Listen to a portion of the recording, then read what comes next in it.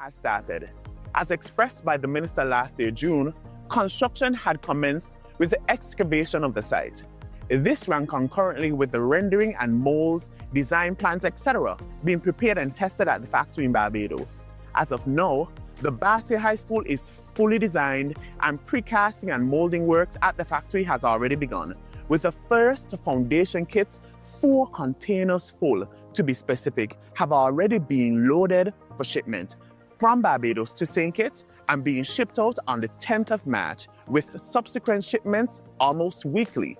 The foundation kits are pre-built reinforcement and prepared structural components so that once they arrive in St. Kitts and foundations are installed, the next phase of the structure can follow in sequence, which is the assembling of the precasted panels, which are already being constructed as well and will be shipped subsequently. So the answer is yes. Construction has started and is actively on the way. The full build of the project is expected to run for just under 2 years, beginning this month, March 2026. And with the first shipments now leaving the factory in Barbados, the project officially moves from the production floor to the construction site here in St. Kitts and Nevis on Victoria Road. What this means is that the next phase of the project begins in earnest. Once these shipments arrive in St. Kitts, the foundation kits, which include pre-cut steel, reinforcement, and structural components prepared in advance, they will be transported directly to this site where installation will begin. These kits allow the construction teams to move quickly and efficiently into the foundation stage of the project. From there, additional shipments will continue to arrive, bringing the wall panels, floor slabs, columns, and other structural elements required to assemble the building. With this system, construction unfolds in a carefully coordinated sequence. Foundations are prepared and installed, and once those foundations are complete, cranes will begin lifting the precast panels and slabs into place. Piece by piece, level by level, the structure of the new Bastia High School will begin to rise. But this project is not only about concrete and steel, it is also about people. As construction progresses, the project will create meaningful opportunities for local workers and businesses. 95% of the workforce for the Bastia High School will be all local workforce. Up to 100 jobs are expected to be made available to Kittitian and Division workers across various trades and support services. This means economic activity for families, opportunities for skilled trades, and increased business for suppliers and service providers within the community. Over the coming months, as shipments continue to arrive and construction advances through each phase, the people of St. Kitts and Nevis will begin to see something they have waited many years to see: the physical rise of a new Bastia High School, a modern institution built to serve generations to come. So it is understandable that some citizens still want more visible reassurance, as we are coming from a period in which too many things were announced and too little was delivered. But with a project like Bastia High School, visibility on the ground in St. Kitts is not the only measure of progress or action. Action is also happening in factory production, engineering, procurement, logistics, and shipment. That is exactly what the public does not always see, but it is what makes proper delivery possible. So while the structure may not yet be fully visible above ground in the early stages, that does not mean the project is standing still. Much of the work that drives a project like this happens before the walls begin to rise, in engineering, manufacturing, preparation, and logistics. Through the precast system being used, critical components of the school are being produced and prepared off-site so that once they arrive and installation begins, construction can move forward quickly and efficiently. So let the record be clear. The Bastia High School project is not trapped in a cycle of empty promises stemming from the former administration. The site has been cleared. The designs have been advanced. Construction has officially begun. Structural systems are being produced. Foundation kits have already been shipped. Deliveries are being sequenced. and the process is moving forward under a clear timeline. Now, the people of St. Kitts and Nevis have every right to ask questions. They have every right to expect accountability, but they should also know this: there is no concrete evidence in the design in the factory, at the port, and on the ground that the Bastia High School is being built. This government made a decision. This government reset the project. This government moved it from frustration to forward motion. And this government intends to deliver a new Bastia High School that will stand not as another slogan, but as proof that promises can still become progress.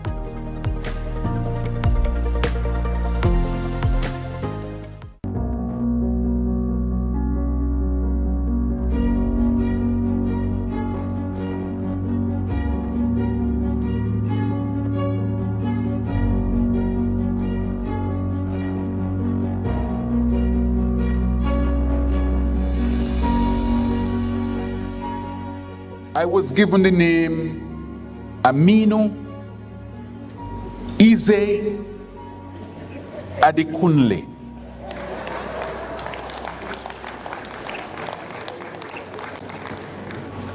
This name resonates with me a little bit.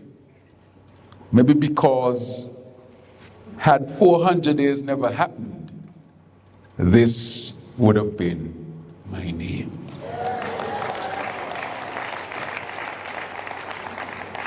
From the three major indigenous languages of this great nation, I am told. For me, this was more than a gesture of welcome.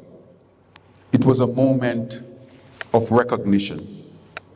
A reminder that identity does not disappear across oceans. It endures, it evolves, and in time, maybe a little bit late, it finds its way back home. With that recognition comes responsibility. A responsibility not merely to speak of reconnection between Africa and the Caribbean, but to act, to build, and to lead in ways that reflect the depth of that bond.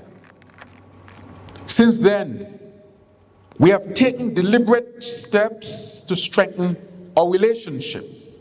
We have advanced partnerships, deepened engagement, and embraced South-South cooperation as a strategic pathway to development. We have also leaned fully into the concept of Africa and the African diaspora. The African diaspora as the sixth region of Africa, not as observers of Africa's rise, but as active participants in it. That is why I returned to Abuja with this delegation of scores of persons, not just from St. Kitts and Nevis, but from across the Caribbean. They represent leadership, talent, and the promise of our shared future. They're here not simply to attend, but to connect, to experience, and to expand the essence of what is possible. Because unity and togetherness must be lived. They must be experienced. They must move beyond words. They must move into action.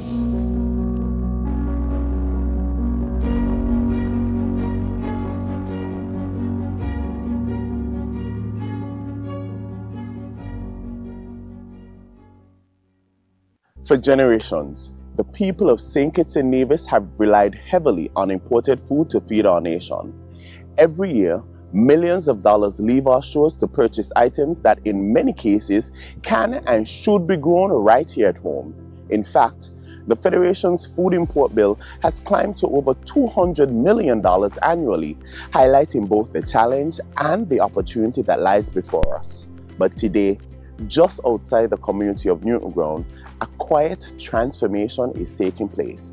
A transformation that has the potential to change how food is produced in St. Kitts and Nevis for years to come. This is the Greenhouse Village Initiative.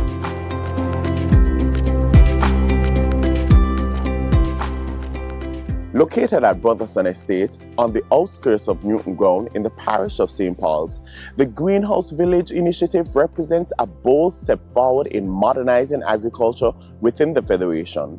The project forms part of the government's broader effort to strengthen food security, support local farmers, and reduce the nation's dependence on imported crops.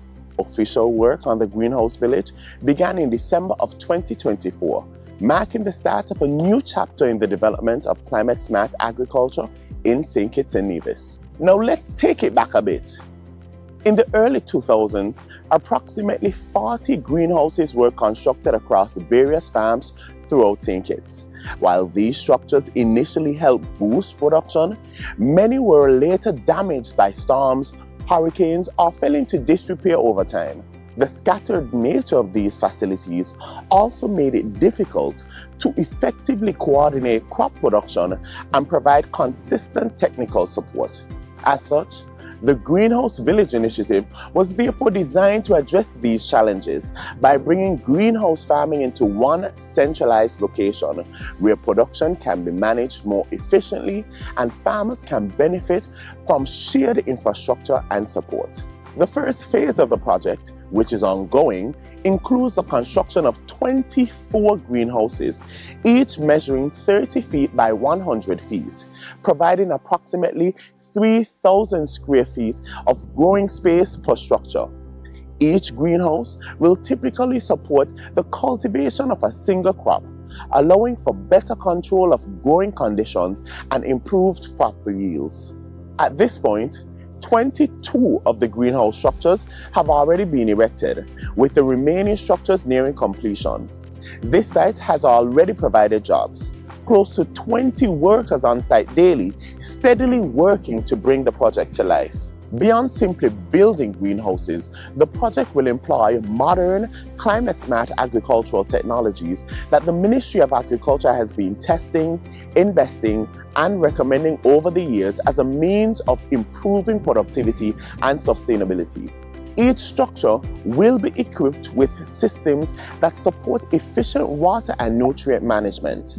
While the initial phase focuses on the construction of the greenhouse structure themselves, the second phase will include the installation of plastic greenhouse coverings, irrigation infrastructure, and storage facilities, allowing farmers to properly store harvested produce before it is distributed to markets. Together, these developments will transform the site into a fully functioning agricultural production hub.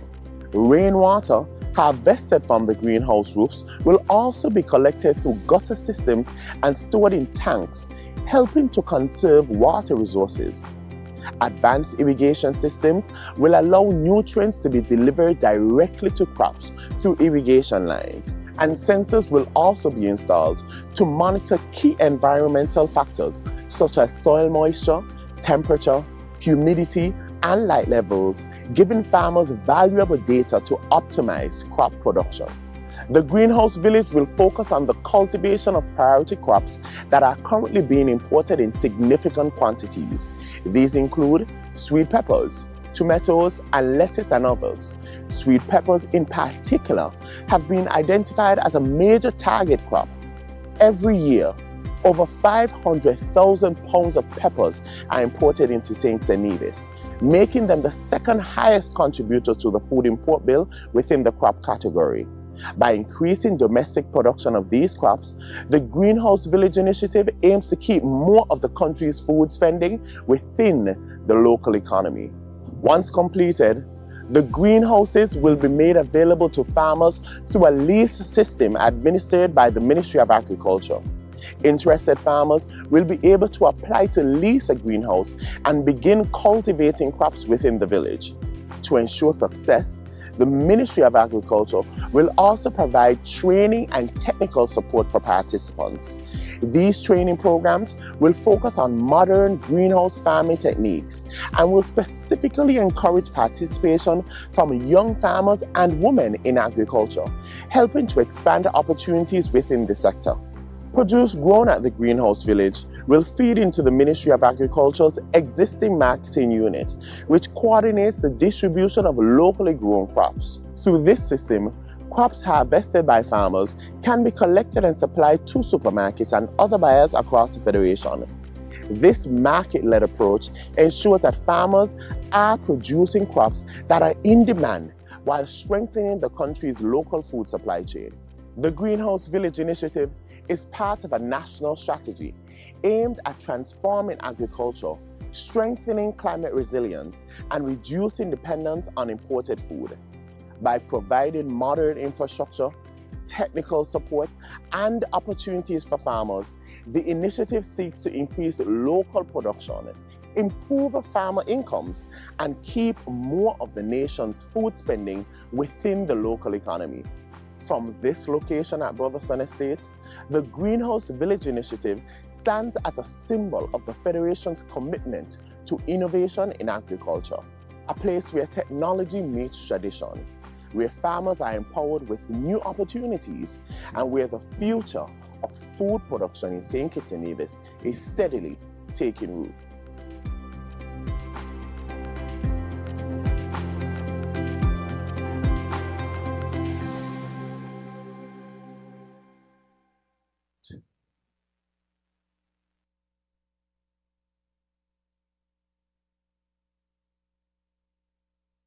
I can do no better than to read from the letter itself that was sent on March 13, 2026. The letter is captioned, Offer of Alternative Locations for Operation.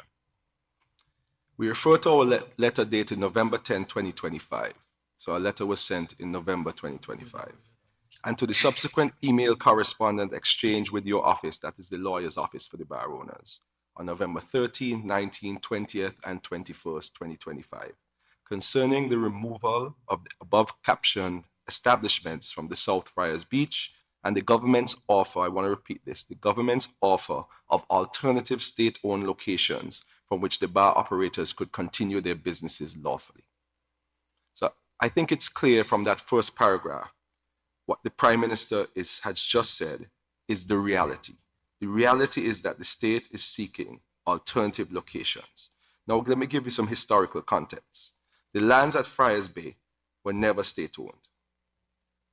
When Sir Paul Southwell went to the landowners that owned Frigate Bay and Friars Bay, one family owned that, the negotiation ended with the state being able to purchase Frigate Bay, and the family at that time kept Friars Bay. In the early 80s, the majority of the land at Friars Bay was sold to an individual. That land was purchased by developers, I think either late in 2024. So that land has always been private land. Where Carambola Beach Club is private land.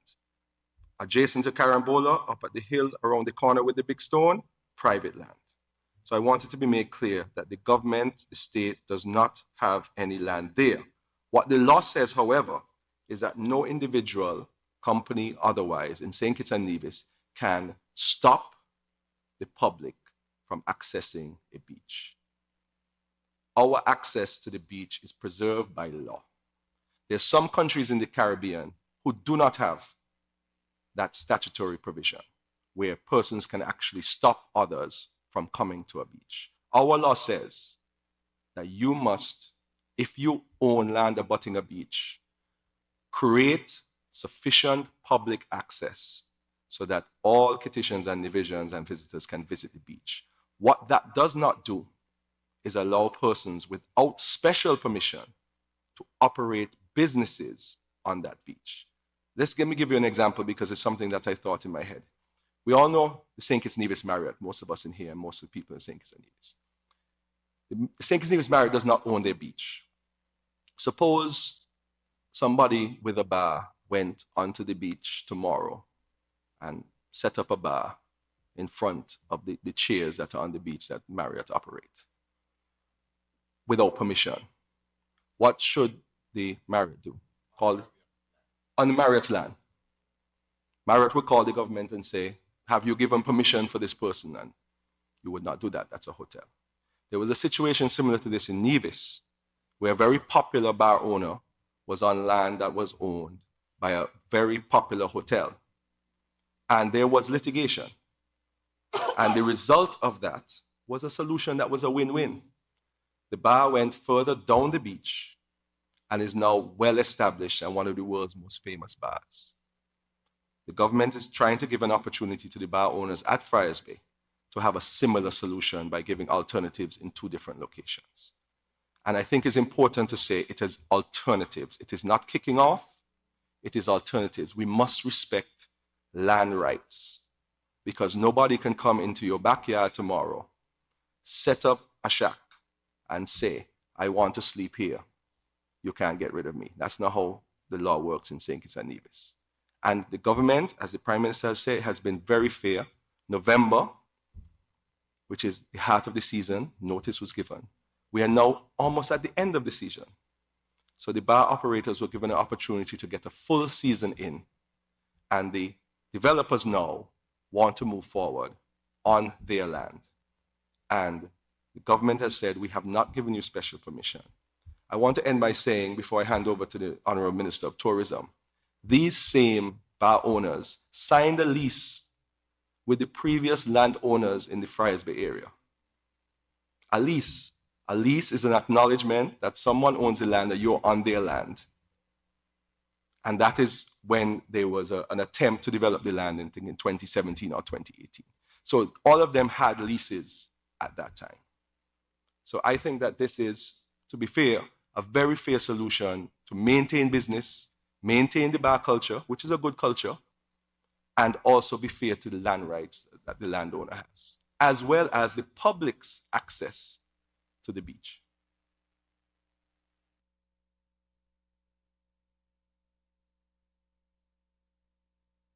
The Joshua Obadiah Williams Primary School has for long stood as a cornerstone of education and community life in Molyneux Village.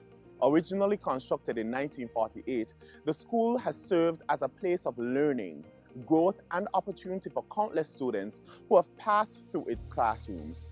However, on March 18, 2022, tragedy struck. A devastating fire tore through the school, causing extensive damage to both its structure and its contents. 6 classrooms, including those serving kindergarten through grade 5, were destroyed, directly impacting nearly 80% of the student population. What remained was not a functioning school, but a partially damaged shell, a painful reminder of what had been lost. Yet, even in the face of this setback, education did not stop. Students and teachers pressed on, relocating to temporary facilities and continuing the work of learning under less than ideal conditions. It was a powerful demonstration of resilience, one that would ultimately shape the vision for what this school would become.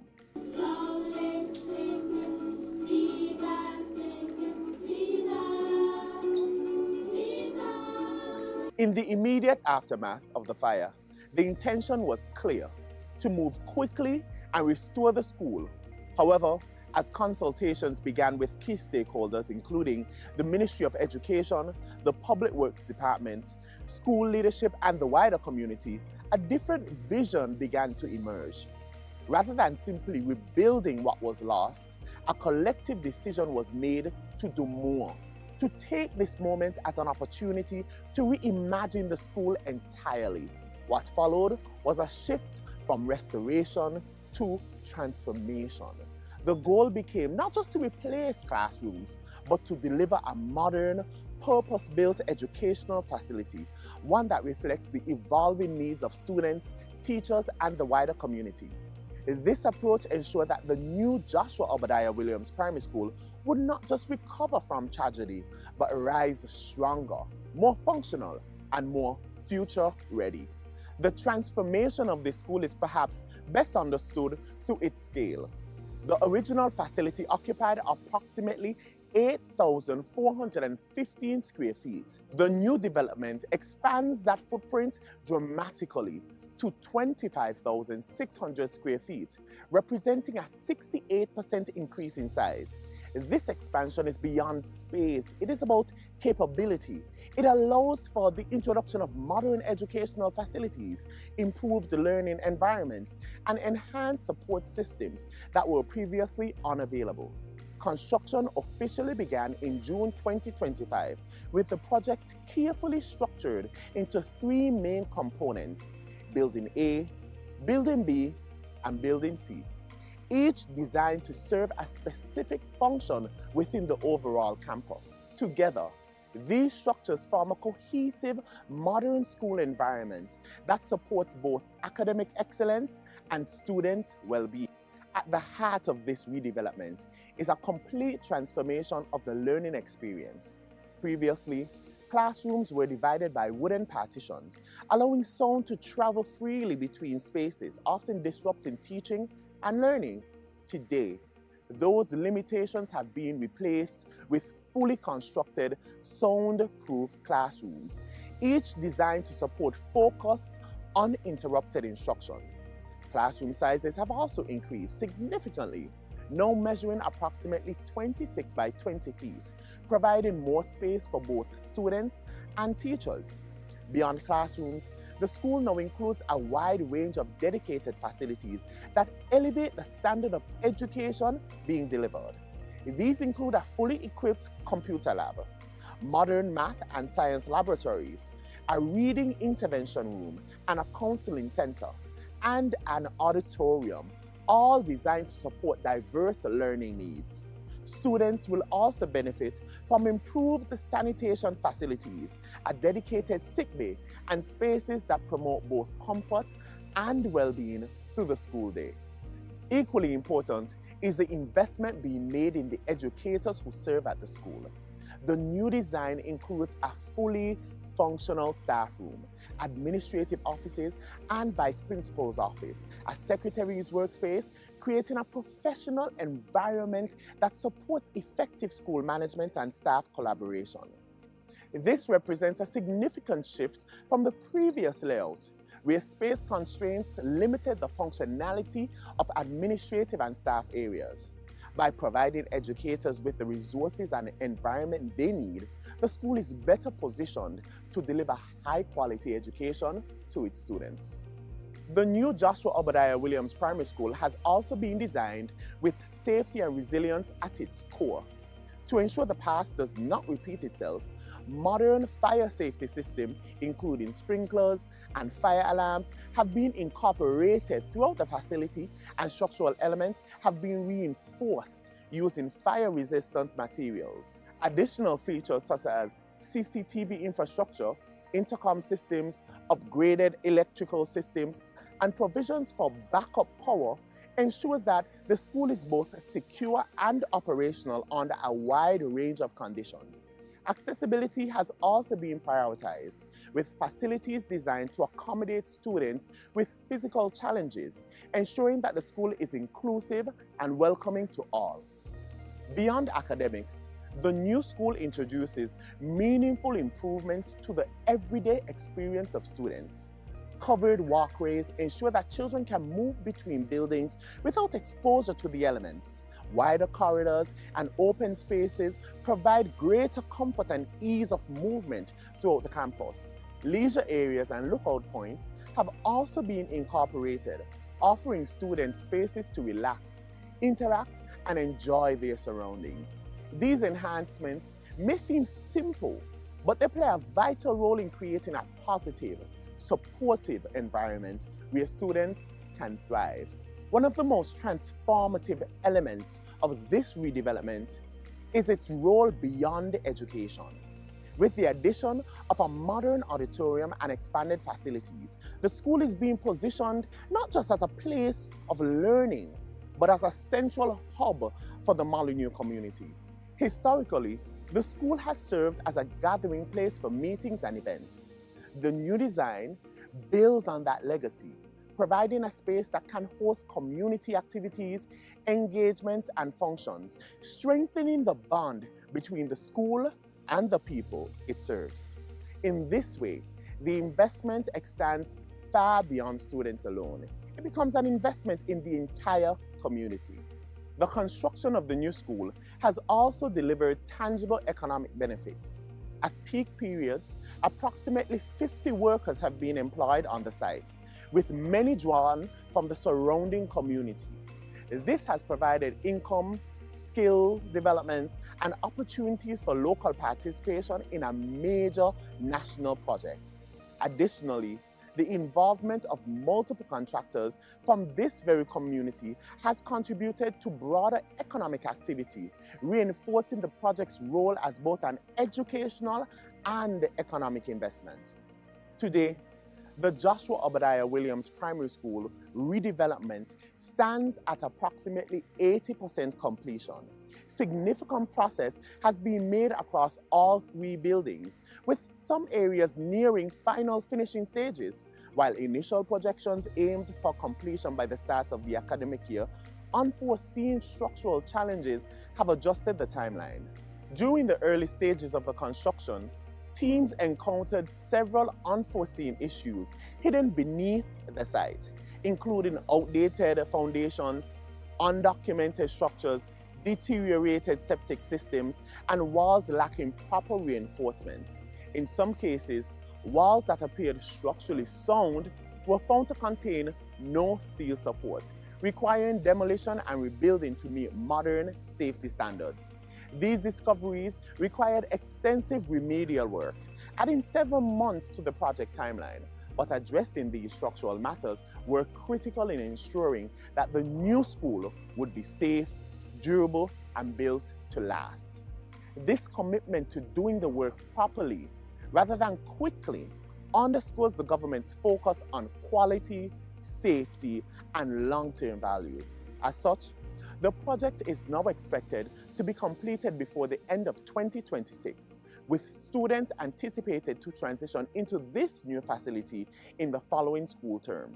In the very near future, over 100 students will return to this site. Reconstruction of the Joshua Obadiah Williams Primary School represents opportunity. It represents progress, and it represents a commitment to investing in people, beginning with the youngest members of our society. The Joshua Obadiah Williams Primary School is not just being rebuilt, it is being redefined. And in doing so, it stands as a powerful symbol of what is possible when the nation chooses to invest in its future.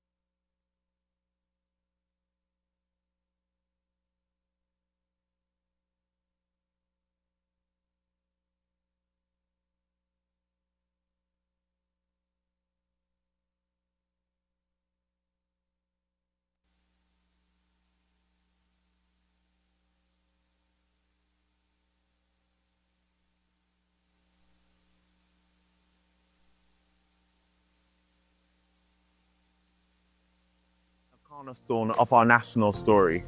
For decades, it stood as a beacon of opportunity and excellence in education, a place where young minds were shaped, lifelong friendships.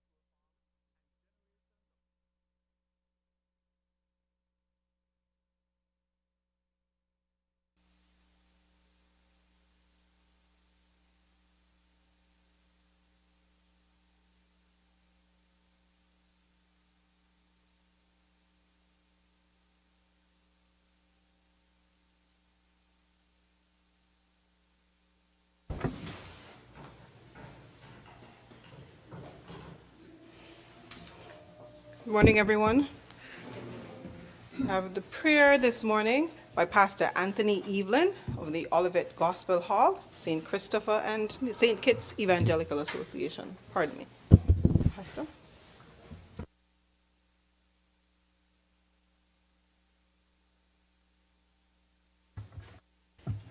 Thank you, Madam Speaker.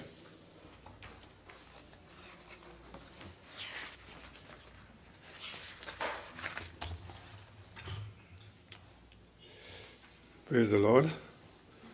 Let us bow in reverence to the Lord of life this morning.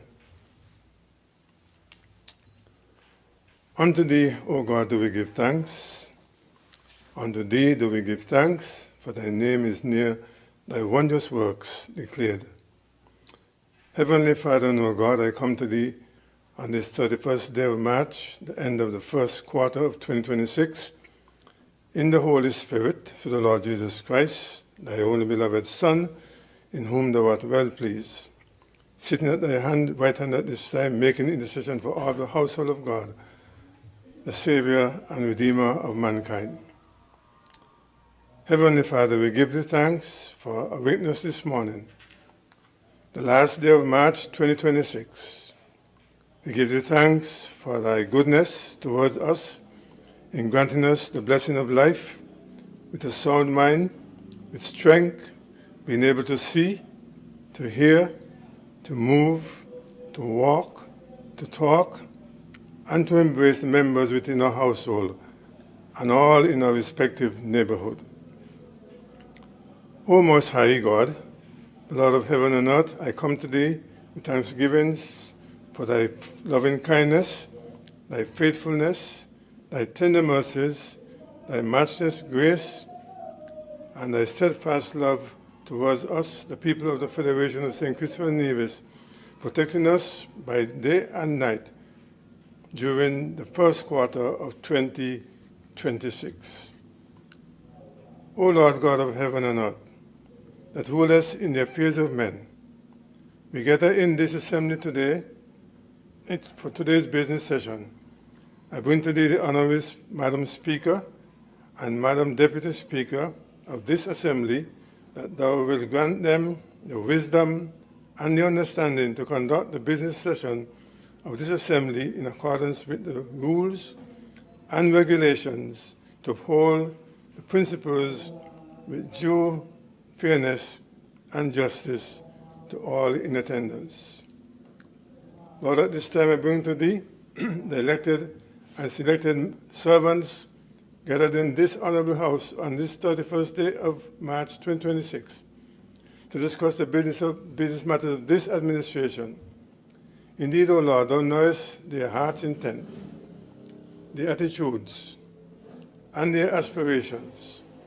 Grant them wisdom combined with understanding, that in all the discussion today, they will conduct themselves with respect towards each other as good stewards of the elected servanthood responsibilities to the people of the Federation, with gratitude and with thanksgiving to thee, O Lord, for thy goodness toward them.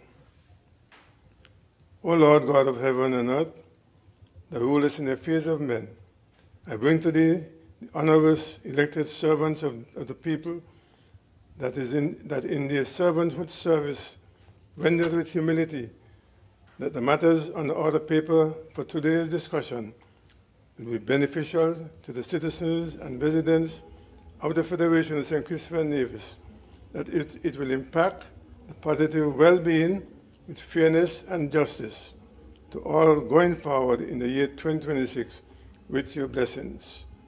O God of all creation, with humbleness of heart, these things I ask with thanksgiving and with your abundant blessings, in our Savior's precious name.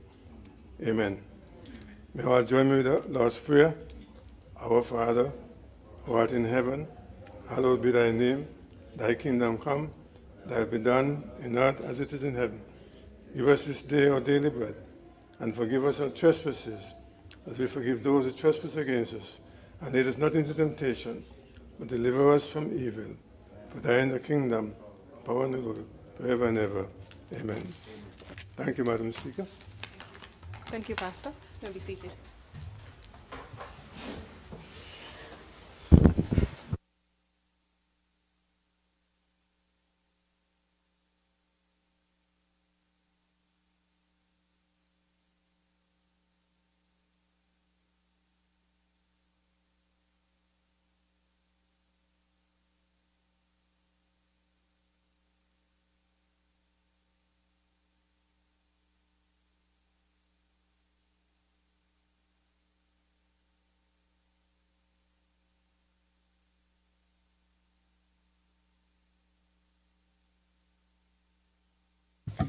Confirmation of minutes.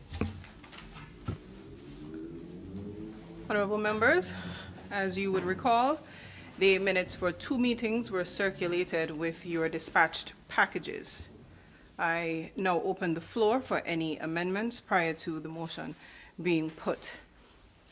Draw your attention to minutes for Budget 2026 debates. Are there any amendments? Draw your attention to the minutes for Thursday, February 12th, 2026. Are there any amendments? Very well. May I have the motion, please? I recognize the honorable member for St. Christopher III. Madam Speaker, with your leave, with no proposed amendments, I beg your indulgence to move the confirmation of the minutes for the sittings held on 16th December to 19th December, caption 2026 budget debate, and also February 12th. no, because I was absent for this one, I don't know if I should move it. So I will just We can move. treat with one and then Yes, we can have I perhaps will the move just the budget debate. Very well. So I beg that to move the confirmation of minutes for sittings held on 16th December to 19th December 2025. Very well. Seconder? I recognize the Honorable Attorney General. I wish to second the motion, Madam Speaker. The question is that the minutes for Budget 2026 debate be now confirmed as circulated. Those in favor? Aye. Those against? The ayes have it. May I now have the motion for February 12th? Recognize the Honorable Attorney General. May it please you, Madam Speaker, given that there have been no proposed amendments, I beg to move the confirmation of the minutes for the sitting held on 12th February 2026. Seconder?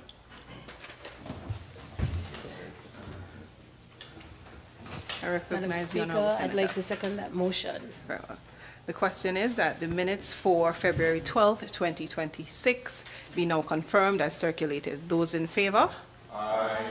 Those against? The ayes have it.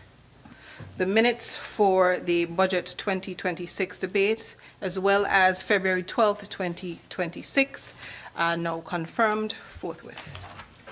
Next item. Messages from the Governor General. There are no messages. Announcements by the Speaker. Just there. Honorable members, my office is in receipt of a few notices of absence from members. Firstly, the Honorable Member for St. Christopher 4, the Honorable Member for St. Christopher 5, the Honorable Member for St. Christopher 7, and the Honorable Member for Nevis 9. All members, Nevis 10, apologies. The members mentioned will be absent from today's proceedings. Those are the extent of the notices for this morning. We may proceed with the next item on the agenda, people. Presentation of papers and of reports from committees. I Madam Speaker, recognize with the your- honourable member for St. Christopher 8. Yes. Madam Speaker, with your leave, I rise to lay before this honorable House 3 reports from the same institution or entity, the Federation of St. Christopher Nevis Financial Intelligence Unit. These reports cover 2022, 2023, and 2020.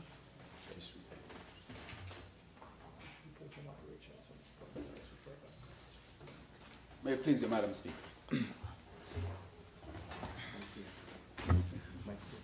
I recognize the honourable member for St. Christopher 3.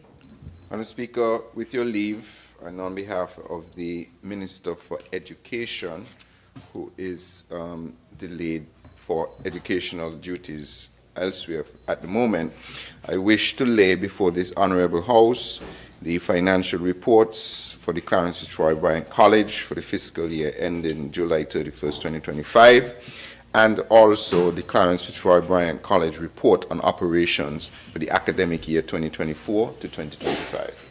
May it please you, Madam Speaker.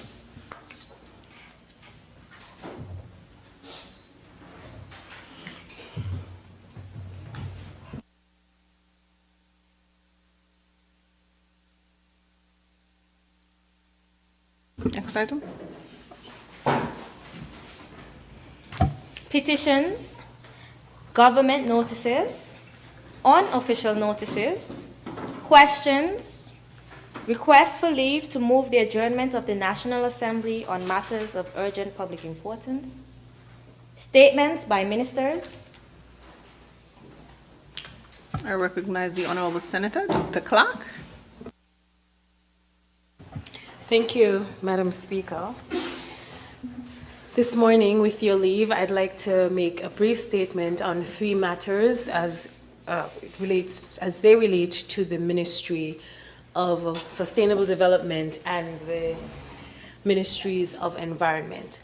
First, I'll start with a brief update on our land transition programs. For at least 2 sessions of Parliament, I mentioned that the Ministry of Agriculture and the Ministry of Sustainable Development were working very closely in our joint operational task force to address some issues we were facing with agricultural activity encroaching on lands designated for residential activity. Since July 2025, the ministry, through its standard procedures, have engaged farmers on the need to relocate in instances where they were occupying lands for sustainable development. In particular, I referenced 3 areas: Racecourse, which we have dealt with through collaboration and partnership with the farmers occupied there. They have since been allocated alternative options. For Cabbage Tree, I noted that there were about 353 residential and commercial lots which were affected by one farmer's occupation, and we're in the process of transitioning that farmer. We have already identified an alternative lot of land up to 9 acres for that farmer to occupy, and the Ministry of Agriculture is also providing the necessary support for the transition. And finally, in Lemon Hill Molyneux, we also have the farmer there that has occupied quite a significant percentage of land, and we also are transitioning that farmer. So with our approach to cooperation, conversation, and partnership with the Ministry of Agriculture and the Ministry of Sustainable Development, we are engaging the farmers to ensure we're not disrupting their livelihoods, but we're also allowing the almost 400 plus persons who have paid for their land, who have titles for their land, or who have plans at the Ministry of Sustainable Development, specifically the Department of Physical Planning and before the Planning Board, can receive their approval and move on to be homeowners, as we have been promoting here in this St. Kitts Nevis Labour Party administration. I'd like to use this opportunity to thank the Ministry of Agriculture and its technical staff for the partnership, and also to thank the team, the technical team led by the Permanent Secretary in the Ministry of Sustainable Development, Ms. Shezdor Tyson, for their continued efforts in ensuring that all stakeholders in this process have fair and equitable access to land and no one is disenfranchised or dealt with unfairly. So thank you to both sides of the teams.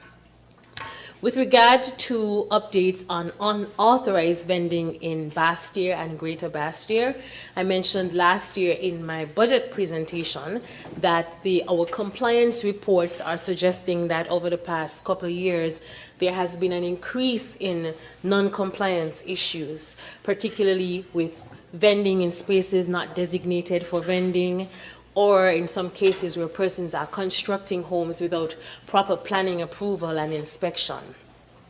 We welcome partnership and conversation at the Ministry of Sustainable Development. So for every vendor who has set up on a green space without permission, we engage several times to explain to them this is not a place that's authorized for vending. Either it's going to create an environmental problem or a traffic congestion problem. And because we're a caring ministry, and we're supportive of people's livelihoods, and we understand that when people decide to sell, they're trying to contribute to their household income. We generally, and in most cases, provide persons with alternatives. Where we cannot immediately provide you with an alternative, let's say a commercial lot or a designated space for you to vend, we give you time to find your lot and support the relocation. And so we are recognizing some challenges along the bypass, for example, just after the Gillad's gas station, heading to Sandy Point, to the Buckley's roundabout, you would notice that there is a growth in coconut vendors, persons selling food products. We are also noticing some bars popping up. And what we're saying to the vendors who are deciding to use this space to occupy, to sell, you must take everything with you at the end of the day. If you drive across there, you're going to notice that the persons who sell coconut leave the coconut husk there when they're finished. This is not just a challenge because it's unsightly. It's a challenge because the coconut husk, especially if they're turned right side up, they're going to collect water, and then we're going to have a problem with mosquitoes and vector-borne diseases. And then that becomes a challenge for the Ministry of Health and for the communities in the area. So we're asking you kindly to take everything with you. For those of you who have permission to set up and sell under your tents, you know that the permission comes with some caveat, which you have to move everything at the end of the day. Additionally, at the Ponds Farmers Market Strip, it's designated for farmers. So anyone who wants to sell food or do anything should really seek permission and support from the Ministry of Sustainable Development for us to provide you with suitable locations. So the ministry is recognizing that the growth in vending in Bastyr, we're recognizing this growth, but we're asking you to connect with us in the Department of Physical Planning or the Department of Urban Development and Resilience for us to assign you to a designated location for vending. So spaces in particular which are not, vending is not allowed at all would be greenlands. That space is under the special care and management of the Governor General, and we cannot afford to have persons setting up, whether it's temporary, whether it's for the weekend. Additionally, we would encourage persons who do barbecuing, for example, to be very considerate of your neighbors, of residential areas. So while you think it's okay for you to set up a barbecue stall and you do your music and you have your smoke and everything, remember that there are persons who live nearby, who have their homes. You don't know if someone is asthmatic. You don't know the condition of their children. And so we always want you to engage first with us, and we'll work very closely with you to find suitable locations for you to have your livelihoods, run your small businesses, and in most cases, we can work on you getting access to a commercial lot. Thirdly, and finally, today I want to make note of our Environment for Everyone campaign, which is a joint campaign by the Ministry of Environment, specifically the Department of Constituency Empowerment, Parks and Beaches Unit, Solid Waste Management Corporation, STEP, the prison, the Department of Public Infrastructure, the Ministry of Health, SCELEC, and the Traffic Department. Our Environment for Everyone campaign has been ramping up its work and presented this campaign last year during the budget address.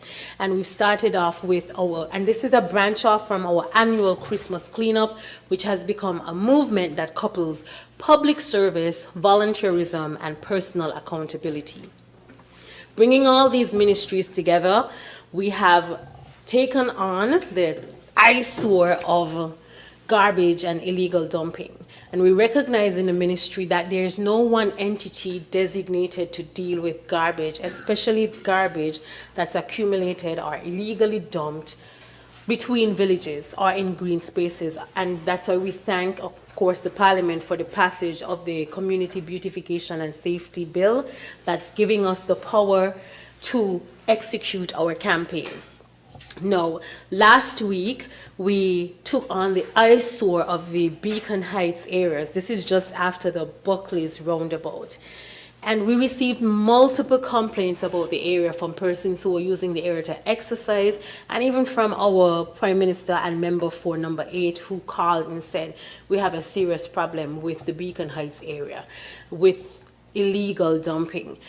On site, we found, I think this would be an excellent opportunity. I'll pause so that the video can show and play, and we can see what we actually picked up once we can, the sound. Gender, health, and social protection. Keep in sync, it's a lady's field, shared responsibility. This morning, the Environment for Everyone campaign has chosen this site here at the Buckley's roundabout for our joint operation for cleaning. Now, we got a number of complaints from passerbys, for pedestrian persons to use this area, and even from our Prime Minister, that the area seemed to have a amount of evident illegal dumping. So in our Environment for Everyone campaign, we brought together several ministries and stakeholders, Solid Waste Management Corporation, Parks and Beaches, the Prison, Defense Force, Ministry of Health, Public Goods Department, to collaborate on joint cleanup operations.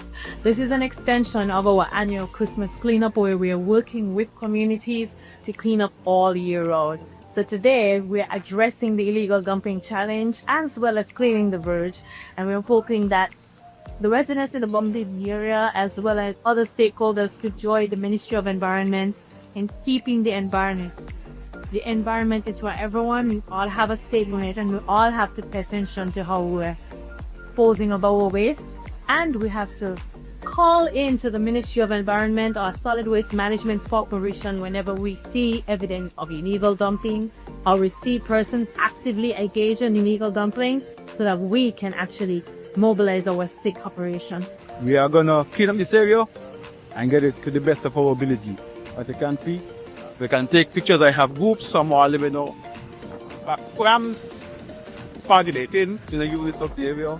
So when we complete, you see one photos pack of beautification. I encourage every citizen and resident to do their part. Dispose of waste properly, discourage littering, and put an end to illegal dumping. Let's take pride in our communities, do our part, and remember that the environment is for everyone.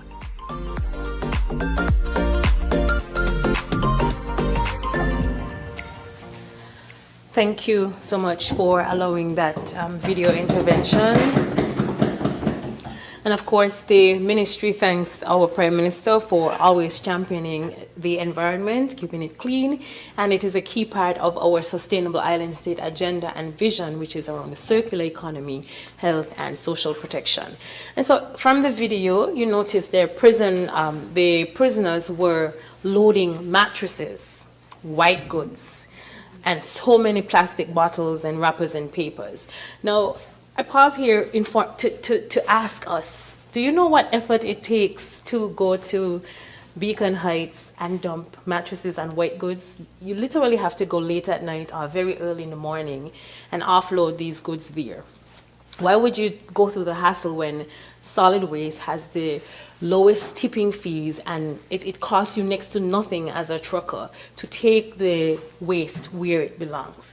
So we really have to continue educating and sharing knowledge about the impact of illegal dumping. Littering scars our environment and it really takes away from our natural beauty. And if our national tourism campaign is venture deeper, we have to protect the environment. It's not just about the beaches, it's about every single green space, every area in St. Kitts and Nevis. So let's do better and be more responsible with the ways we dispose of our trash, because the environment, the space that we live in, breathe and work and play, we have to inhabit this space with everyone and with plants, with animals, and we have to keep it clean. So through our EFE campaign, we're asking you to do your part. Call us if there is evidence of illegal dumping. Identify areas where there are problems. We have up to 10 litter wardens already who have their legal instruments, and we can bring more on board to help us with identifying problematic areas across the constituencies. And recall that our EFE campaign is going to move across our constituencies. So where you have problems with illegal dumping, we are going to show up with our joint task force. Remember, this is a volunteer-based program. There is no compensation except that you know your environment is clean and you're doing something good for country. Of course, again, if you're interested in our EFE cleanup initiatives, reach out to the Ministry of Environment, STEP, Ministry of Health, Ministry of Public Infrastructure, any one of our partners, and we will be happy to work with you. Thank you so much, and remember, for St. Kitts and Nevis, our vision is to become a sustainable island state, and this requires a clean and healthy environment. Thank you, Madam Speaker. Thank you to the Honourable Senator. Dr. Clark, is there another statement? I recognize the Honourable Member for St. Christopher 3. Madam Speaker, with your leave, I rise to make a few statements for the ministries that I lead. So thank you for your indulgence. I rise today, Madam Speaker, to inform this Honourable House and by extension the people of St. Kitts and Nevis of a historic, transformative, and very transparent milestone in the development of our Federation's energy sector. The official launch of the request for proposals for the Bastia Valley 50 megawatt solar photovoltaic and 30.5 megawatt battery energy storage system BESS project by the St. Kitts Electricity Company Limited, SCELEC. Madam Speaker, this initiative is not merely another infrastructure project by the Infrastructure Minister. It is a defining moment in our national journey, one that signals a decisive shift away from fossil fuel dependence and toward a cleaner, more secure, and more sustainable energy future as we build out our sustainable island state. When completed, Madam Speaker, this project will supply approximately 30% of our country's, or rather St. Kitts' electricity needs. That is a profound transformation of our energy mix in a single initiative. It will significantly enhance our energy security, reduce our exposure to volatile international fuel prices, and place St. Kitts and Nevis firmly on the path toward achieving our 2030 renewable energy targets under our nationally determined contributions. All of this, of course, in collaboration with Nevis moving forward on geothermal. Madam Speaker, what makes this project truly exceptional, though, is not only its scale, but how it has been developed.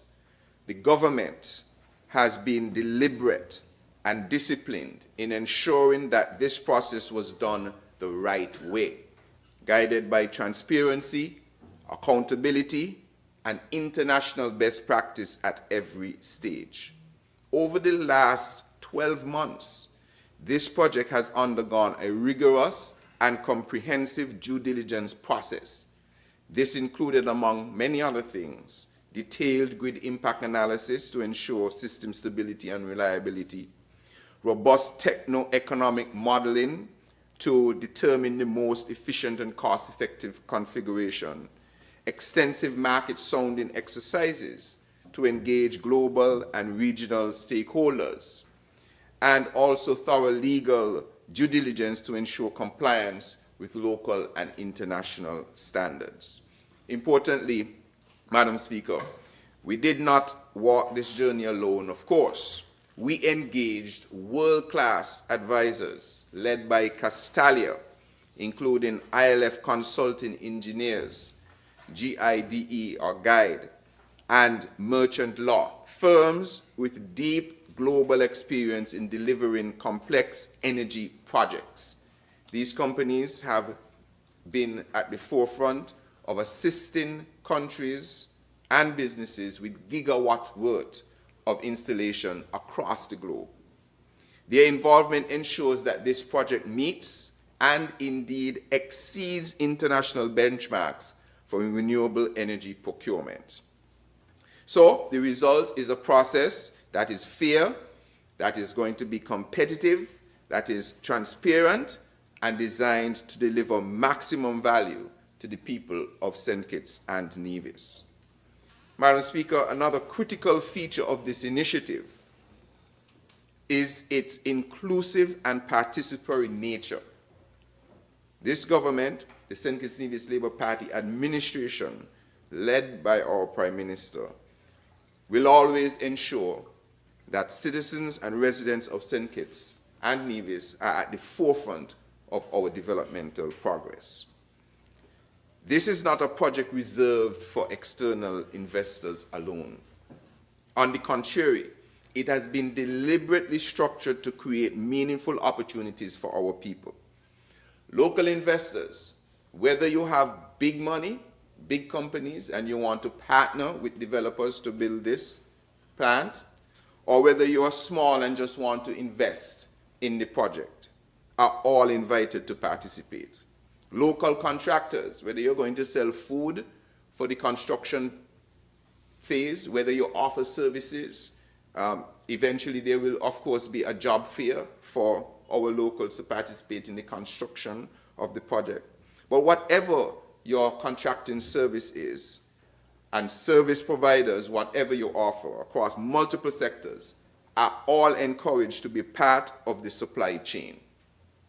This project is therefore not only about generating clean energy, Madam Speaker, it is about generating economic opportunity, generating jobs, building local capacity, and ensuring that the benefits of this national transformation are widely shared among our citizens. You can go to the SCELEC website right now to register your interest. Madam Speaker, the launch of this request for proposals marks a critical step forward. It signals to the world that St. Kitts and Nevis is open for business in renewable energy, and that we are serious about building a modern, resilient, sustainable energy sector. It also sends a clear message to our people that the government is committed to good governance, transparency, and delivering transformative projects that stand the test of time. This is what progress looks like. This is what powering progress looks like. This is what responsible leadership delivers. And this is what will power the future of St. Kitts and Nevis. Madam Speaker, I therefore commend SCELEC, its leadership and team, our advisors, and all stakeholders who have contributed to bringing us to this pivotal moment. I cannot overstate the tremendous amount of work that the workers and staff of SCELEC have put into this venture. Also, I must extend gratitude to the Attorney General's chambers who have been alongside us for the entirety of this process thus far.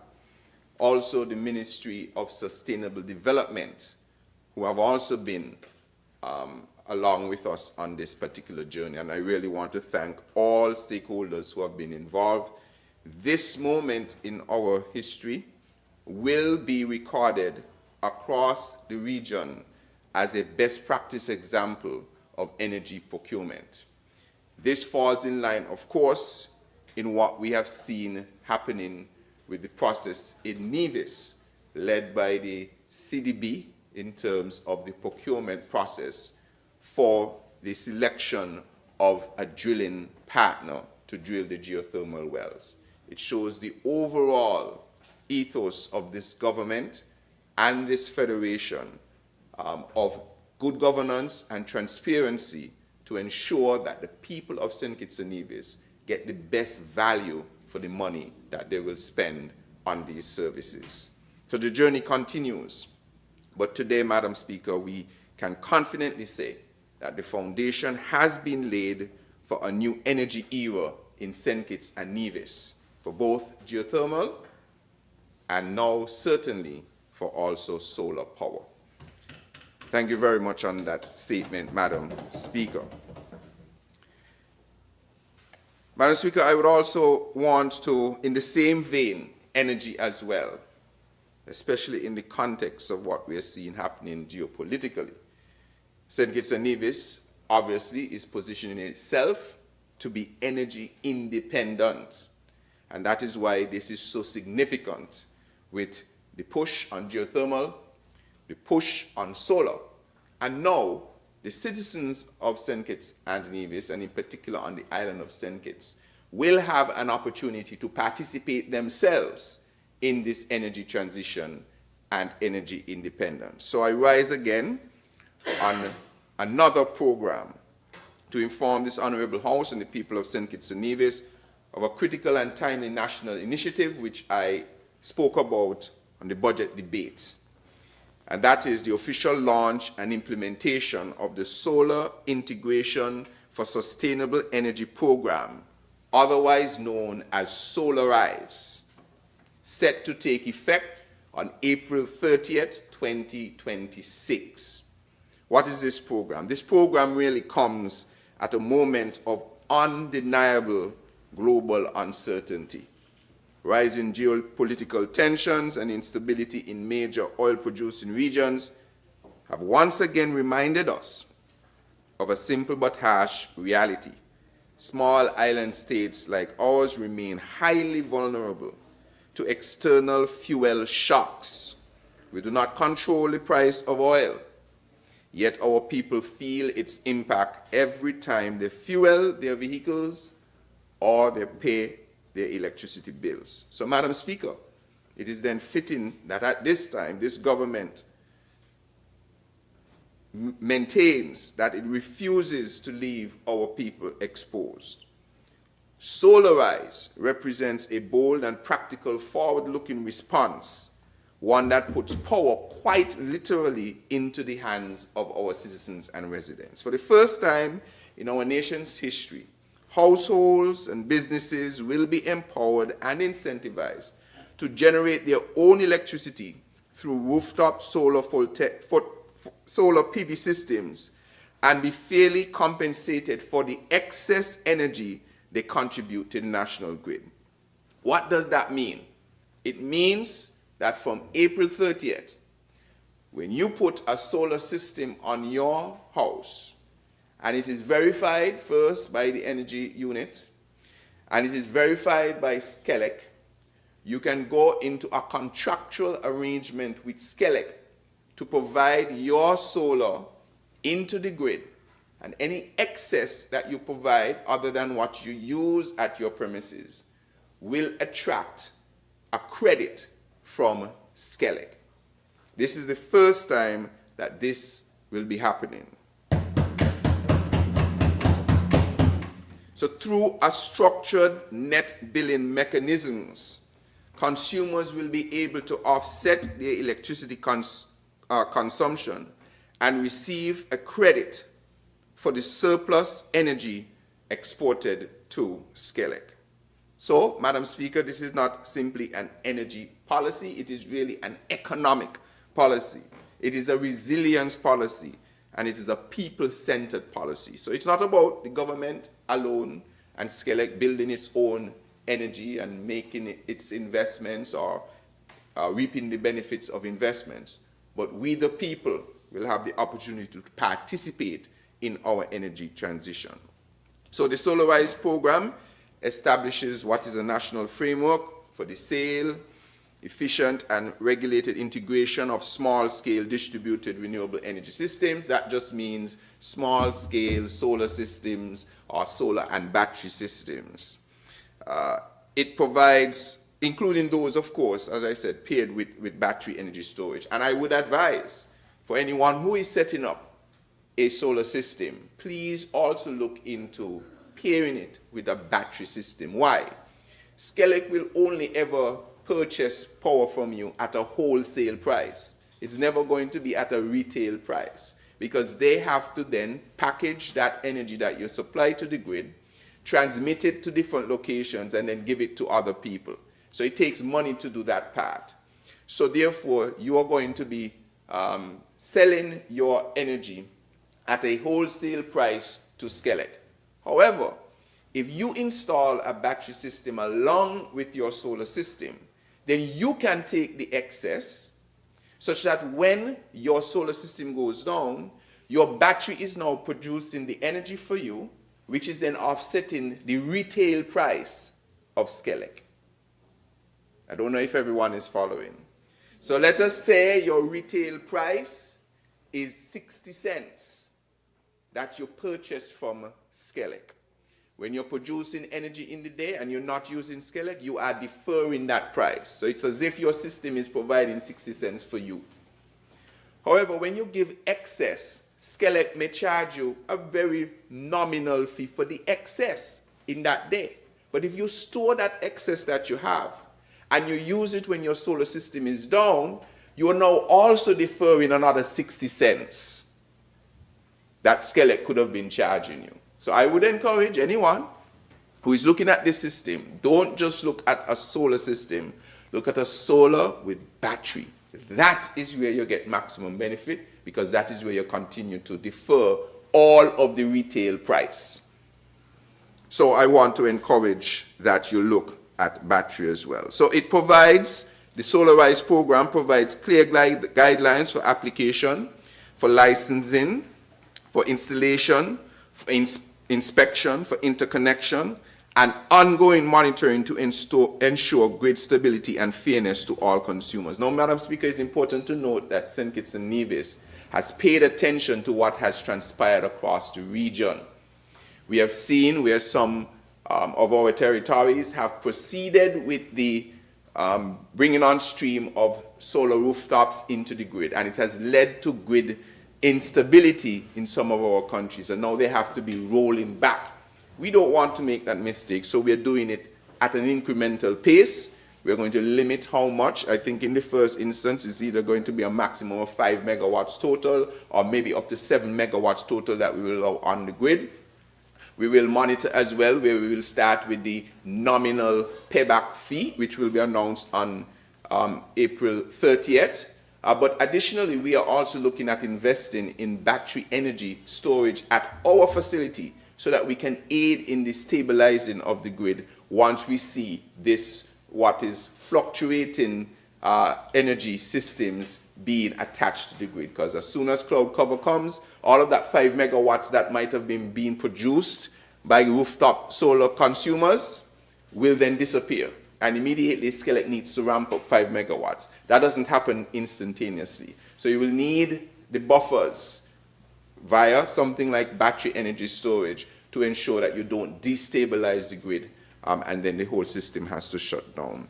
So all of that is part of our plan to ensure the stability of our grid. So it includes the ongoing monitoring to ensure the grid stability and fairness to all consumers. Importantly, this program advances our national commitment to sustainability and climate responsibility. In alignment with our national determined Contribution Solarize targets the integration, as I mentioned, of up to 5, it may go up to 7 megawatts of distributed solar by 2030, bringing us closer to a cleaner, more secure energy future. But beyond the technical details, Madam Speaker, the true value of Solarize, as I mentioned, lies in what it delivers for people. It creates a real and measurable return on investment for households and businesses who choose to adopt renewable energy. Madam Speaker, at a time when global fuel prices are trending upward, the launch of Solarize could not be more urgent or more relevant right now. It is a decisive step away from vulnerability and toward empowerment. This Labour Party administration has made a deliberate choice to confront global challenges, not with hesitation, but with innovation and action. So as we move toward April 30th, I encourage all citizens and businesses to explore the opportunities presented by Solarize. This is your chance to take control of your energy costs, to invest in your future, and to be part of a national transformation. Together, Madam Speaker, we are not just responding to rising fuel prices, we are reshaping the future of energy in St. Kitts and Nevis. And finally for today, Madam Speaker, because I have a lot of things happening in my ministries, I want to also speak on the truly historic and everything is historic and transformative, boy. The truly historic and transformative moment for our beloved Federation of St. Kitts and Nevis, the successful commissioning of our first large-scale desalination plant, a state-of-the-art 2 million gallons per day plant at the C.A. Paul Southwell Industrial Site. This, Madam Speaker, is not simply the completion of a project. This is the realization of a bold vision. This is turning of a page in our national development. It represents, Madam Speaker, the single largest investment in water infrastructure ever undertaken at one time in our history. A clear demonstration of decisive leadership and unwavering commitment by the St. Kitts Nevis Labour Party administration. Madam Speaker, when this administration assumed office in August 2022, the water situation in St. Kitts was at a critical juncture. Less than 25% of the island, less than 25%, closer to 20% of the island, had access to 24-hour water supply. Communities were frustrated, businesses were constrained, and families were forced to organize their lives around uncertainty. We made a commitment then that was enough. But we did not act blindly, Madam Speaker. We assessed the realities before us. The science was clear and deeply concerning. In particular, for the Bastia area, our Bastia Valley Aquifer, or so-called liquid gold, was being overdrawn beyond sustainable limits. At the same time, the impacts of climate change, reduced rainfall reliability, and increasingly unpredictable weather patterns were placing unprecedented pressure on our traditional water sources. In fact, over the past decade or more, we have seen a reduction in rainfall on average by almost 20%. Simply put, Madam Speaker, the old way was no longer sustainable. And so this administration, led by our Prime Minister and member for constituency number 8, made a bold and visionary and necessary decision. When this was presented to Cabinet, there was no. Without going into Cabinet business, I could say that there was no. I think so. To invest $50 million in a modern desalination solution to secure our water future. And that's not just building a desalination plant. That is building a sustainable and resilient desalination plant, filled also, or including as well, the ability to generate its own power. Madam Speaker, this plant produces 2 million gallons of water per day, equivalent to the total output of all 7 of our surface water sources combined. So all the water we get from our hills, whether it is Wingfield, Green Hill, wherever you know that water is running from, this plant produces more water than all of them combined. So this is not incremental progress. This is transformational. It is really a decisive step toward achieving reliable 24-hour water supply island-wide. It is resilience in the face of climate change. It is security for our people and our economy. Now, Madam Speaker, I must say here that we are not purporting that the 2 million gallon desalination is the panacea to solve all of our water problems. This is one critical, important part of our progress to full 24-hour water. It represents one area of St. Kitts and Nevis, which is the most populous area of St. Kitts and Nevis, the Bastia area. And so this is especially good news for the member from constituency number 1, because this is going to impact heavily almost all of his constituents. So since December of 2025, there are people in constituency number 1 who for the first time in 10 to 15 years have had water consistently for 24 hours. But what this means is that we now can take water that was traditionally appropriated for East Bastia, Bird Rock, Frigate Bay, etc. The water especially that coming from the Bastia Valley Aquifer. We can now redirect that water to other parts of Bastia. And that is still in progress. That is still what we're doing. So some areas may see that they have water for a few days and then it has to come off. It is because we are doing all of the necessary upgrades to ensure that we can spread the water as far and wide as possible in Bastia. So I want to address a particular area, the area that is fed from our Olives tank.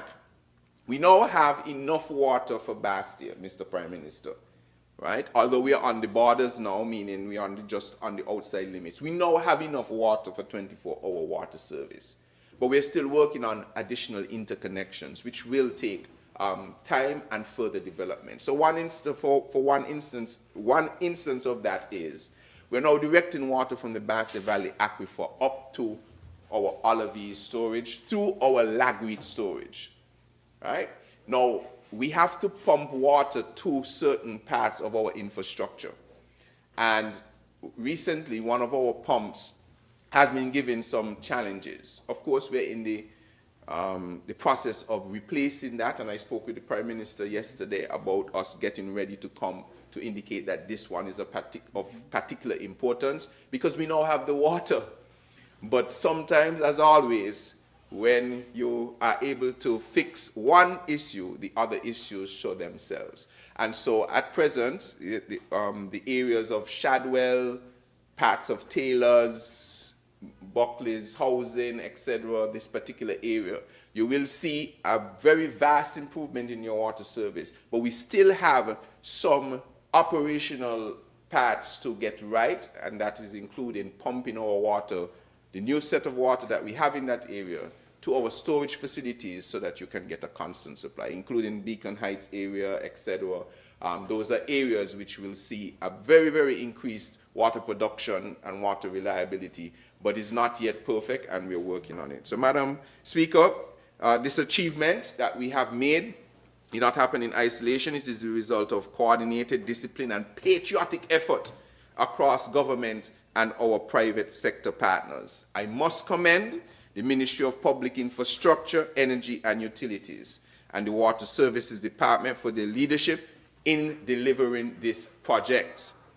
The Water Services Department in particular undertook unprecedented work, including the installation of over 5,000 feet of 20-inch HDPE pipeline which is the largest size pipeline ever laid in our federation, if my information is correct. And I want to take this opportunity to publicly thank the administration, the Nevis Island administration, who partnered with us in the laying of this pipe.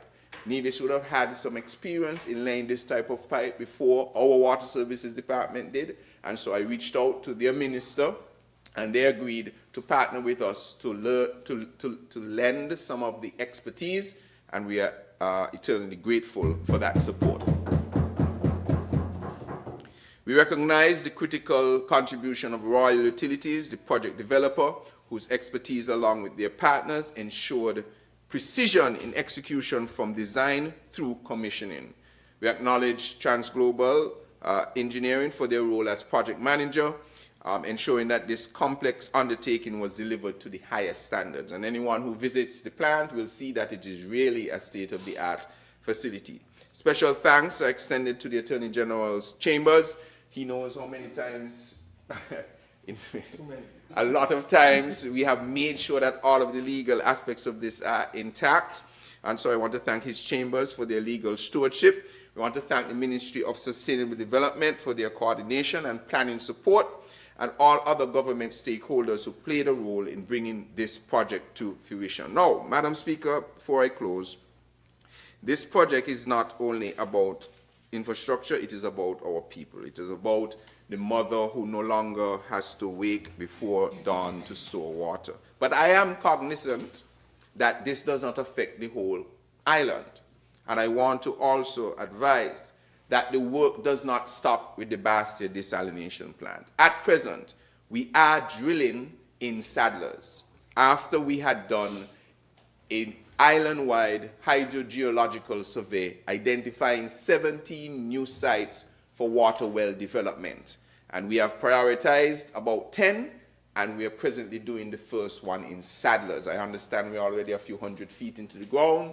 After that, I'm advised that we're heading to St. Paul's and then Sandy Point. And so, although we have moved the needle from less than 25% of people having 24-hour water to close to 70% having 24-hour water, we are working on the final 30%, which is anywhere from Sandy Point heading westward around to Lodge.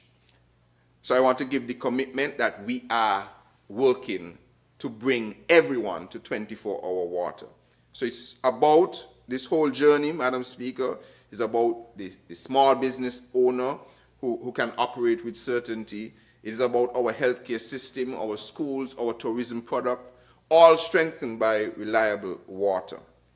So, Madam Speaker, as I close, while the government has demonstrated its commitment through record investment, policy direction, and execution, the sustainability of our water sector requires partnership with our people.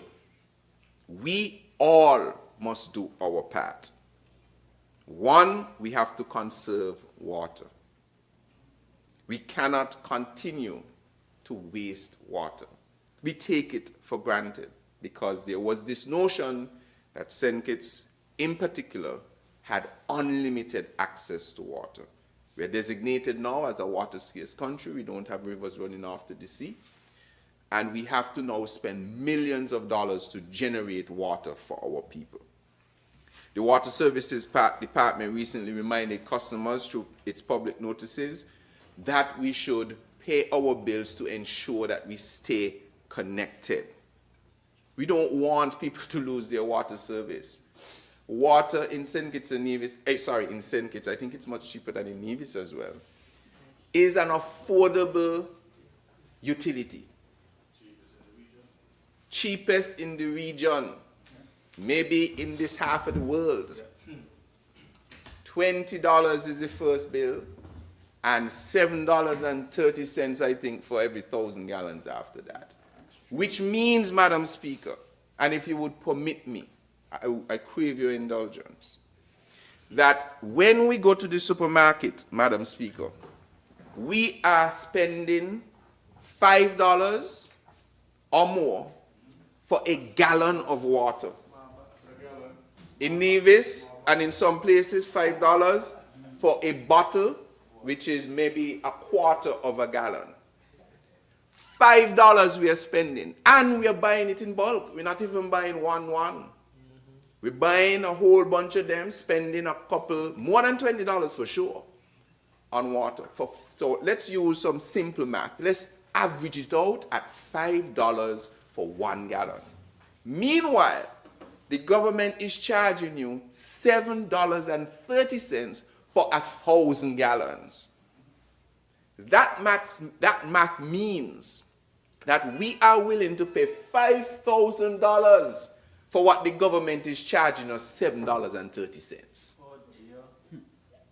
This math means that we as citizens and residents of St. Kitts are willing to pay $5,000 for what the government is charging you $7.30 without a discernible difference in quality of water. Our water is potable. Somebody in here asks where the water bottle is getting the water from. The same place that you're getting the water from. So I don't fault the water companies for identifying that incredible business opportunity where they can buy something. They pay $15 for it, I believe, though. They can pay $15 for a commodity and sell it at minimum for $5,000. Let that sink in.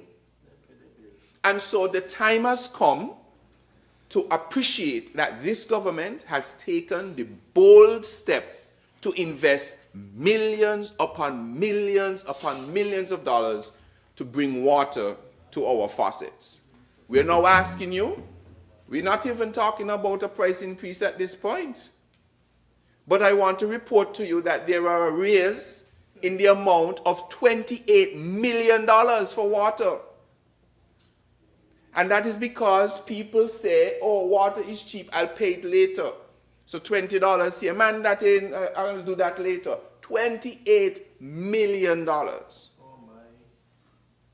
That will continue to allow us. That is just a raise. That's not about an increase. That is a raise on the cheapest water rate in the region. And so, the Water Services Department has reminded everyone that to pay your bills every month, the latest by the 28th, because anyone who is over 90 days in arrears is subject for interruption of your water service supply. Please, if your bill is over 90 days, ensure that you pay the arrears. Now, the Water Services Department also informs that anyone who is having financial difficulties or challenges to come into the Water Services Department, where they will work out a payment plan for you to ensure that you can maintain water service connection. That's empathetic. That is empathetic. It's not a case where anybody is going after you. If you have challenges, present yourself, indicate your challenges, and the Water Services Department will arrange a payment schedule for you. But I want to urge everyone who, in particular, has any arrears over 90 days that your water service can be interrupted. Don't do that, because I know sometimes when we see that water is gone, or we say just water gone, it could be that your water gone and everybody else water on. So please make sure to go and pay so that your water can stay on. We don't want anybody. Please stay connected. This is your role. This is your part. If you're going to pay $5 or $5,000 for 1,000 gallons, with the government charging you $7.30, we're just asking you to be a part of this journey. So thank you, Madam Speaker, for letting me just give that explanation. As I mentioned, the desalination plant really stands as a symbol of what is possible when political will meets sound policy and effective execution. the Prime Minister wants me to talk about other things. Right now, we're building a tank in Keyon. I saw some pictures earlier. A lot of people are surprised of how far we are already with the tank. I speak about it. That is a 500,000 gallon tank in Keyon. Why do we need a tank in Keyon, Madam Speaker? You're from Keyon, right? Why do we need a tank? Because this Labour administration drilled a well in Keyon to find over 300,000 or 400,000 gallons of water per day to ease the burden of water delivery in Keyon after decades of challenges. And so what we have now, the tank we have, not big enough. No. So we have to build a bigger tank, and we have to build it at a higher elevation because there are more houses that are too close the tank, level of the tank, in order to get water from there.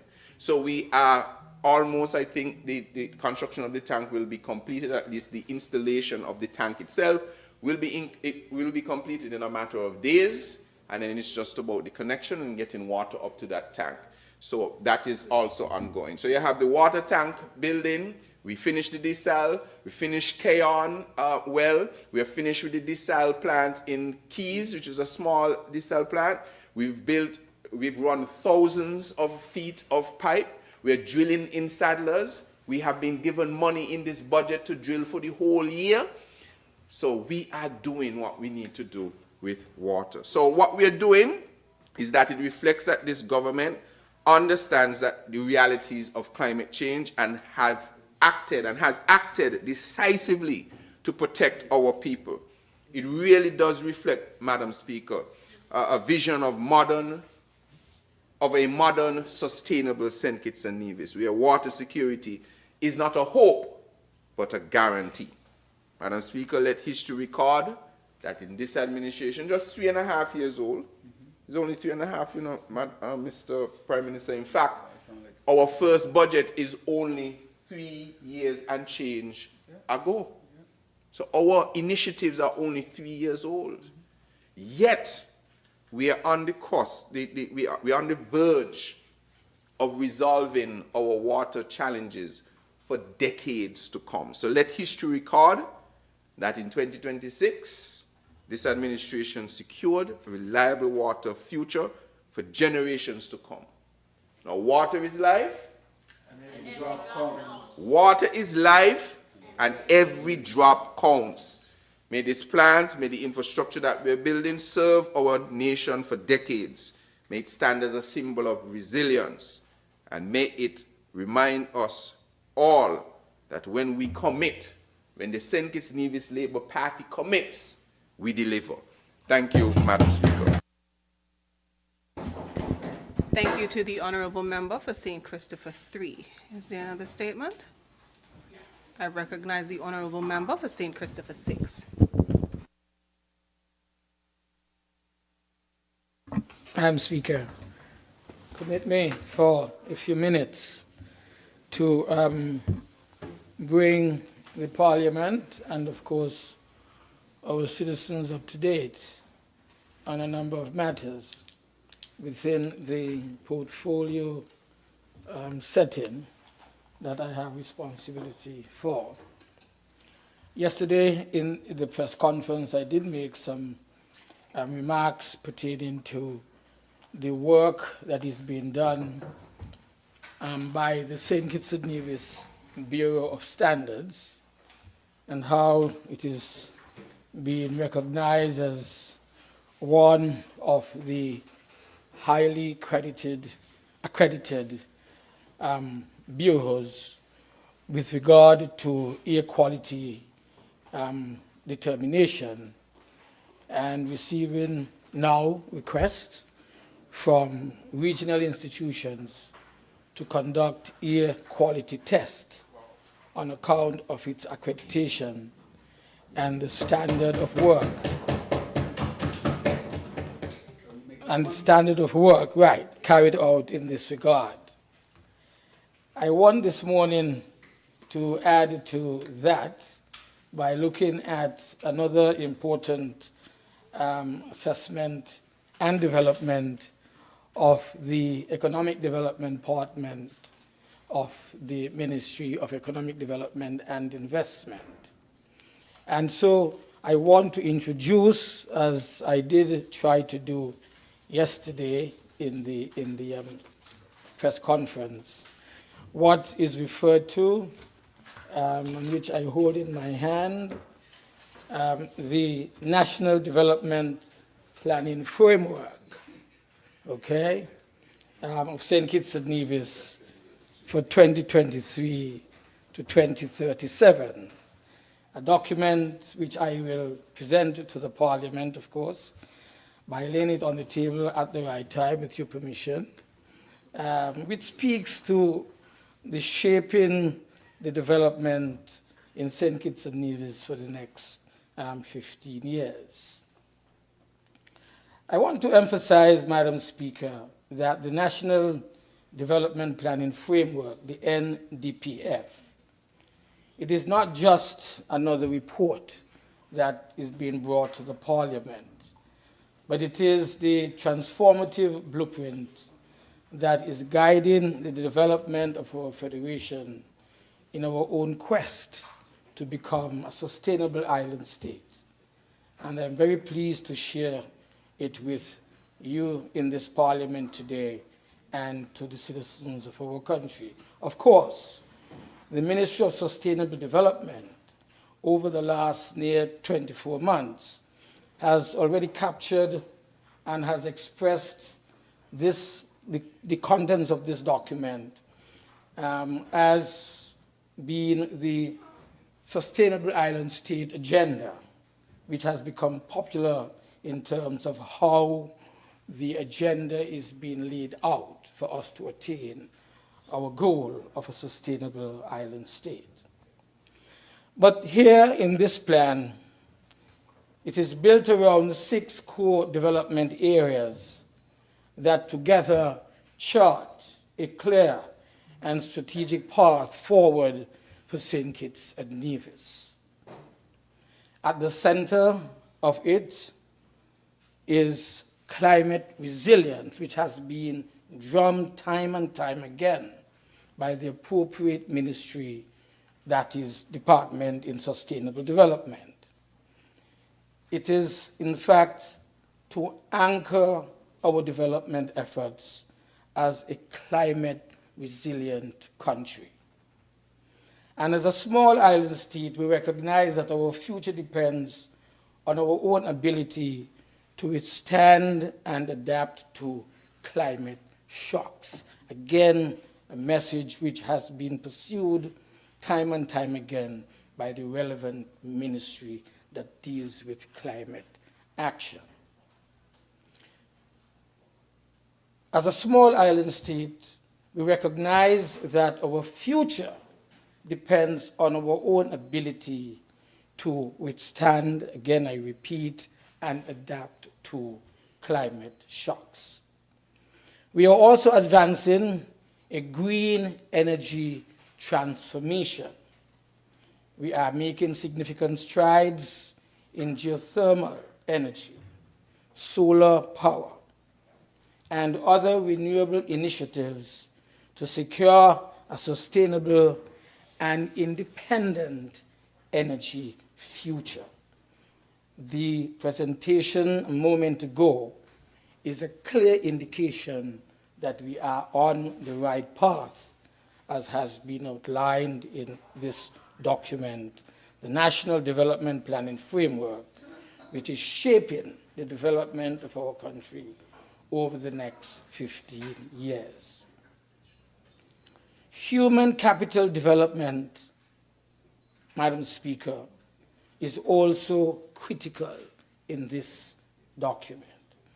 Our people, I emphasize, are our greatest asset. And this particular pillar ensures that we invest in skills, in education, and opportunities that empower every single citizen to contribute meaningfully to national development. That is why part of the outreach, I believe, of almost every single government ministry is how can we get opportunities for training and further education of our young, brilliant minds here in this country. Equally important, Madam Speaker, is inclusivity and social protection. We are committed to ensuring that no one at all is left behind, particularly our most vulnerable as we move forward in our development of this country. In the area of economic development, we are targeting key sectors as engines of transformation. ICT, for example, a reimagined manufacturing sector, tourism, and other emerging industries that will drive growth and diversification in this economy of St. Kitts and Nevis. Finally, Madam Speaker, institutional strengthening and partnership. This recognizes that we cannot continue to operate in the same way and expect different results. We are therefore modernizing our institutions and strengthening partnerships to improve delivery and outcomes. Looking at implementation within this strategic framework, the Economic Development Department has made significant progress in the monitoring and advancing of this particular plan. To date, the department has engaged 6 ministries and has reviewed over 750 initiatives, all aligned with the NDPF, the National Development Planning Framework. What is important to note, Madam Speaker, is that approximately 40% of these initiatives, in fact, some 289 of these have already been implemented at varying stages. Again, we lend commendation and support to the Sustainable Island State agenda that has been pursued, and the ministry which is pursuing the achievement of this aggressively. Now, let me be very clear, Madam Speaker, that this is not about claiming that targets have been achieved. No, we are not claiming that these targets have been achieved. Rather, this refers to the progress that we are making in the implementation. It shows that the plan is not sitting on a shelf, but is actively guiding decision-making and action across the entire government and its departments. We undertook this exercise even before finalizing the medium-term development strategy and investment plan, because it was important to demonstrate that this government is not operating without direction. We do have a plan, and we are moving forward deliberately and strategically in order to implement this national plan. In fact, many of the accomplishments you are seeing today are directly linked to this very important framework. I am aware that the work of the Economic Development Department is not only visible to the public, but let me assure you, Madam Speaker, that it has been instrumental in driving this particular agenda. To date, the department has secured over US $180,000 in technical assistance and investment financing in order to support the implementation of this national development plan.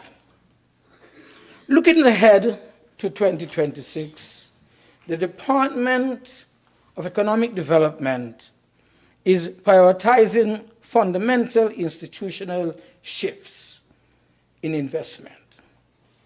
In fact, one of the department's key priorities is to ensure that investment into the Federation is strategic, that investment in this Federation is impactful. Investment in this Federation is aligned with our national priorities. And so, to this end, funding has already been secured to develop a new investment code, a critical piece of legislation that will guide both domestic and foreign investment going forward.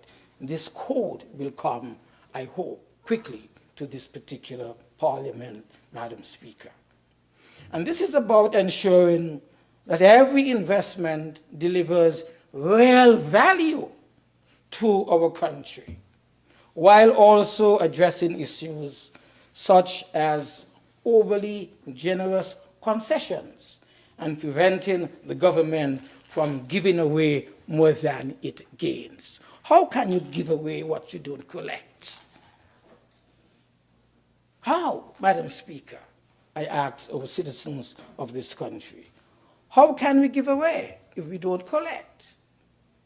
And so, this morning, all of this is about ensuring that every investment delivers real value to our country, while also addressing issues such as overly generous concessions and preventing the government from giving away what it does not have or what it gains in the process.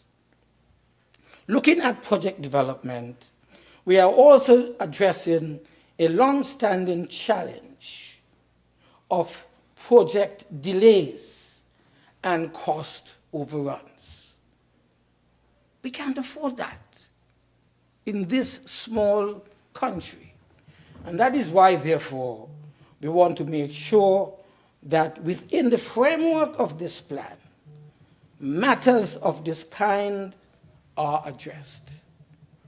Overlay and long delays in our projects. Through a strategic partnership with the PSIP department, that is the Public Sector Investment Program Department, we are developing a digital project platform to ensure that all public sector projects are aligned with the National Development Plan before implementation. You don't want to start something and then halfway through you realize it does not align with the development plan. That's wasted money. And so we want to make sure that this does not happen. So the Economic Development Department will play a key role in reviewing and guiding these projects, ensuring that they contribute meaningfully to national development and deliver real impact as is being intended. Looking at statistics and data, because this is an area that also can be troubling.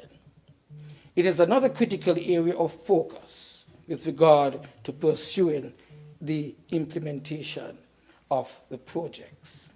We recognize that the concerns around the availability and quality of data for decision making is a focused attention for us. As a result, funding has been secured to strengthen the national statistical system. Again, this is a ministry, this is a department, I would say, that resides in the Ministry of Sustainable Development.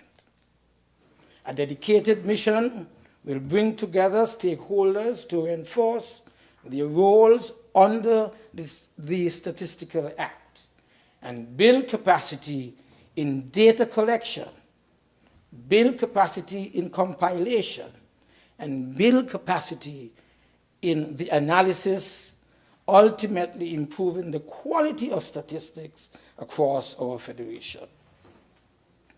I said, Madam Speaker, that real, measurable development requires strong foundations. The Economic Development Department will continue to address these fundamental areas as we advance the national plan. At the same time, work continues on the medium-term development strategy and investment plan, which we expect to finalize this year. This will bring greater precision to our efforts, introducing clear targets, timelines, and of course, accountability mechanisms to guide development over the next 5 years. Madam Speaker, I want to generate in your own mind a number of questions. I want to make sure that as we answer these questions, we will see the unfolding of the particular plan that I am describing today. But what are some of the key investments that are being pursued presently under the guidance of Skipper? Just very quickly, before I end, I want to make it very, very clear that we have to begin now more than ever before in recent times.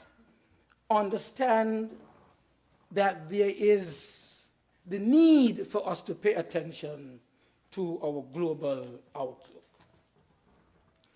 Global uncertainty, supply chain disruptions, trade risk, and geopolitical risk will continue to negatively impact both local and foreign direct investment. We've had, I don't want to say a war, we've had a conflict that erupted recently in the Middle East. Little boy, came out of St. Paul's, very simple-minded, got involved in politics, do not wish to comment on geopolitics of today before I am misinterpreted. But the war, conflict, which should have ended in 4 weeks or 4 days, is going on and on and on. And that is why we are concerned that we have to begin to look here at the impact of all of that.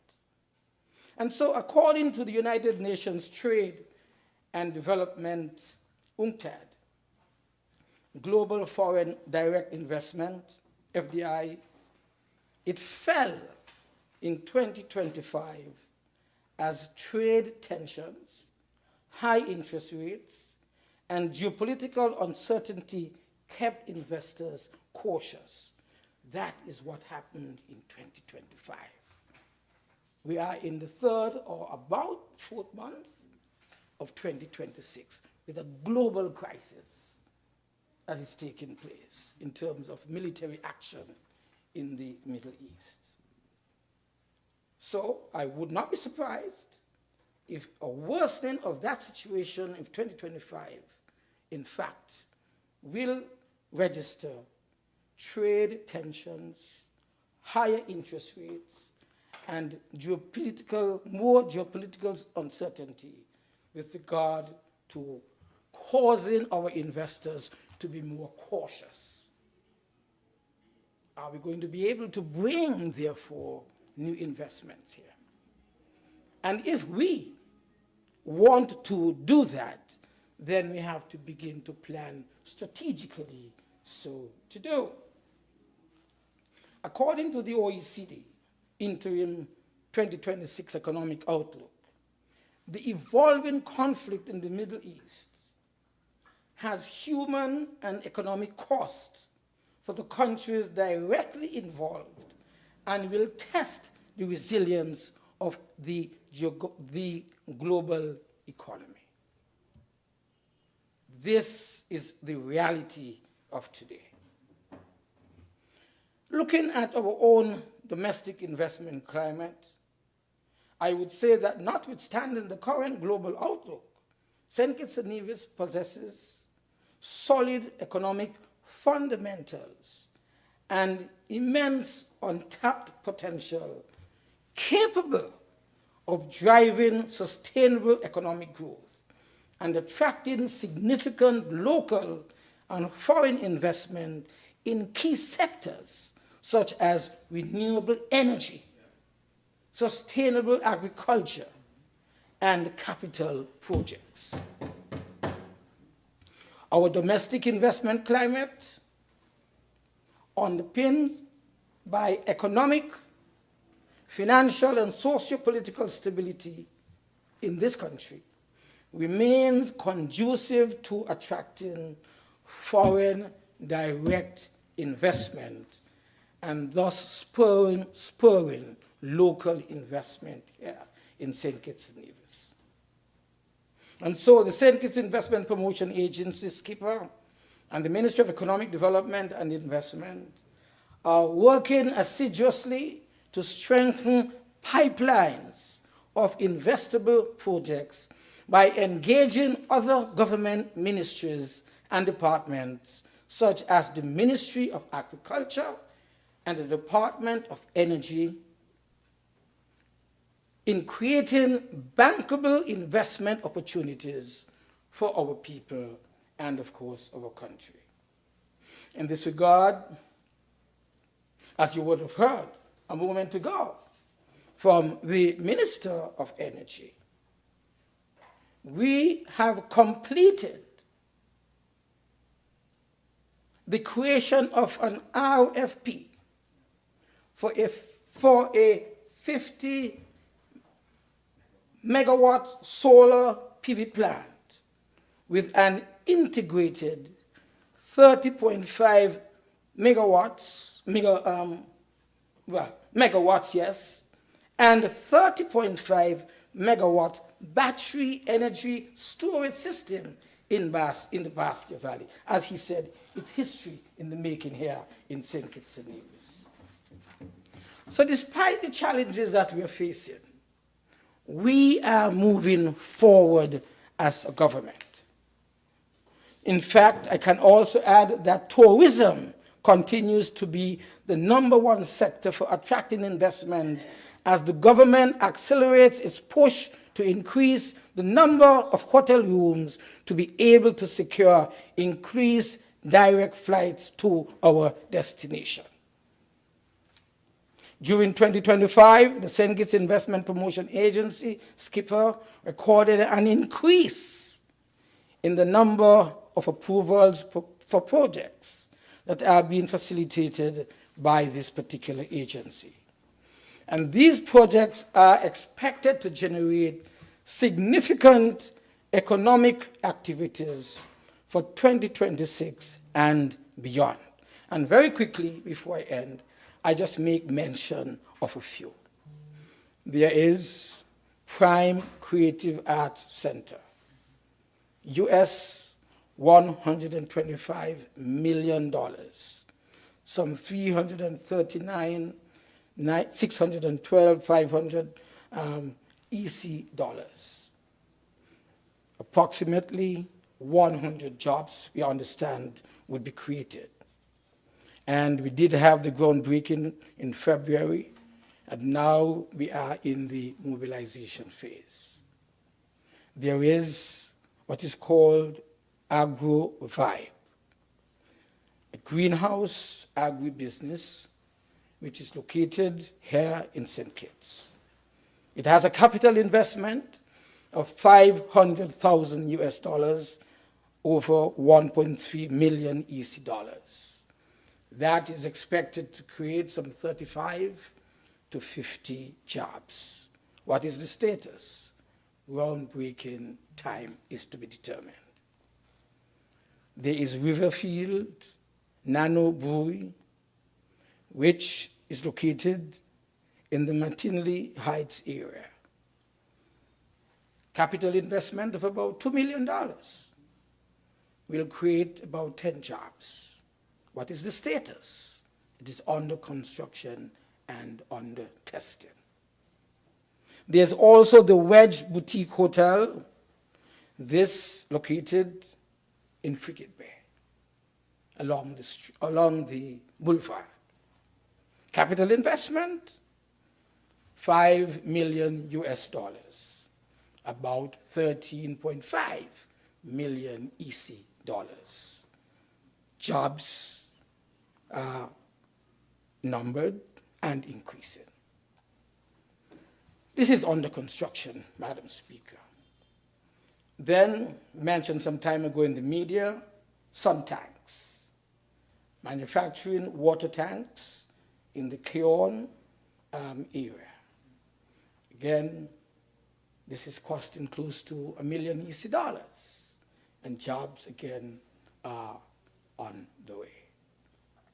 And finally, the Fort Thomas Hotel development, which will deliver a tourism monument and a set of museums and restaurants and appropriate facilities for banquets and for weddings, etc.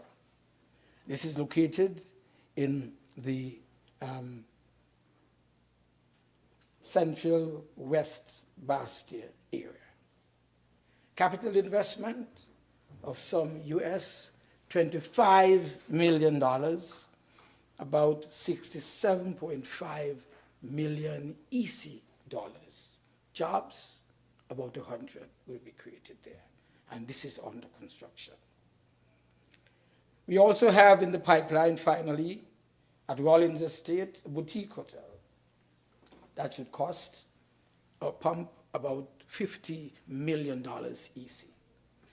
And then we're hearing of the discussions taking place with regard to a Hilton DoubleTree, which would be about 80 rooms, and another Hilton also of another 100 rooms to take place in the Frigate Bay.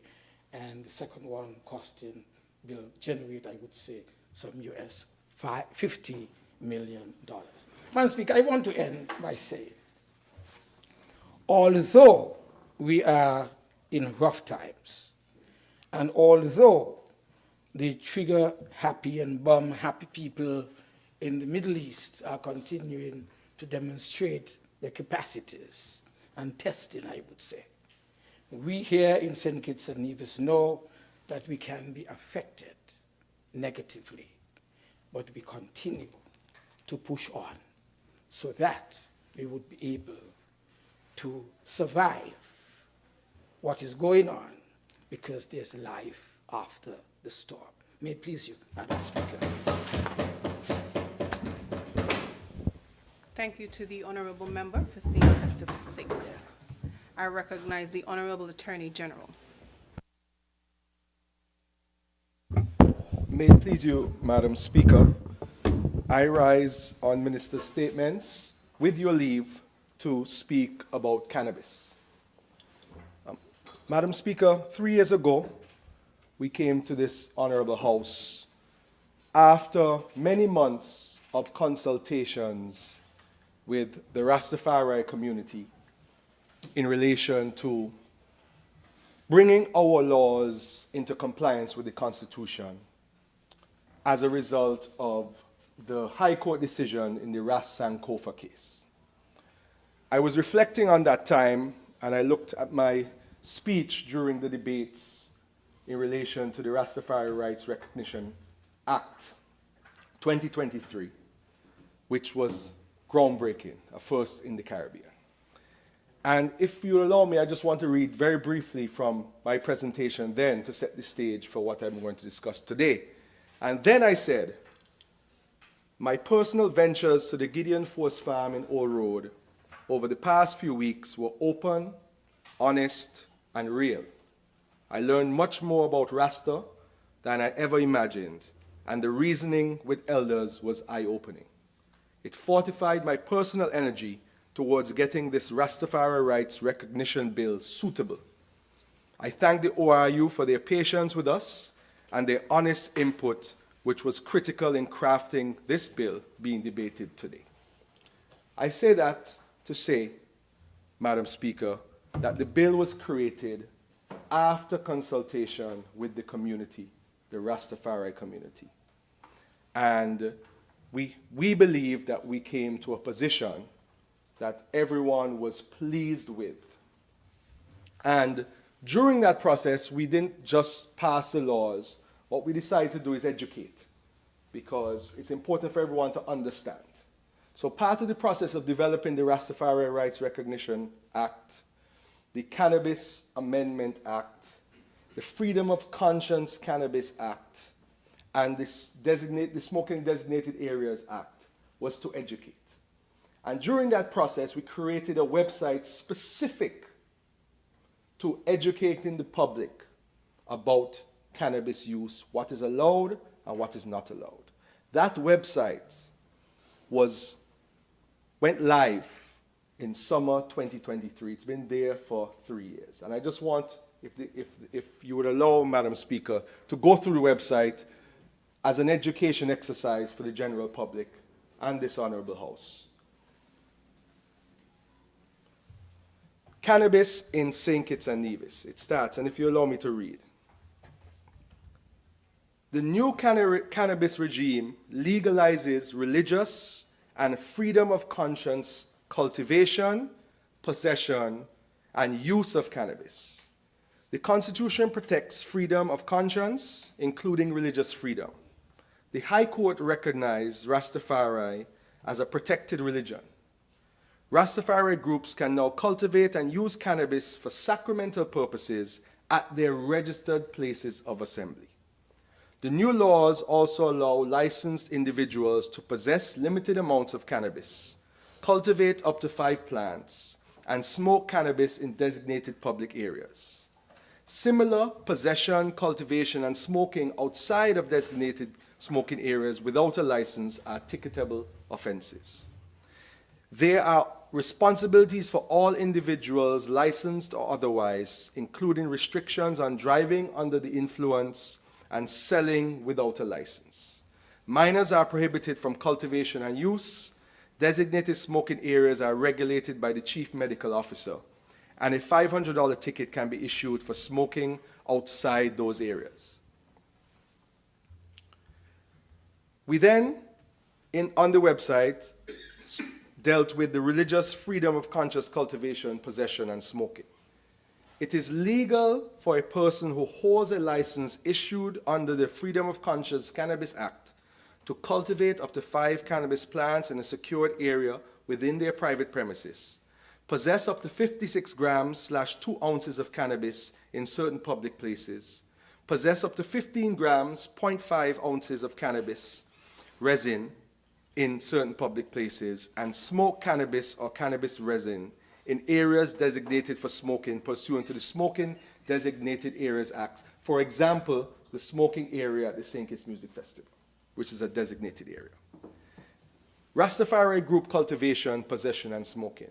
It is legal for an adult member of a Rastafari group holding a registration certificate issued under the Rastafari Rights Recognition Act 2023 to grow, harvest, dry, trim, cure, possess, and smoke cannabis as a sacrament for upliftment or edification at a registered place of assembly. It was always discussed with the Rastafari community that we cannot have just open use.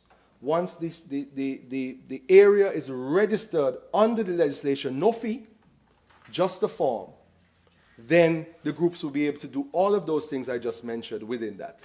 And I can tell you, within the last couple of days, there were 1, 2, 3, 4, 5, 6, 7, 8, 9, 10, 11 applications under the Rastafari Rights Recognition Act for places of worship to be registered under the legislation. Decriminalization of cultivation, possession, and smoking of cannabis.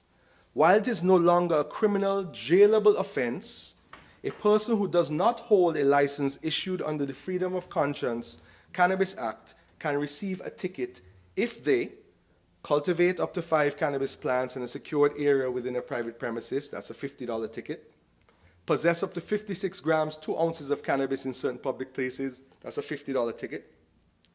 Possess up to 15 grams, 0.5 ounces of cannabis in certain public places, $50 ticket. And smoke, vape cannabis or cannabis resin outside areas designated for smoking pursuant to the Smoking Designated Areas Act, $500 ticket. Madam Speaker, I'm sure on your way home, in the Connery area, you would see that the National Drug Council has erected a big sign to educate persons about not smoking unless it's in designated smoking areas, because there are lots of people in the Federation that have asthma, and smoke can also impact their health significantly. So to be fair to them, we ask bar owners, the music festival, to register with the chief medical officer, designate an area in that bar or in that restaurant or in that festival or party for smoking. And more than likely that will be down breeze so that persons who wish to smoke can smoke comfortably. I have personally visited, myself and the member for number 1, during the music festival. We went into the area and had conversations with the persons, and there were some persons who said, listen, we're staying here the whole time to enjoy the music festival. We have a good view. We just want to smoke and relax and enjoy the company of our fellow smokers. And that has been so for the 2023 festival, 24, 25, and will probably be so for the 26 music festival. Now, in relation to responsibilities, Madam Speaker, because with all rights come responsibilities. Responsibilities of all persons cultivating, possessing, or smoking cannabis. No undertaking of any task under the influence of cannabis, if doing so would constitute negligence, professional malpractice, or professional misconduct. So if you work in a factory, if you're working in a construction site, where if you drop a block, it can break somebody's foot, you really should not be doing so under the influence of cannabis or any other substance. Then, no cultivation of cannabis unless in a secured area within a private residence, so as to prevent minors or persons vulnerable to substance abuse from accessing such plants or any other unauthorized access to such plants. So if you have your 5 plants in your yard and you live next to Washington Archibald High School, do not have your plants hanging over the front of your yard. Keep them in the back in a secured area where persons cannot see and they're not accessible to minors or persons who are vulnerable to drug abuse. Then, no person under the age of 18 shall cultivate, possess, or smoke cannabis. No selling of cannabis unless licensed to do so by the Medicinal Cannabis Authority. Now, the Medicinal Cannabis Authority is dealing with medicinal cannabis because research has shown that cannabis can be used for medicinal purposes for different types of ailments. The Medicinal Cannabis Authority is open. It is now setting up. Setting up means it has to ensure that there are doctors that are trained to prescribe medicinal cannabis. Also, one of the key roles of the Medicinal Cannabis Authority is to ensure that the product that is being sold under the medicinal regime is of a certain quality such that it cannot cause harm to the person. So part of the facility and part of the reason why a Medicinal Cannabis Authority takes a while to set up is because they have to have the testing equipment. They have to have the testing equipment. Doctors have to be trained. They then have to have the capability of regulating the places where the prescriptions are granted, where the cannabis is sold, and that is in progress. So there should be no selling outside of that regime. And naturally, Madam Speaker, if you are buying a product that is regulated, you should be sure that you're getting something that will not cause you harm. Then no smoking of cannabis in a private residence that is used at any time to provide licensed child care or other similar social service care during hours of operation.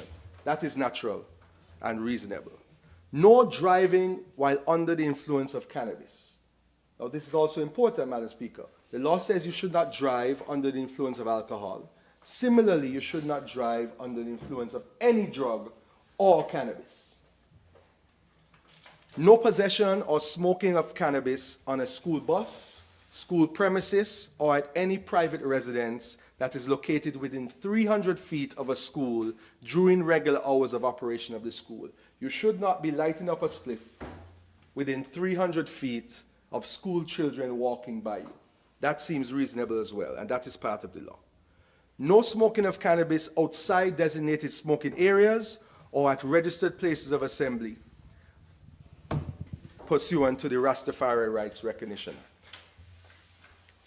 No storing, handling, or otherwise keeping cannabis in such a manner as to allow minors or persons vulnerable to substance abuse to access the cannabis. If you are a parent in a home with a 5-year-old, you should not be keeping cannabis on your kitchen table. So potentially the child could take up the cannabis and maybe consume it, think it's something that they can eat. Or even a 13-year-old who can then access your cannabis, which you can lawfully participate in the privacy of your home, as the High Court has recognized is your freedom of conscience right. And we have frequently, if you can scroll down to the frequently asked questions on the website, we have frequently asked questions, we have the debate from the National Assembly, we have all of the legislation there. So I encourage all persons to go to the website, which is cannabisclarityskn.com, to find out what are the do's and don'ts with respect to cannabis. And I want to end in this way, Madam Speaker. The reason why cannabis cannot be legalized in St. Kitts and Nevis is twofold. One, we are parties to treaties that do not allow non-medicinal, non-religious uses of cannabis. What that means is that if we were to legalize, our corresponding banking relationships would almost come to an end. Cannabis has been decriminalized in many countries. It has, however, not been legalized in many countries because unless there is a universal decision that all countries or most countries agree that it is no longer a substance which can cause harm, then now the income from it could be considered legal. However, we have to transact through international financial systems. There are corresponding banks in the US, there are corresponding banks in EU, there are corresponding banks in Asia. Most of those places, actually all of those places, cannabis is still illegal. So if you were to make money from cannabis in St. Kitts and Nevis, and those countries, those banks were to realize that anybody in St. Kitts and Nevis could legally make money from cannabis, they would cut off our banking system from the international financing system because it would be in essence us transferring money that was gotten from an illegal process, proceeds of crime.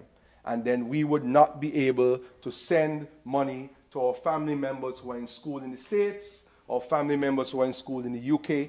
It would cause irreparable harm to our banking system. And that is why we've taken the structured approach like many other responsible countries have done, which is to ensure that convictions were eliminated. So we rectified the past. We created the Rastafari Rights Recognition Act, which creates a regime after consultation with the Rastafari community to register their places of worship for free, such that they can participate in the sacrament in those places with full freedom and legality. There's a freedom of conscience regime where the court said anybody, adult in the privacy of their home, with the freedom of the conscience who wishes to use the substance can do so. There's a process for registration as well. And there's also the medicinal cannabis regime. So I encourage everyone who is confused or wants to get more information about how cannabis works and the laws work to go to that website that I just went through, which was carefully crafted after the legislation was passed so that they can educate themselves and everyone can understand what is the regime with respect to cannabis. May it please you, Madam Speaker. Thank you to the Honorable Attorney General.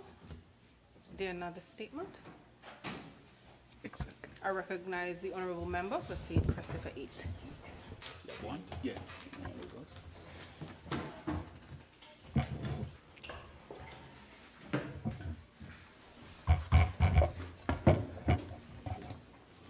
Madam Speaker, with your leave, I rise to make a few comments on the statement by ministers. Having many ministries under my portfolio, I think it's time that I update as I usually seek to do. I want to thank my fellow ministers who have so far, so in an erudite way, a succinct way, would have updated our people with respect to the achievements of their ministries and the work that they have been doing.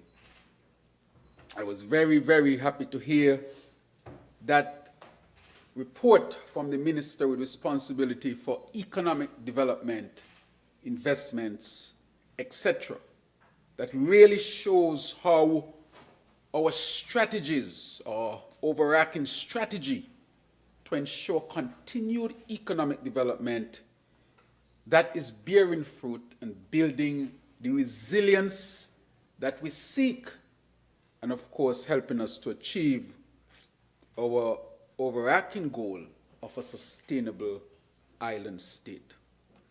Madam Speaker, it is very clear why is it so important for us to become energy independent. And we are seeking to invest significantly in renewable energy. Renewable energy is not just about the environment, even though that is critically important, but it is about economic development and independence, resilience, and of course, the continued advancement of this federation and our people. Looking at the war that is taking place in the Middle East and how that is affecting fuel costs across the globe, of course, St. Kitts and Nevis is no exception. Let me say clearly that here in St. Kitts and Nevis, we pay one of the highest costs for energy in the world. We pay roughly, I think it's 30 cents US per kilowatt. That is significant, Madam Speaker. And so when we see the cost of a barrel of oil going up, that is going to affect us in many different ways. Going to affect the cost of shipment, going to affect the cost of producing the goods that we import in the countries where they produce them. Is going to increase the cost of distribution. And as a result of all these costs associated with the increased in cost of fuel across the globe, this would result in an obvious cost increase in all countries across the world, including St. Kitts and Nevis.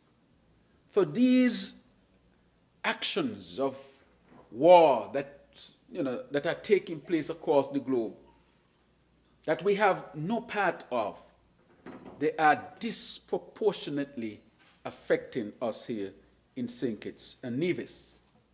And that is why I am pleased to say that despite the challenges, that we have been very strategic about how we would confront I would call the polycrisis, COVID, supply chain, wars in diverse places, the shift in geopolitics in ways that we have not seen for many, many decades.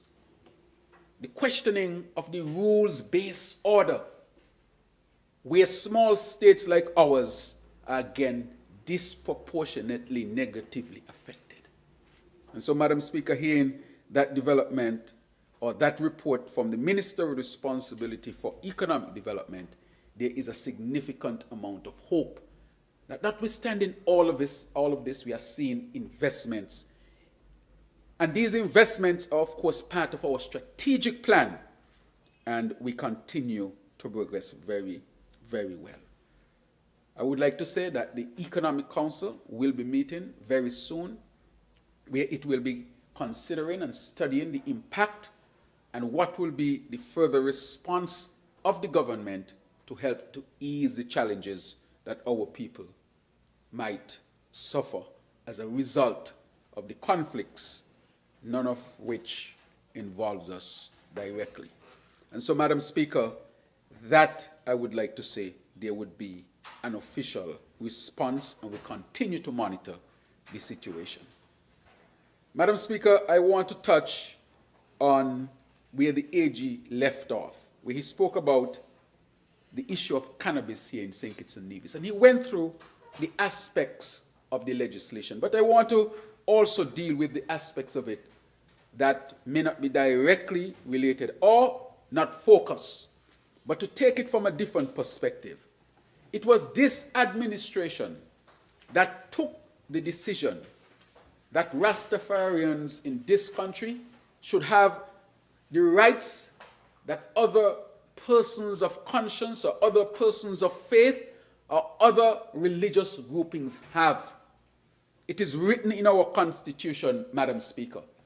But we took a step to recognize Rastafarianism as a religion in St. Kitts and Nevis, as a faith practice, or what the members who practice it prefer to call it a way of life, a faith-based way of life.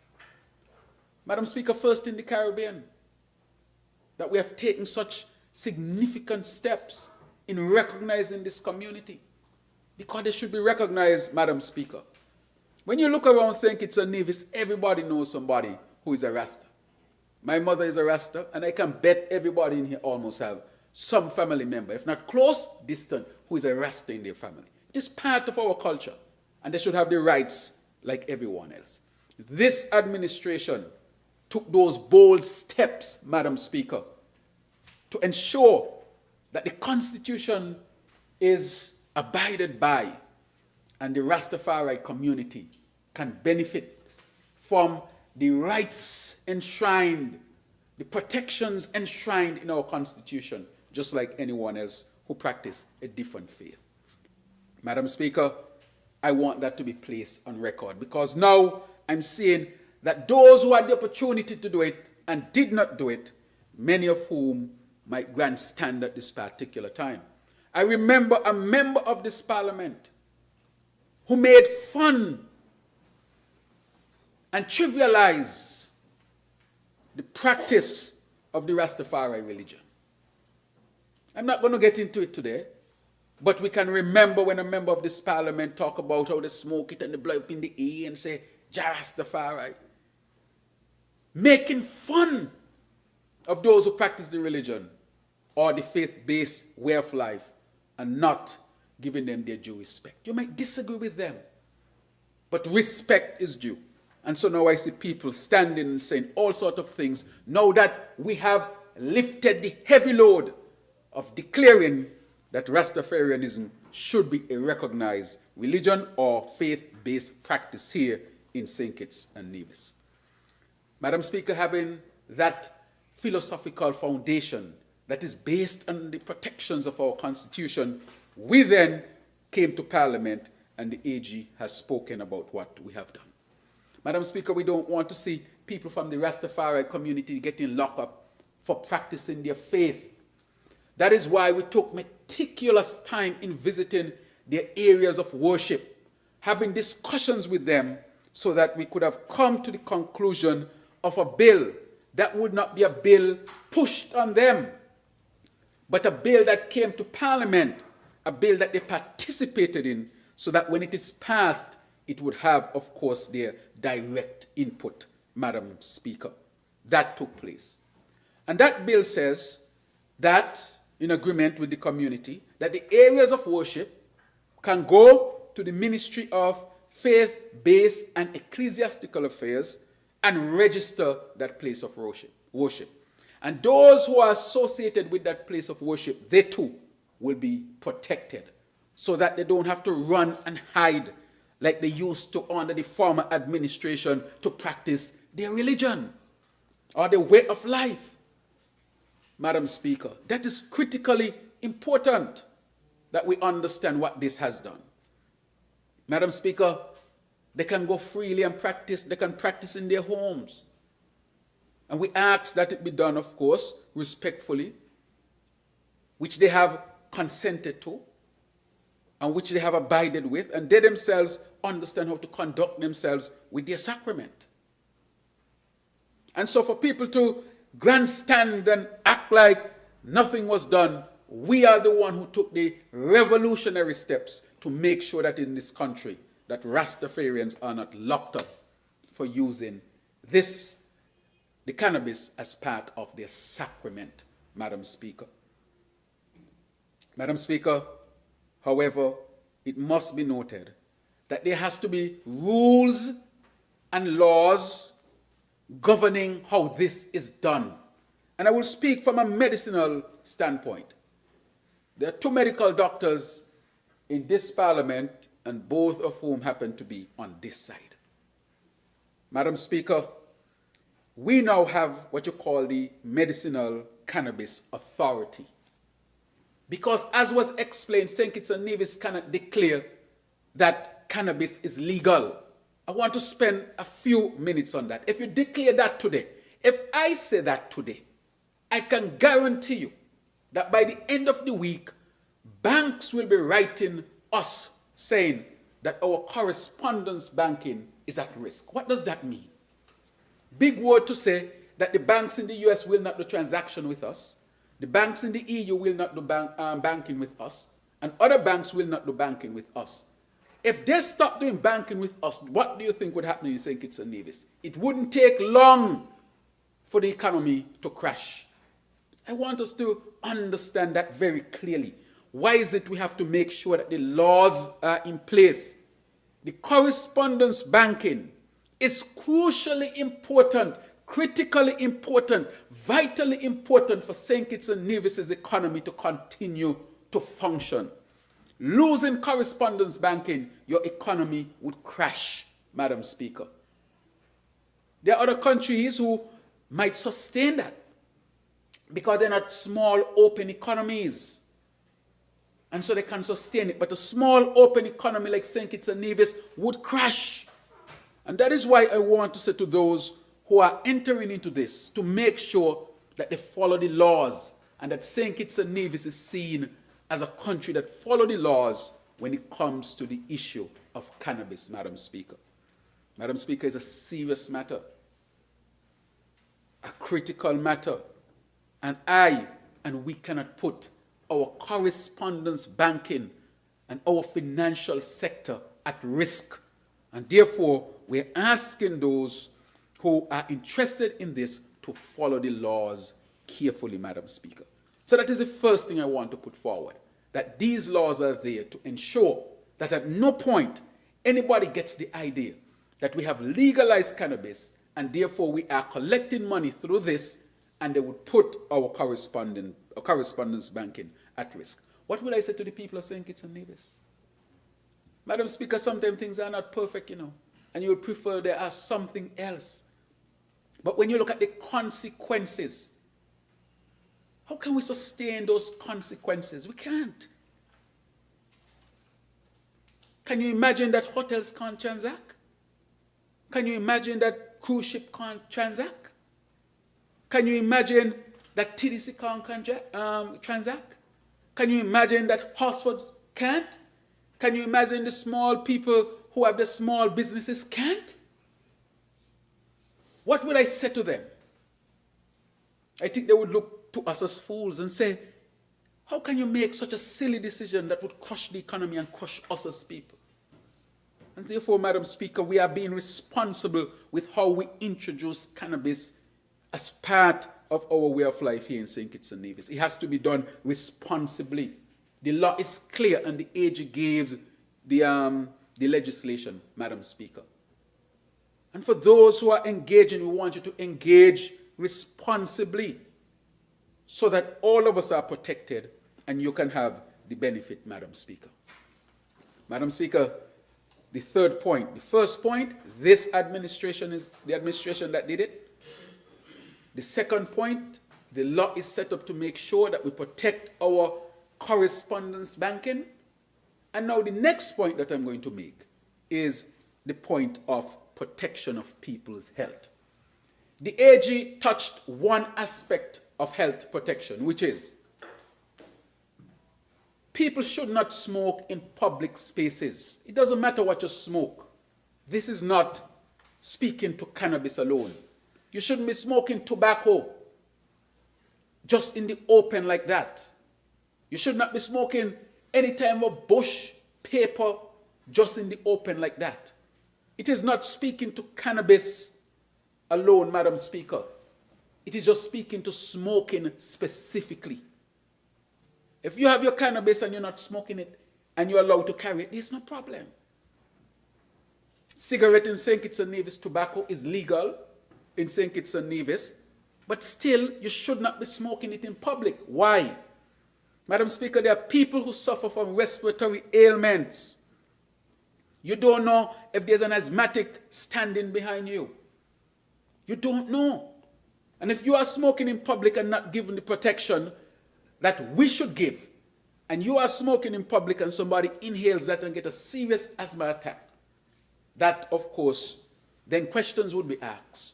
Why wasn't there laws to protect those who use the public spaces and might be allergic to smoke? That is how serious this matter is, Madam Speaker. Because when you smoke, your smoke goes all over. It is different to if you drink a beer. If you drink a beer, you aren't consuming it. But then again, we're going to tell you, you cannot drink beer until you're drunk and drive. Even though alcohol is legal, it is still regulated, Madam Speaker, regulated so that you are not drinking and driving and putting other people's lives at risk. Again, Madam Speaker, the law has to be clear. While you are allowed to use, we still have to make sure that people are protected. And so, Madam Speaker, that is why we say smoking. So smoking is not targeting cannabis in any way. It is targeting smoking, period. Madam Speaker, the other aspect to health is this. You have what you call a medicinal cannabis authority. Because in this country, we recognize as well that cannabis has medicinal uses. It can be used to treat certain ailments. Madam Speaker, somebody is not just supposed to grow something and say, I'm going to sell it because it is a medicinal plant. If you want to do that for your personal responsibility under the act that allows you to have a few plants, you do that for you. But at no point you are supposed to be offering your product to the general public if you don't have a license and the necessary surveillance of it is in place. Let me tell you why, Madam Speaker. There's medication being sold in the drugstore. For you to bring in a medication, let's say one for high blood pressure, that comes under an authority, a law. We have to ensure that when they say they're ordering this medication, that it is the medication, it is the dosage that it says, and it does not put people's lives at risk. Madam Speaker, if we don't do that, a lot of illegal medications will come into St. Kitts and Nevis. We see that in a lot of countries around the world. You think you're taking antibiotics and what you're taking is a water tablet, no substance at all. Or you might be thinking that you're taking a particular medication with a particular ingredient only to find out that it might be something totally different, Madam Speaker. So, Madam Speaker, that point is very important. So that is why we have to set up the Medicinal Cannabis Authority. The doctors are to be trained in how they are going to prescribe this cannabis, so that if someone is prescribed a particular product, you are supposed to be certain that that is the product that they say they are prescribing. Madam Speaker, that is very important. So when you have somebody, for example, growing cannabis, and then they're going out saying that I am selling medicinal cannabis, how do we know that what you are selling is safe? How do we know that the ingredients you claim to have in your product are really the ingredients that are in there? How do we know you're not mixing the cannabis with cocaine and crack? How do we know that?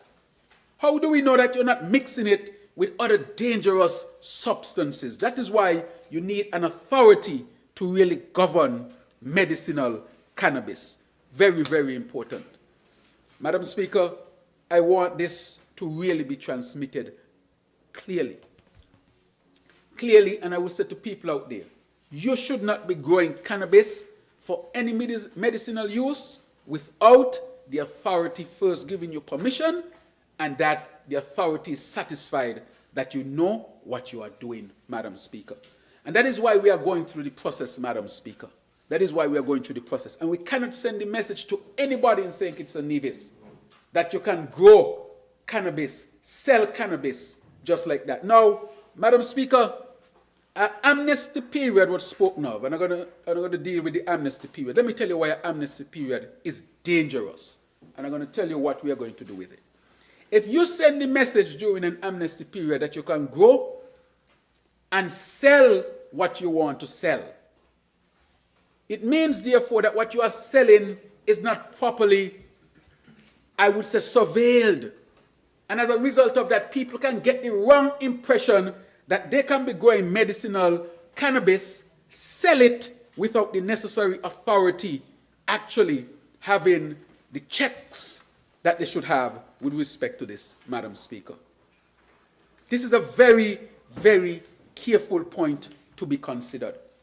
And that is why it is important that those who want to get into the medicinal cannabis the medicinal cannabis field, that they wait until the Medicinal Cannabis Authority has been fully set up to license you so that you do not in any way be selling cannabis to people under the pretext of a medication and you don't have the necessary certification and checklists and checks to ensure that people are protected. Madam Speaker, there are two instances here, two points to carefully look at. One, that anybody who practices or uses cannabis for the religious practices, they are protected. So nobody who is practicing their religion through the use of the cannabis is being prosecuted here.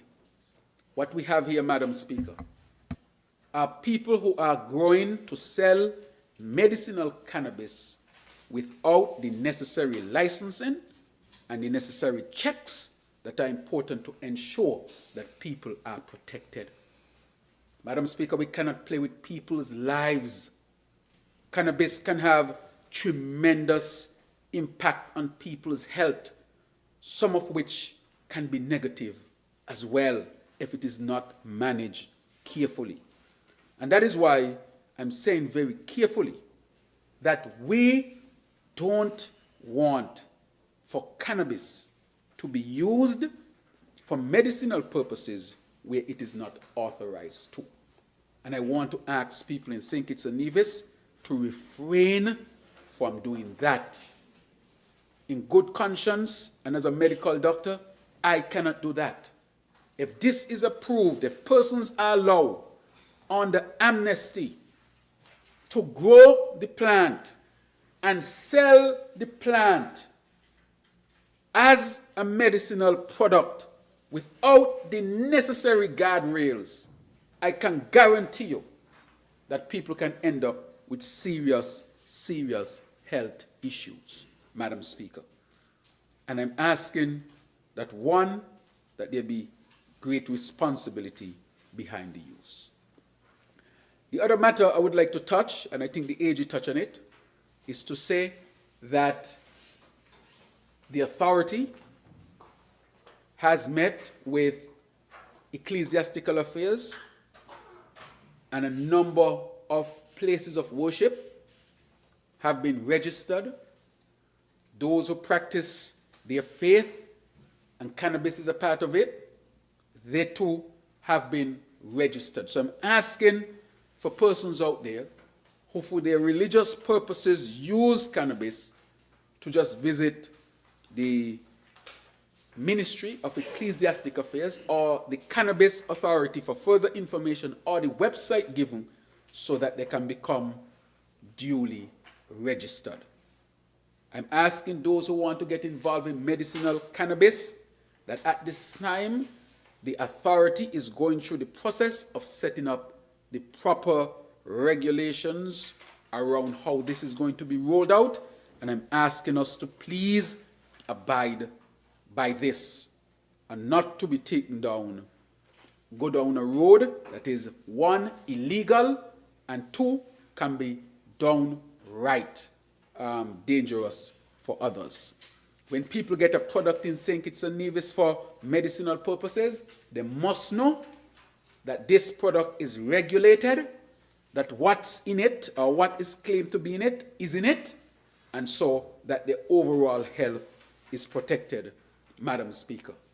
And to say, lastly, that this is the administration that made sure that Rasta would not go to jail for ganja practicing their religion. Madam Speaker, not everybody who got locks is a Rasta. Let us make that clear. And not every Rasta might have locks. Because there are some people who want to use that because they want to use cannabis for their own profits, Madam Speaker, and by breaking the law.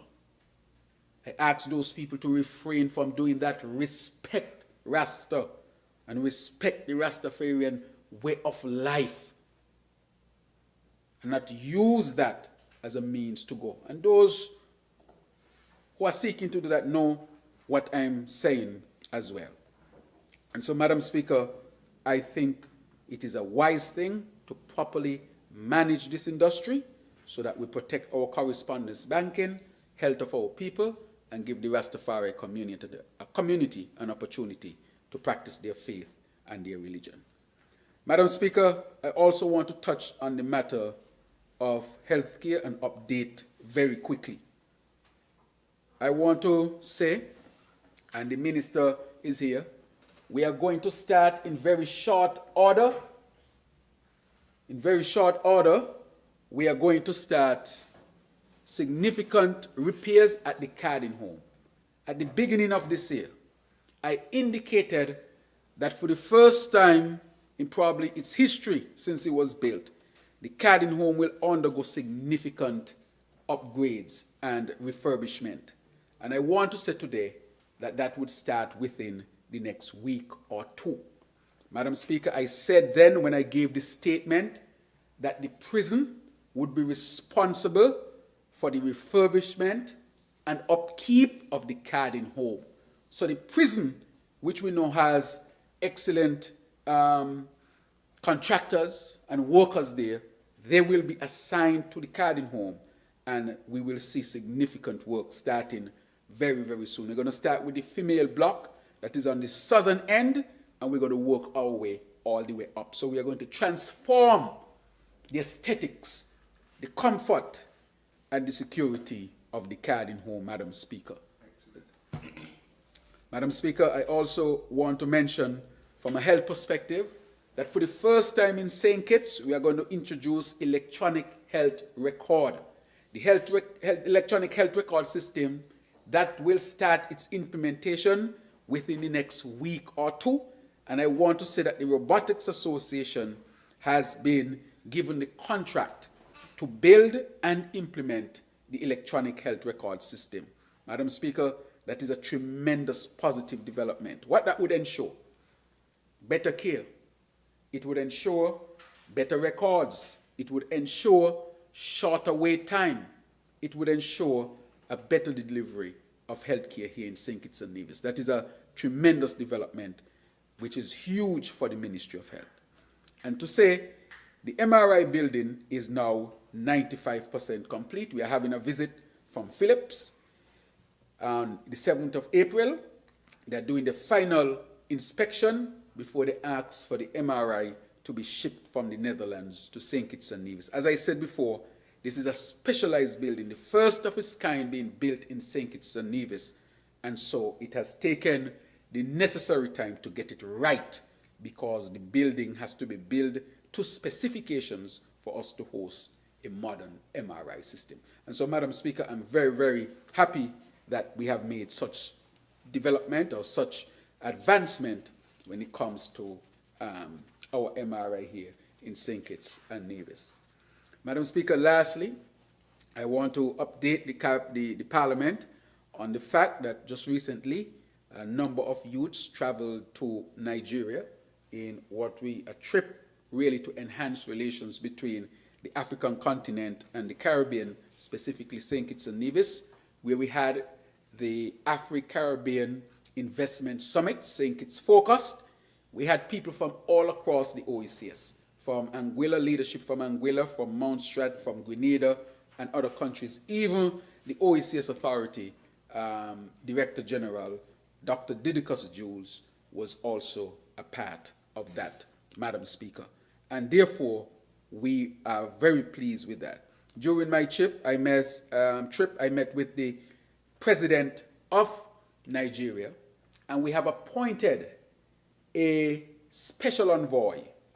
He will appoint a special envoy to ensure that all of the things that we discussed, that they would be implemented, such as scholarships, areas of food security, cultural exchange, trade, to enhance the relationship to the benefit of our people here in St. Kitts and Nevis. Madam Speaker, I know there was a lot of discussion around it. I want to place on record that this did not come from taxpayers' money, even though the online publication run by Wally Wilkin called Times Caribbean, which is always deceiving the country, sought to lie to the country as they normally do, Madam Speaker. And I want to denounce that statement right here in the halls of this Parliament, that no such thing happened. Madam Speaker, we had so many young people from across the country, both St. Kitts and Nevis, who participated and leave a very positive impression there in Nigeria. Madam Speaker, these are the things that we have to expose our young people to. The world is changing. Look at what is happening in the Middle East. You can't put all of your eggs in one basket. You have to spread around. When you diversify, you build resilience. And of course, that is what we are seeking to do here, Madam Speaker. The other matter that I would like to say is that we are now moving to implement the Youth Economic Empowerment Bureau. The Youth Economic Empowerment Bureau is going to be set up so that we can create opportunities for economic empowerment for our young people. This will deal with training. It will deal with give our young people access to grants, give our young people access to soft loans, so that in a sense our young people can have pathways to help themselves, Madam Speaker. Nothing like this has ever been set up. And so this is expected to launch within the next few weeks, and we have started the groundwork. And so when we launch it, we want to reach out to our young people. Many times, Madam Speaker, our young people go into a bank and they're not catered for. They go into a financial institution and they're not catered for. We want to create a space where our young people who are seeking to advance themselves can enter the door and be given the necessary help, guidance, whatever it is required for them to get on a path of economic empowerment, Madam Speaker. And therefore, I am proud to present that this Youth Economic Empowerment Bureau is directly to help our young people, though none will be turned back, but that is the objective. So, Madam Speaker, I want to thank you very much for your indulgence and to reiterate that this administration is an administration that is people-centered, that has chart a course defined by a strategy where we are now seeing the benefits of that strategy. Water, energy, financial opportunities, investments, education, just go across the whole spectrum, health, security. All these things are because of our, of course, approach to developing a sustainable island state. And I said to all of our people to stay tuned to credible sources of information and avoid those who are seeking to deceive the people for political gain. People such as Wally Wilkin and the Times Caribbean who keep lying to the people of St. Kitts and Nevis, and I'm going to keep calling them out because they want to create this atmosphere as if nothing is happening in St. Kitts and Nevis. But apart from that, if that is political, but when they lie and make up stories, especially recently when Wally Wilkin and the Times Caribbean tried to suggest that the police had issues with respect to leave and they were being forced to leave. You know what that is for? Wally Wilkin and the Times Caribbean is seeking to undermine the police force because they're not happy that the police force is doing an excellent job. They want chaos in St. Kitts and Nevis. They want to hear somebody get stabbed or somebody get shot and put it on Times Caribbean and spread it around the world. That is what Wally Wilkin wants to do, Madam Speaker. He's not a patriot. He's being politically paid to do it. I remember, Madam Speaker, he wrote something about my son. My son became the ambassador for the Robotics Association, a school association, where they chose an ambassador. Wally Wilkin put it on Times Caribbean, the lying Times Caribbean, to suggest that my son was an ambassador appointed in the government and paid $10,000 a month. I called Wally Wilkin myself. And I said, man, you can talk about me because it doesn't trouble me. Because I'm a politician and what you say is nonsense, I can deal with that. But I think you crossed the line with my son. Because if you have a child or somebody going out, people research them on Facebook and look for these things and they're going to see, oh, you were appointed by your father and made $10,000 a month. So there was a direct attack on my son. I called lying Wally Wilkin myself. And I gave him some choice word, Madam Speaker. I don't use them, But when it came to my son, he got some. They tell me to leave it for them. You got to save them up sometime, Madam Speaker. I don't use them. But I think you have the oil for me. But he crossed a boundary. And he took it down within, I will say, 1 minute. He took it down, Madam Speaker. And I want to say to Wally Wilkin, why are you doing this for $1? Stop lying. And I'm not going to let him get away with it anymore. Because he's being paid by operatives of the PLP who are also spreading these lies. I'm going to call them out. They're trying to hold this government to be a perfect government. Our standard is perfection. And their standard, I don't know what it was. But it is sad, Madam Speaker, that they are spewing lies, damaging the reputation of St. Kitts and Nevis. And I think the time has come to call them out directly.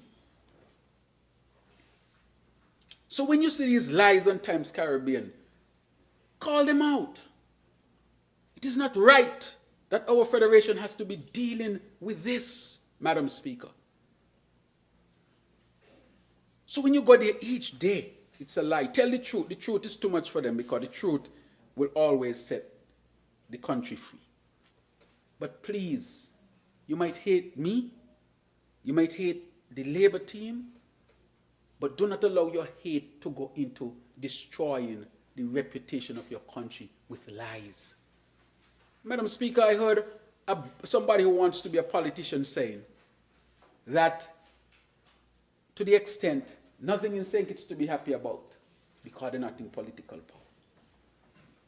I mean, when I was in opposition, those are things I would never say. Because at the end of the day, this is my country. And when my country is affected, I am affected. What you want to do, burn down the building and become what? The king of ashes? King of the ashes. You want to become king of ashes? And that is why I think now we have to defend St. Kitts and Nevis. I am not going to allow them to continue to spread these lies about our country, and definitely I am not going to allow them to spread these lies about me. So I want them to know. I saw one person already, and it's not because I want any money from them. It is because the Bible said it. A good name is better than what? Gold. It is saying that your reputation means a lot and you should protect it. Madam Speaker, I'm saying to those who want to continue to use falsehood like Wally Wilkin and Times Caribbean that they will be challenged significantly so that people and institutions are protected. And what they said about the police force is totally false. And what they said about taxpayers paying for trip is totally false. Madam Speaker, everybody in here has been subjected on this side to their falsehoods. And even in truth, twisting the truth, even in truth. They can, politics is politics, but I think they know where the line is, and they're crossing the line when they would blatantly lie. So they must be called out. So, Madam. Thank you to the Honourable Member for St. Christopher 8. Is there another statement? Next item. Personnel explanations. Motions relating to the business of the National Assembly and moved by a minister. Public business, bills, second reading.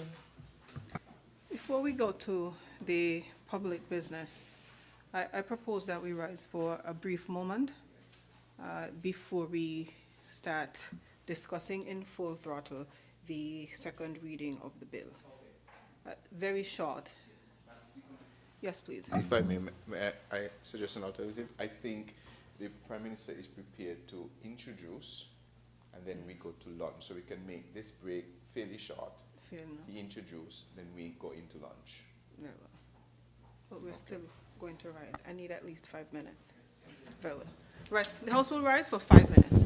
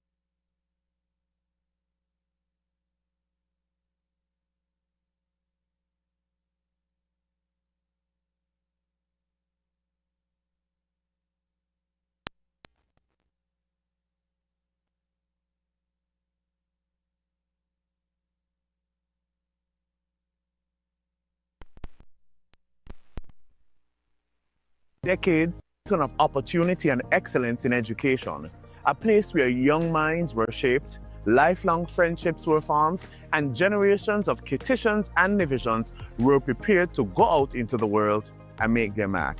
From its classrooms came teachers, doctors, entrepreneurs, public servants, artists, athletes, even politicians and prime ministers who have contributed to building this nation and representing it proudly across the globe. Undeniably so, this school was a symbol of the belief that education is a pathway to progress. But over time, that beacon was dimmed due to political mischievousness. Following that, between 2015 and 2022, all we saw were delays, dark clouds of uncertainty, and avoidable missteps that left the once proud BHS without a stable home. Plans were announced and re-announced. Expectations were raised and then disappointed. And what should have been a straightforward national priority became entangled in indecision, controversy, and unfulfilled commitments. The result was painful for many. A school that once stood proudly at the heart of Bastia was left in a state that fell far short of the standards our students and teachers deserved. For many citizens, the promise of a new Bastia High School began to feel like something that might never truly happen. But that story began changing from 2022 onward. Under the leadership of Prime Minister, the Honorable Dr. Terence Drew, Minister of Education, Honorable Dr. Jeffrey Hanley, and the St. Kitts Nevis Labour Party-led government, the long-standing promise of a new Bastia High School is no longer confined to speeches or plans on paper. It is now a project in full motion, fully designed, fully mobilized, and under active construction, moving step by step toward delivery of a modern educational institution worthy of the proud legacy of the Bastia High School and the bright future of the students who will walk its halls for generations to come.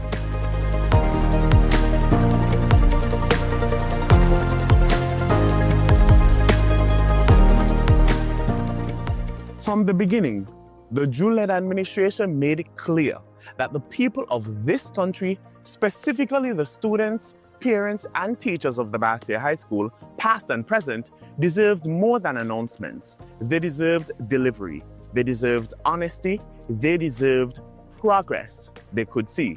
That is why this government took a clear decision that the Bastia High School will be rebuilt on its original historic site on Victoria Road, restoring the school to a place where its legacy was built and where its future would now rise. In August 2022, high on this government's agenda, following their historic win, the cabinet under the Drew-led administration publicly confirmed that they had reaffirmed this decision. That the new Bastia High School will be built right here at this old Bastia High School site. In the 2023 budget address, Prime Minister Drew further stated that the government would push forward with rebuilding Bastia High School at its original location.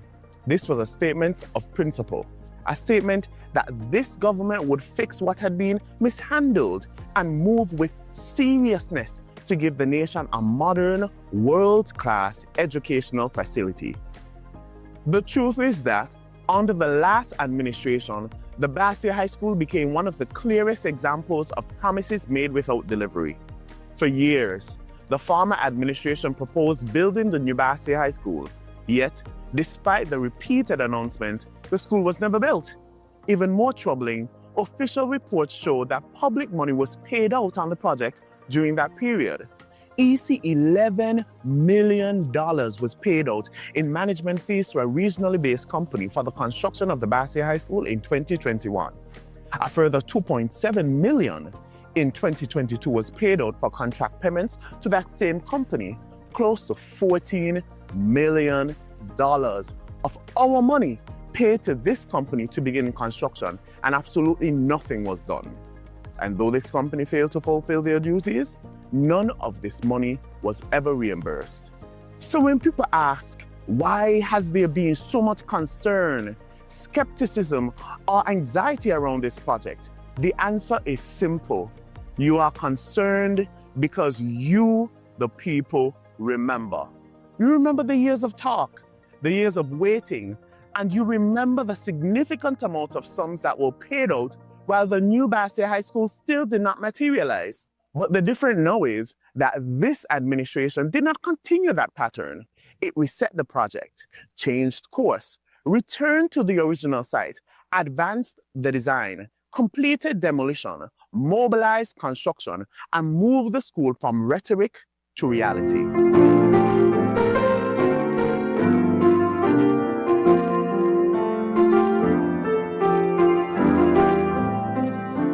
And what is all this for? It really comes down to what is just and what is right, and what you truly deserve as a people. A modern, new Bastia High School featuring dozens of classrooms, music rooms, science labs, computer labs, a large auditorium, sporting facilities, accessibility features, and climate-smart design elements. The legacy school, as it is popularly coined by Education Minister Hanley, will also include a 400-meter track. This massive undertaking is about restoring confidence in public education and creating a learning environment that reflects the hopes we have for our young people. And it is about showing that governments can still make a commitment, pursue it seriously, and above all else, deliver it. So where exactly are we now? As I said, under this SKNLP-led government, the project has moved beyond promise and into execution. The demolition of the old structures of the Bassi High School on Victoria Road began in December 2023. In 2024, the government confirmed that demolition works had started, site mapping had begun, and draft conceptual designs were underway. By March 2025, Minister Dr. Jeffrey Hanley announced that construction would begin in the coming weeks. Then in June 2025, the government confirmed that construction had officially commenced with large-scale excavation work underway on site. This means that the project is not in an abstract planning phase, it is active. And it is moving through the stages that serious construction projects move through before buildings begin to rise above ground. Let's fast forward to today.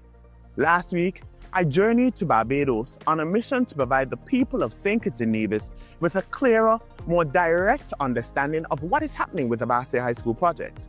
There, I visited the facilities of the Maloney Group and Preconco specifically, the entities involved in producing the precast structural systems for the new Bassi High School. There, I met with senior members of the group, including Mark Maloney himself, and toured the production facilities where components for the project were already being prepared.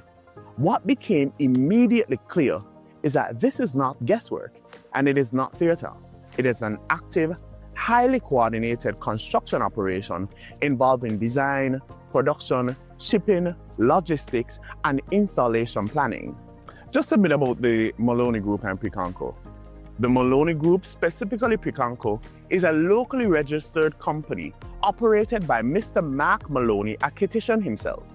Preconco has vast history and experience working across the region, specifically in St. Kitts, since the early 1990s, having won the bid to construct close to 100 homes in St. Peter's. The Maloney Group is not a single small contractor. It is a large, diversified Caribbean group with more than 50 companies and approximately 1,000 employees and subcontractors, with activities spanning manufacturing, construction, precast concrete, roofing, paving, finishing, cement, and infrastructure. The point here is important. The BHS project is being supported by a company with an established local connection, an impressive industrial base, in-house manufacturing capacity, multiple specialized units, and demonstrated experience managing large-scale building systems. A major reason people may not yet fully appreciate the progress of this project is because of the construction system being used. Bassi High School is being built using a precast concrete system, sometimes casually referred to as pre-slabs or precast panels and slabs. What that means is that large-scale structural elements of the building are manufactured in a controlled factory environment rather than all being formed and cast on the construction site itself. This is very, very different from the block-by-block construction that we are used to. At the factory, the process entails steel being pre-cut, pre-bent and assembled. Molds are prepared. Electrical provisions and other internal components are set in place.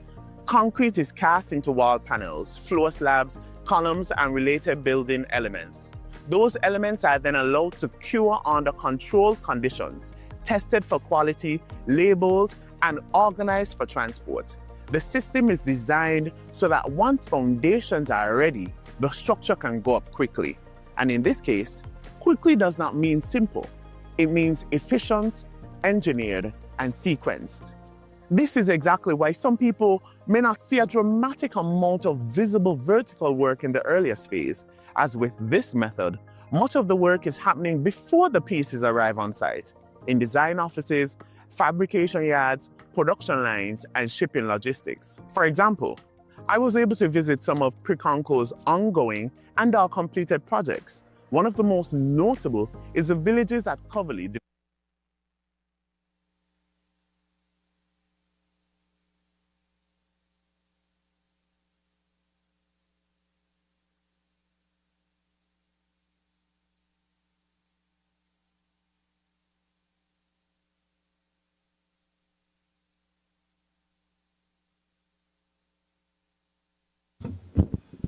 On the adjournment, we were going into public bills.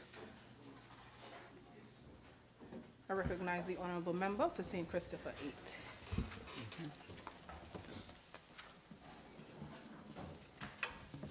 8. Madam Speaker, I rise to lead the debate of and have read for the second time in this honorable House the bill shortly entitled the St. Kitts and Nevis Sovereign Wealth and Resilience Fund, Bill 2026. Madam Speaker, this is a very important moment in the life of our Federation. There are some laws that solve an immediate problem. There are some laws that improve administration. And there are some laws that define a generation's vision of nationhood. This bill belongs in the latter category, Madam Speaker. This bill is about how we treat the blessings of today.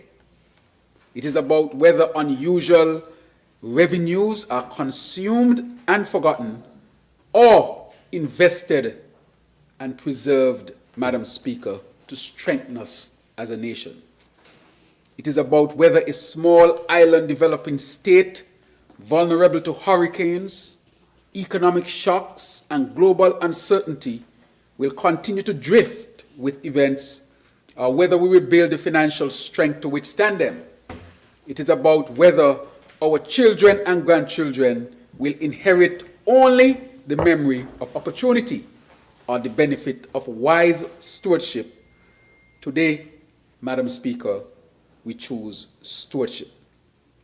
Madam Speaker, when I was young, I read a story, a very interesting story. It was about 12 little monkeys, Madam Speaker. You know how Caribbean people are and how black people are, especially those of us from West Africa. We give lessons through stories. Remember Anansi? Everybody remember the Anansi stories. Those stories were given to us so that we can get lessons in a very palatable way, Madam Speaker. And the 12 little monkeys lived in some trees. Every night, rain fell, Madam Speaker. And every night the rain fell, the 12 little monkeys said, "Wow, we can't take this rain. Tomorrow we're going to build a house. We have to build a house tomorrow. We have to build a house tomorrow." Madam Speaker, tomorrow comes. The rain stops. The sun comes out. The 12 little monkeys frolicking, enjoying themselves, dancing, jumping, having fun, Madam Speaker. Night fall on them, and then it started to rain again, and they said, "Boy, we have to build a house. We have to build a house in the morning. We have to build a house tomorrow." Tomorrow comes. Sun comes out. Weather is good. They start to play again. And Madam Speaker, the moral of the story is, when things are bad, they always want to do something to protect them. But once things get good, they forget the bad times.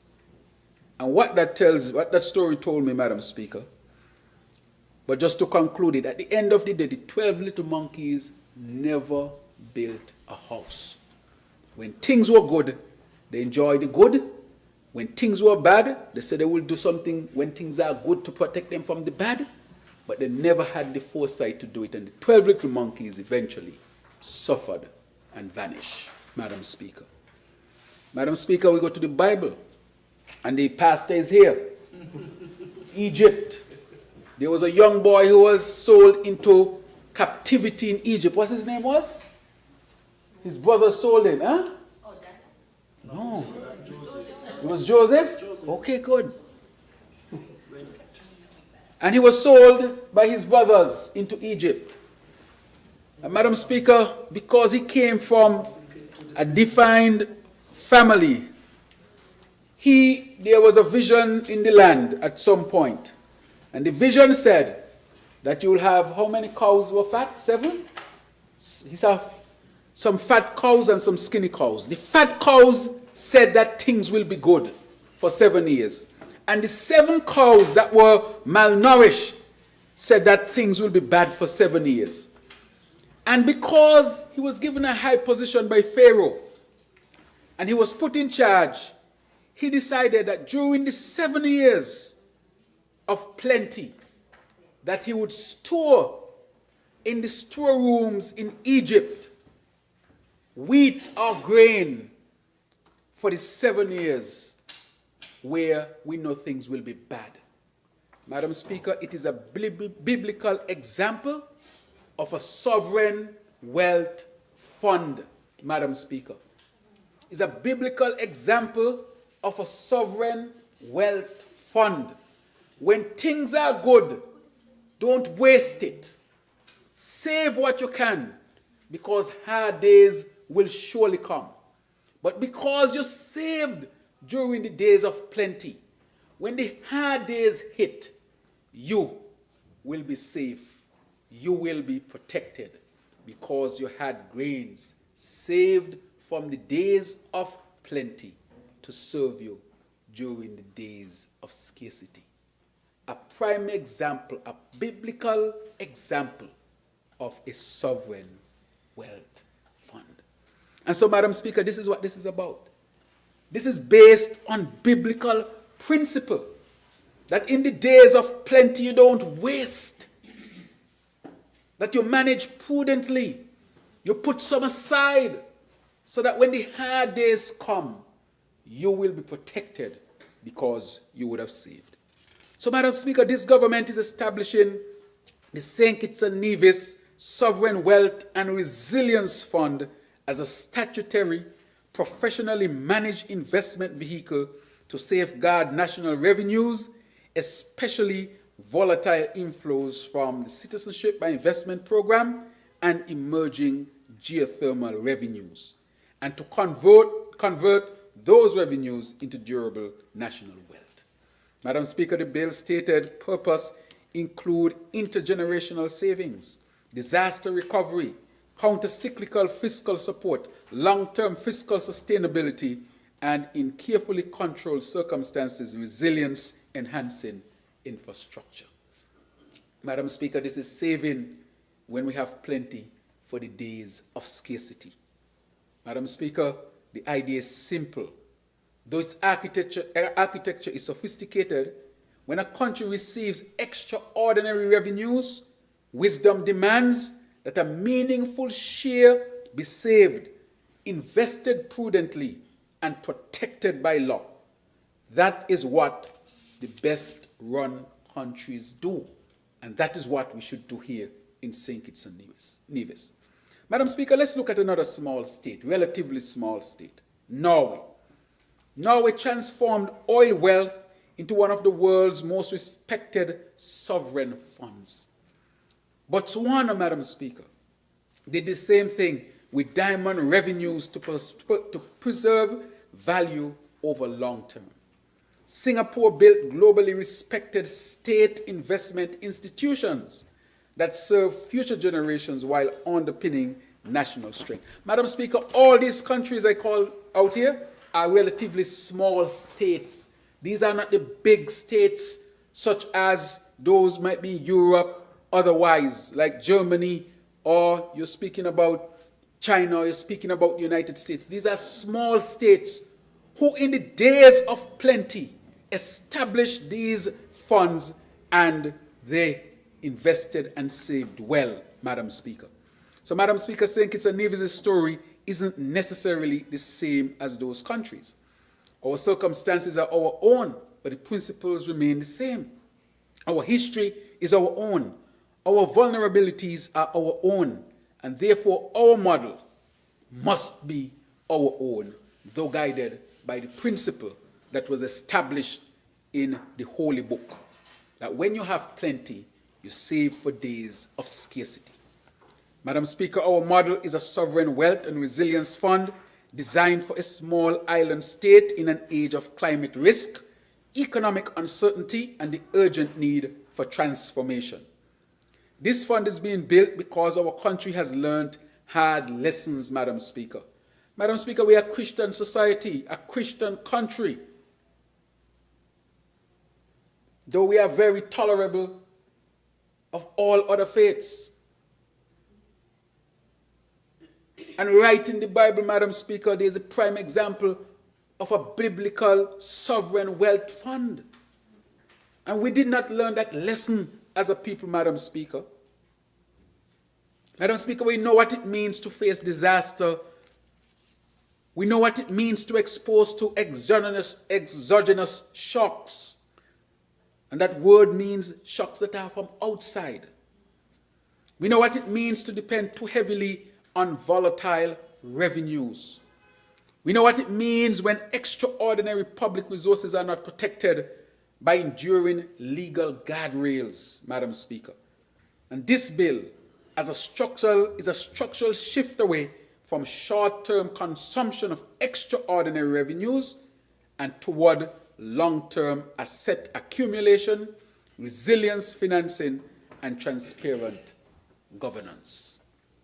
Madam Speaker, the International Monetary Fund has, over successive Article 4 consultations and technical assistance missions, encouraged St. Kitts and Nevis to establish a sovereign-style resilience fund to reduce dependence on volatile CBI revenues, build precautionary balances, strengthen fiscal and external sustainability, and provide post-disaster financing.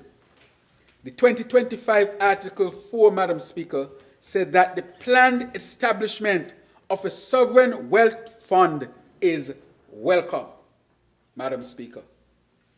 It is welcome, Madam Speaker, not because the IMF said it, but because it is a principle that should be followed. Other countries have done it, and we have seen the benefits, but this is just being supported by an institution like the IMF. Madam Speaker, this is therefore not an impulsive measure. It is the result of policy development, technical advice, consultation, and reflection by us, this administration, over several years to bring this landmark piece of, this landmark bill to this House to be passed into law, Madam Speaker. And let me say this plainly. This government is determined that the people's patrimony must never again be handled without discipline, transparency, and accountability. Madam Speaker, this is why this fund is established by statute. This is why it is governed by rules. This is why there is an independent board. This is why there are audits. This is why there is public reporting. This is why there are limits on withdrawals. This is why there are safeguards against political misuse, Madam Speaker. Sometime in the future, you may not have a government like this one that is honest, believes in integrity and good governance. So we have to also plan for those administrations in the future that might want to misuse this fund, and therefore we are putting safeguards, Madam Speaker. That is why this fund is being created in a manner that aligns with the Santiago principles and recognized international accounting and audit standards. Madam Speaker, let me explain clearly how this fund will work. First, the fund will receive defined inflows. This bill provides for deposits, including grants and donations, designated for the fund. Up to 1/4 of the profits of the Citizenship by Investment program, up to 1/4 of the Sustainable Island State contributions collected by the CBI unit, up to 1/4 of the profits from our imminent geothermal industry, investment income, insurance proceeds, and other monies accruing to the fund. Madam Speaker, this is critically important. These sources are going to help the fund to grow. In other words, this fund is designed to capture part of today's extraordinary opportunity and convert it into tomorrow's security. Same principle, Madam Speaker. Madam Speaker, second, the fund will be administered by a board with clear qualifications and fiduciary duties. The final bill requires members with recognized integrity and competence, exclude political candidates and serving legislators from board membership, imposes conflict rules and confidentiality obligations, and states that the board must act in a fiduciary capacity on behalf of the people of St. Kitts and Nevis, honesty, in good faith, independently, and in the best long-term interests of the fund. Madam Speaker, all these things are critically important so that the fund is protected and would serve its purpose, which is, in the days of scarcity, we would have saved and invested enough to help us to, I would say, manage that period as best we can. Madam Speaker, the third, the money will be invested prudently. The bill provides that, as a general rule, the fund is to invest in gold, bullion, and foreign assets, except to the extent permitted by the investment mandate, and it bars the use of funds to finance government debt. Madam Speaker, you can't take out the money to pay government debt. It cannot be used for domestic lending or for government guarantees. Madam Speaker, this fund is really a fund to help to secure us, especially during the very rainy days that will come from time to time. Madam Speaker, that is what we're talking about now. Can you imagine if we had a fund like this now, with this shock that is taking place because of wars in diverse places? Madam Speaker, the fund is not being created as a backdoor financing arm for recurrent expenditure. You cannot take out the money for your recurrent budget. It is being created as an asset-preserving, return-generating, resilience-building national institution. Madam Speaker, this is a landmark bill, very critical for our sustainable island state development. Fourth, Madam Speaker, the bill will not be a free-for-all. Withdrawals are tightly controlled, no frivolous way of taking money out of it. It is for natural disasters. There must be a declaration, a quantified assessment, and authorization tied to eligible recovery and reconstruction cost. Madam Speaker, for fiscal shocks, there are objective triggers such as GDP contraction, revenue shortfall, or emergency expenditure pressures. For essential national infrastructure, withdrawals are limited, must satisfy cost, benefit, and fiscal sustainability tests, and are generally to come from realized investment returns rather than principal. Madam Speaker, these are very strict rules governing this. These rules are very important to make sure that the fund is not bastardized and misused by those who may choose to do so in the future. Madam Speaker, fifthly, the public will be able to see that this fund is being run properly. The bill requires quarterly and annual reporting, audited financial statements, publication of the investment mandate, and the public access to information on the fund's value, asset allocation, geographic distribution, benchmark performance, and ESG exposures. Madam Speaker, transparency is built into the law itself. Madam Speaker, this is how trust is built. Through law, through structure, through discipline, and through disclosure. This is also how resilience is built. When a hurricane hits, Madam Speaker, resilience is having a ring fence reserve so that roads can be reopened, electricity restored, critical services maintained, Madam Speaker. And there are persons who might have suffered significant damage to their property who might need help, Madam Speaker. And so recovery finance without immediate fiscal panic, Madam Speaker.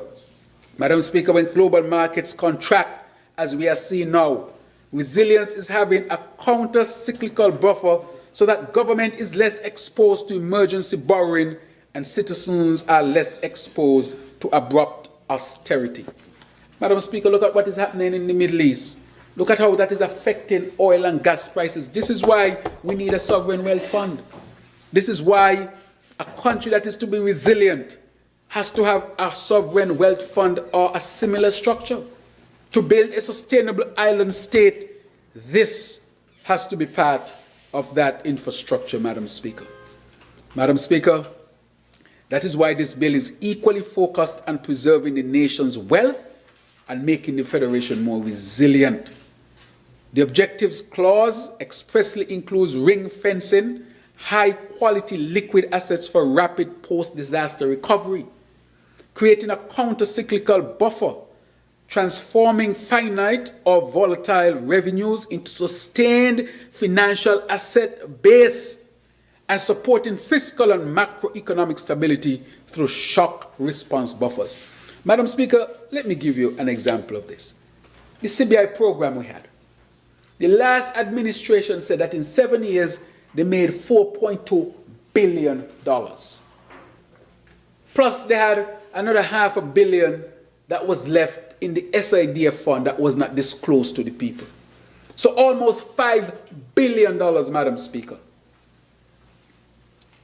When we got into office, all of the SIDF $500 million was gone. Nevis, I think, got zero, even though they were promised 25%. Madam Speaker, when we got there, we know that they had about $1.5 billion. When we got there, it was about $600 million with a lot of unpaid bills. And during that time, $4.2 billion that the boast of was made. And Madam Speaker, with that $4.2 billion, can you imagine Keon had no water? And you had a minister sitting in that cabinet, in this parliament, who was representing Keon and did not deliver out of that $4.2 billion water for the people of Keon. Did not deliver water anywhere in St. Kitts out of that $4.5 billion, $4.7 billion, because they're going to add the $500 million that they met in there. No water. Out of that near $5 billion, Madam Speaker, look at our energy sector. Not one generator bought, Madam Speaker. One fixed capacity generator. They bought those, small, temporary containerized thing that work for a short time. As a stopgap. How can you have almost $5 billion and not drill one well in St. Kitts and Nevis? Where the money gone? How can you have near $5 billion and not buy a significant generator stock for our electricity generating plant? Where the money gone? How can you have $5 billion and promise the people a brand new hospital and what we inherited was a leaking hospital, Madam Speaker? Where the money gone? How can you say you have $5 billion and St. Peter's Road was left neglected, Madam Speaker? Well, where the money gone? $5 billion, and out of that you only could have built, I think it's 300 and something houses. Where the money gone? $5 billion, Madam Speaker, and no new Bastia High School in 7 years. Well, where the money gone? Madam Speaker, these are serious matters. That is what you call gross mismanagement of St. Kitts and Nevis from a fiscal standpoint. And the Prime Minister claimed to be in the financial field, and the Deputy Prime Minister then claimed he's from the financial field. And the member from number 8 then say he's the best insurance man in St. Kitts and Nevis, and not one of them say put some in some account somewhere for when things get hard. Waste, Madam Speaker. God is upset with us because we waste what he gave to us. $5 billion, Madam Speaker. If that had been invested well, that can build thousands of houses, brand new schools, brand new hospital, and still got money, Madam Speaker. Where has the money gone? Bad management. You see, sometimes people like to call the Lord's name, and they have a right to do it. I can't tell them they can't do it. But if you look at the principles in the Bible, you'll get so much good ideas to implement in government policy. I went to Sunday school. I went to Miss Mutton Sunday school, Jericho Sunday school, It was associated with the Antioch Baptist Church. Yes. I went to Gospel Hall Sunday School. I went to Wesleyan Holiness Sunday School and Young People Friday Night Meeting. Well, back then you had to go to a lot of Sunday school. Sometimes 3 in one Sunday. Sometimes you got 3. But the good thing is that when Christmas comes, you get 3 gifts. 3 treats and 3 gifts. And banking money saved. Yes, these are things that you learn in Sunday school. I could never forget that story because I remember the Jehovah's Witnesses used to have a picture book. I don't know if you all remember when they used to come around with a yellow picture book. I think it's of Bible stories. And you go through I remember seeing the 7 fat cow and the 7 skinny one. I could never forget that. That is embedded in my head. That is a sovereign wealth fund. That is what we are discussing here today. The principles in the Bible stories. But it's a serious question. Let me tell you what happens when you meet people, especially those who study our system. They can't understand how a country of only 50,000 people would have had access to over $5 billion in such a short time, and we don't have water. Sometimes they ask me, what are you doing with the money? You are coming to ask for money. You have been blessed to have had near $5 billion, and you don't have water. These are the questions we have to ask. What did you do with the money? And that is why we can't afford to make the same mistake. We see what the CBI is going through, and we can say that because of all of this, we didn't have a chance to make as much money as they did. But with less, we are doing more. Way more. Way more. When I look at the Bastia High School, for example, and the Bastia High School to build from the CBI program requires, I think, is 600 shares or 700 shares. IG? Yes. 600, 700 shares. The Bastia High School. But a prison, they use 5,500 shares for a prison. Just think about it. You are the mathsman. How many times can 7 go into 50? 7 times? 7 times. Yeah, 7 times. And a piece. And a piece. So it means you could have built a school, a hospital, a diesel plant, roads, housing. That's 5. Give me 2 more. All the greenhouses for food. A hotel. And a hotel. With what was used for one prison could have built all of this in St. Kitts and Nevis, Madam Speaker. All of that. Oh my. That is what we call a waste. Mismanagement. No wonder they didn't come today because they know where to talk about it. Madam Speaker, this must be spoken of. And that is why I'm happy for the Sovereign Wealth Fund, and we should not take this lightly. We are now going into geothermal, Madam Speaker. I just spoke to the CEO of the company that won the bid.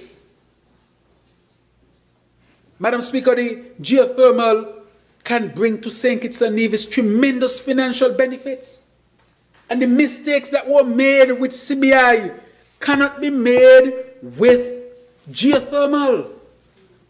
Whatever windfall might be made should be placed into a fund to protect St. Kitts and Nevis, Madam Speaker, so that when the rough days come, we know that we are safe. Madam Speaker, the fund, I would say, is to make sure that we can build a country that is sustainable, secure, and can deliver for us what we need as a people to strive. The fund is part of that architecture. Can't separate it, Madam Speaker. It is about sustainability, resilience, and reducing our vulnerabilities. Madam Speaker, this is not a loose or casual instrument. It is carefully constructed legislative framework Each part of the bill serves as a distinct purpose or has a distinct purpose in ensuring that this fund is lawful, professional, transparent, resilient, and future-focused. Madam Speaker, I brought this for the first reading some time back. Let me give you the specific date, the 12th February 2026, and today is the 31st March 2026, and it was out there that those who want to comment on it, look at it, examine it, and make their suggestions, Madam Speaker. They had enough time to do it and the opportunity to do so, Madam Speaker. So we made sure that our people were given enough time to see it, read it, and speak about it. Madam Speaker, let's look at the bill in different parts. Part 1, for example, gives the Act its short title, defines the key terms, and states the objectives of the fund. It explains what is meant by terms such as the board, the fund, national interest, and so forth, Madam Speaker. This is to show that this was carefully thought of. Let's look at Part 2. Part 2 formally establishes the St. Kitts and Nevis Sovereign Wealth and Resilience Fund and vests ownership in the Federation. Madam Speaker, no individual owns this, no political party owns this. This is owned by the Federation. And I want to ask the people of the Federation to keep a close eye on this fund, to see what the money is being used for. It is clear in the legislation, or this bill, that the money should be used for specific things. The discipline is going to be important, Madam Speaker. Imagine you have a bank account, and you say you're saving your bank, you're having your money in your bank account for rainy days, and you want to take out your money to go to a party. How is that going to work? You have to have the discipline to know this money that is being saved is for the rainy days. I can't touch that. The money over here is to go party. So if no money there, me not going to party. Because me not got it this month. Next month I might get it. But me not touch my savings over here. Or my investment. Those are for my security and my rainy days. Madam Speaker, this is what we are saying here. This is what we are saying here. You must be able to have the opportunity for the country to save and invest prudently for those days. Part 3 regulates the relationship between the minister and the board. It allows the minister to issue written directions in national interest, but only on matters of a general policy character and not on specific investments, assets, or transactions. Madam Speaker, the Minister of Finance just can't say do this, do that. No. They can talk in broad terms, but those specific things are determined by the board, Madam Speaker. And the board must report, Madam Speaker, not just to the minister, but to the country as to why they invested where they invested or they chose to take a particular action, Madam Speaker. Madam Speaker, Part 4 deals with how the fund is to be held, invested, capitalized, and used. It designates the Eastern Caribbean Central Bank as the primary custodian. The Eastern Caribbean Central Bank as the primary custodian provides for accounts to be opened for fund monies and sets out the investment principles, including the general preference for foreign assets and prohibition on financing government debt, domestic lending, or guarantees. It's clear. You can't go in there and take out the money to pay no debt and to lend and to give guarantee. That money is for a specific purpose. This, of course, Madam Speaker, underpins our sustainability. Madam Speaker, Part 5 requires the board to maintain public access to detailed and current information, that is important, about the fund, both at its offices and on its website. Madam Speaker, this has to go on a website. So nobody could fool the people. You could get up 2 o'clock in the morning and say, let me check the website to see what the government doing with our money. Or you could pull it up on your phone. If you can't pull it up on your phone, you go by the office and you say, look, I want a copy of that. It's going to be totally transparent. How much money in the fund? $100 million. Government take out $5 million. What the government take out the money for?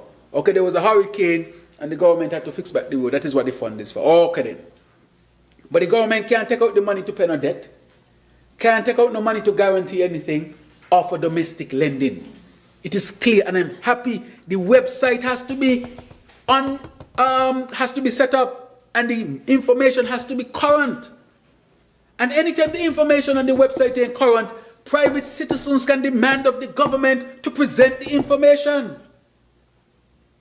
Madam Speaker, And therefore, the government has to be totally open. Madam Speaker, this is important. It also requires annual review of the fund's size and investment holdings, establishes the financial year, mandates an annual investment mandate and budget, requires the keeping of proper accounts in accordance with international standards, and subjects the fund to annual independent external audit.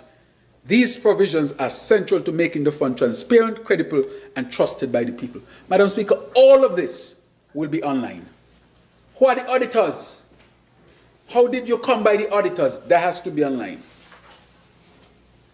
How much money in the fund, as I said before, and how is it being spent?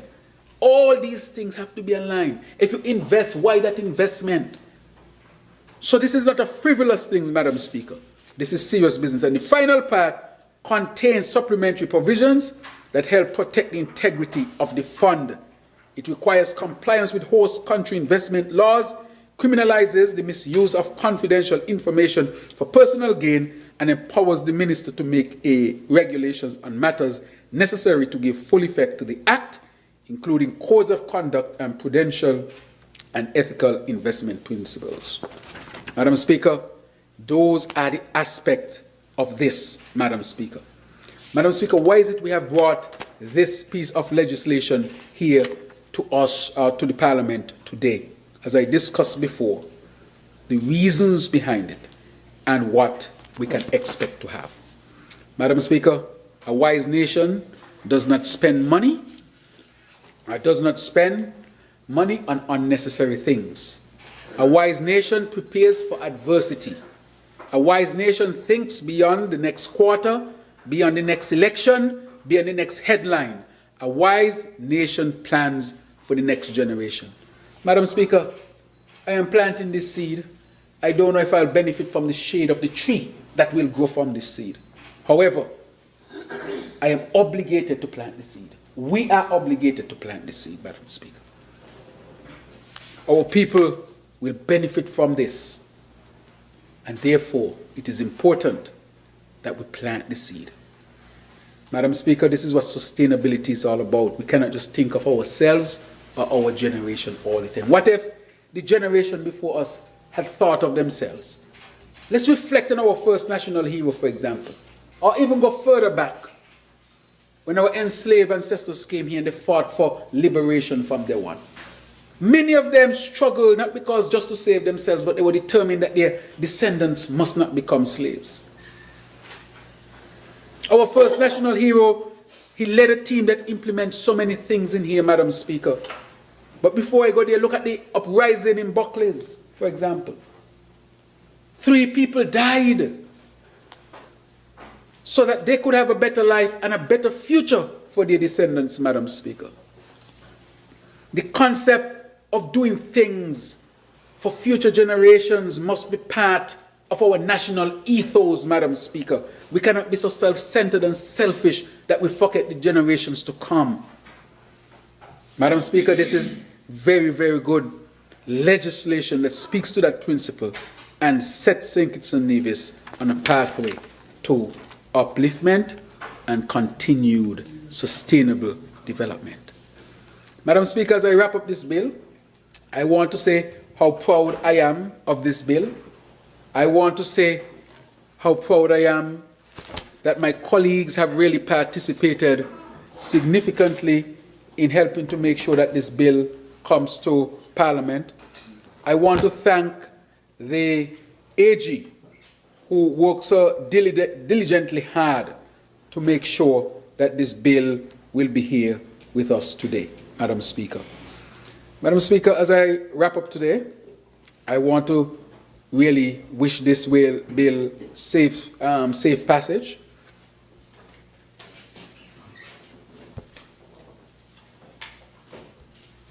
Give me 1 second. So one other thing I wanted to add.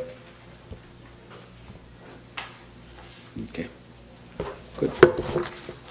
All right. I'll have to go now. All right, Madam Speaker, so I now will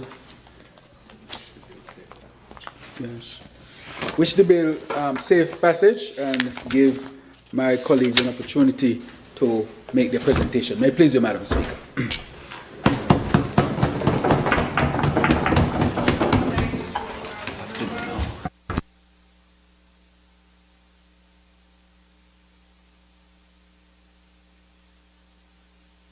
Madam Speaker, at this juncture, may I propose that we now break for lunch, according to your instructions. Yes, please.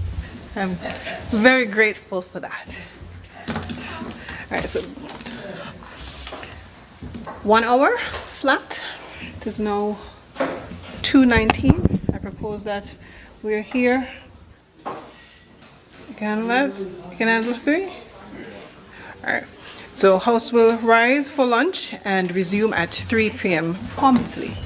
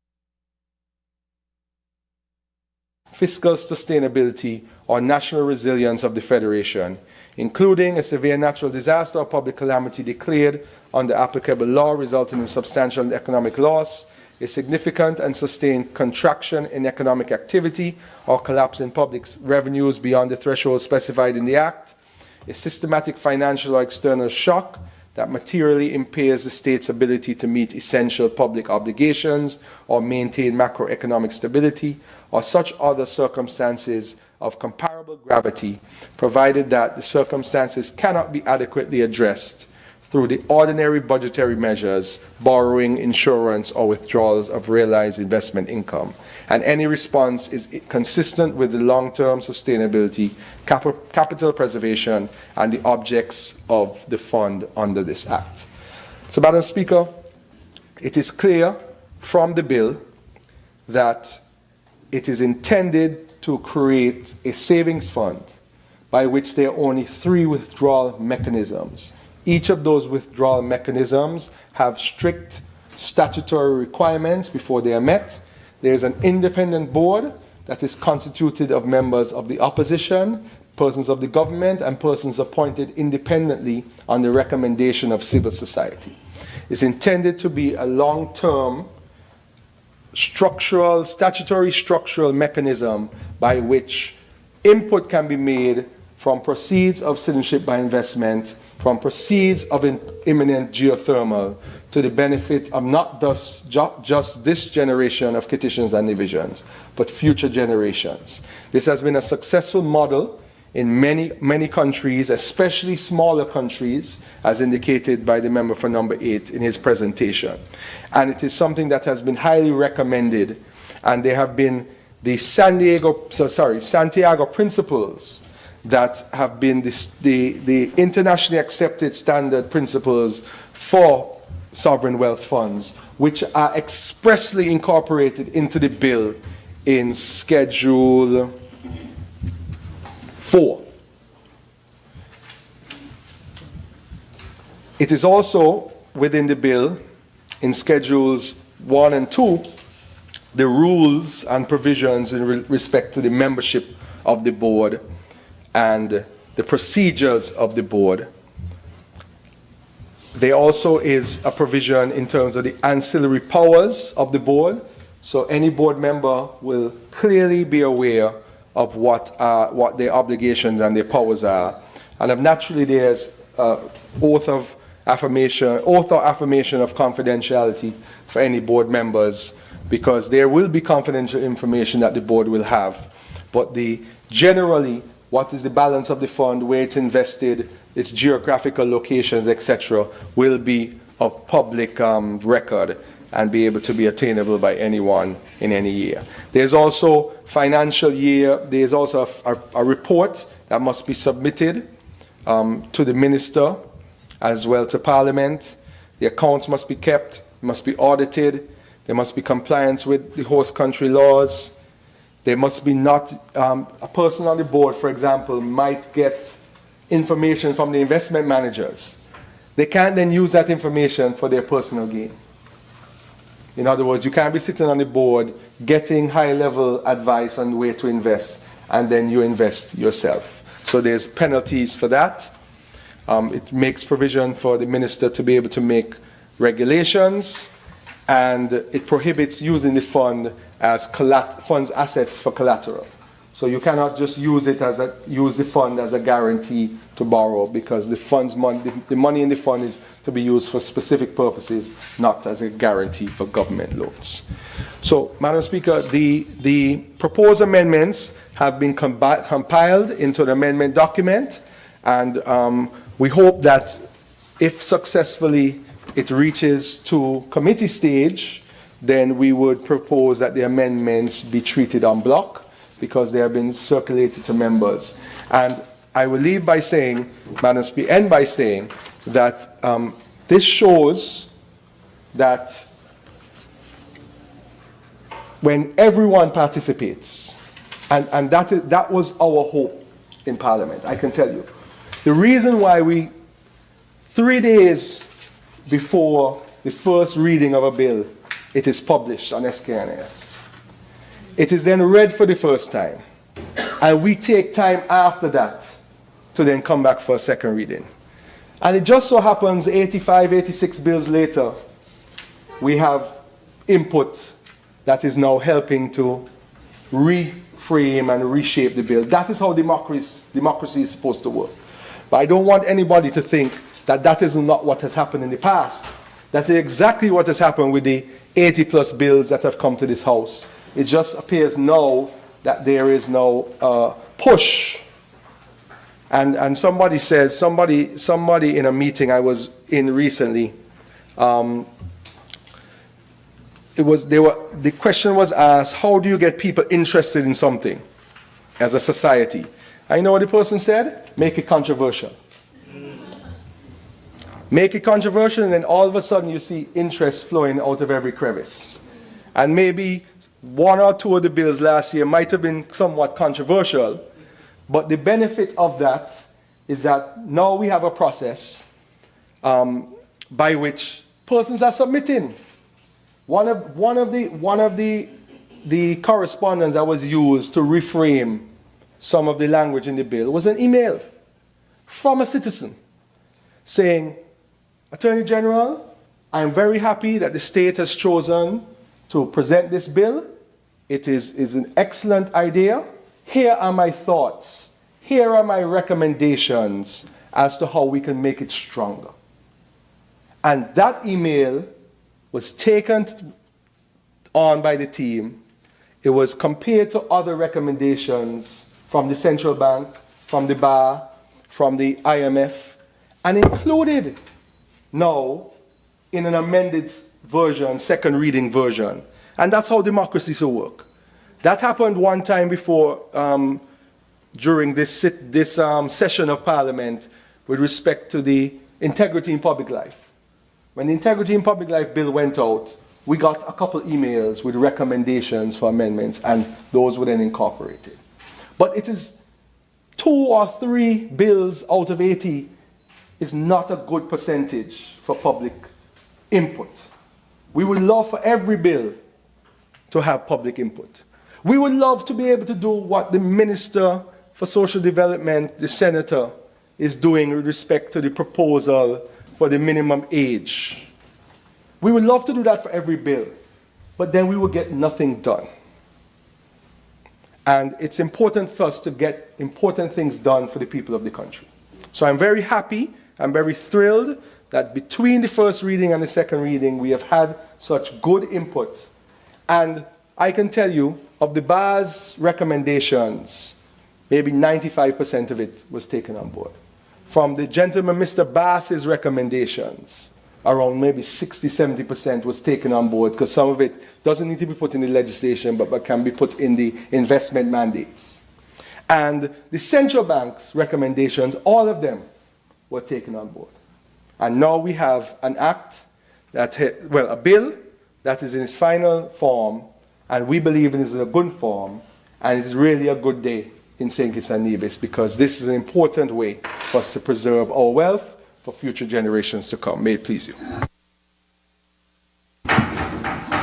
Thank you to the Honorable Attorney General.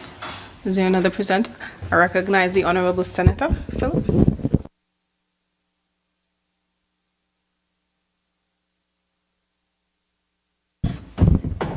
Thank you, Madam Speaker.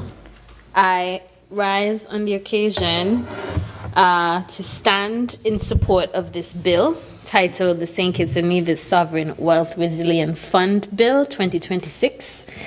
And it's my pleasure to do so. This is indeed, to borrow the words from member for number 3, historic and transformative. I do see this piece of legislation as transformative to our fiscal viability and resilience as a people and a nation, Madam Speaker. And as you know, I think as a minister with responsible for youth empowerment, I think this is an important occasion for me to support this bill. Apologies.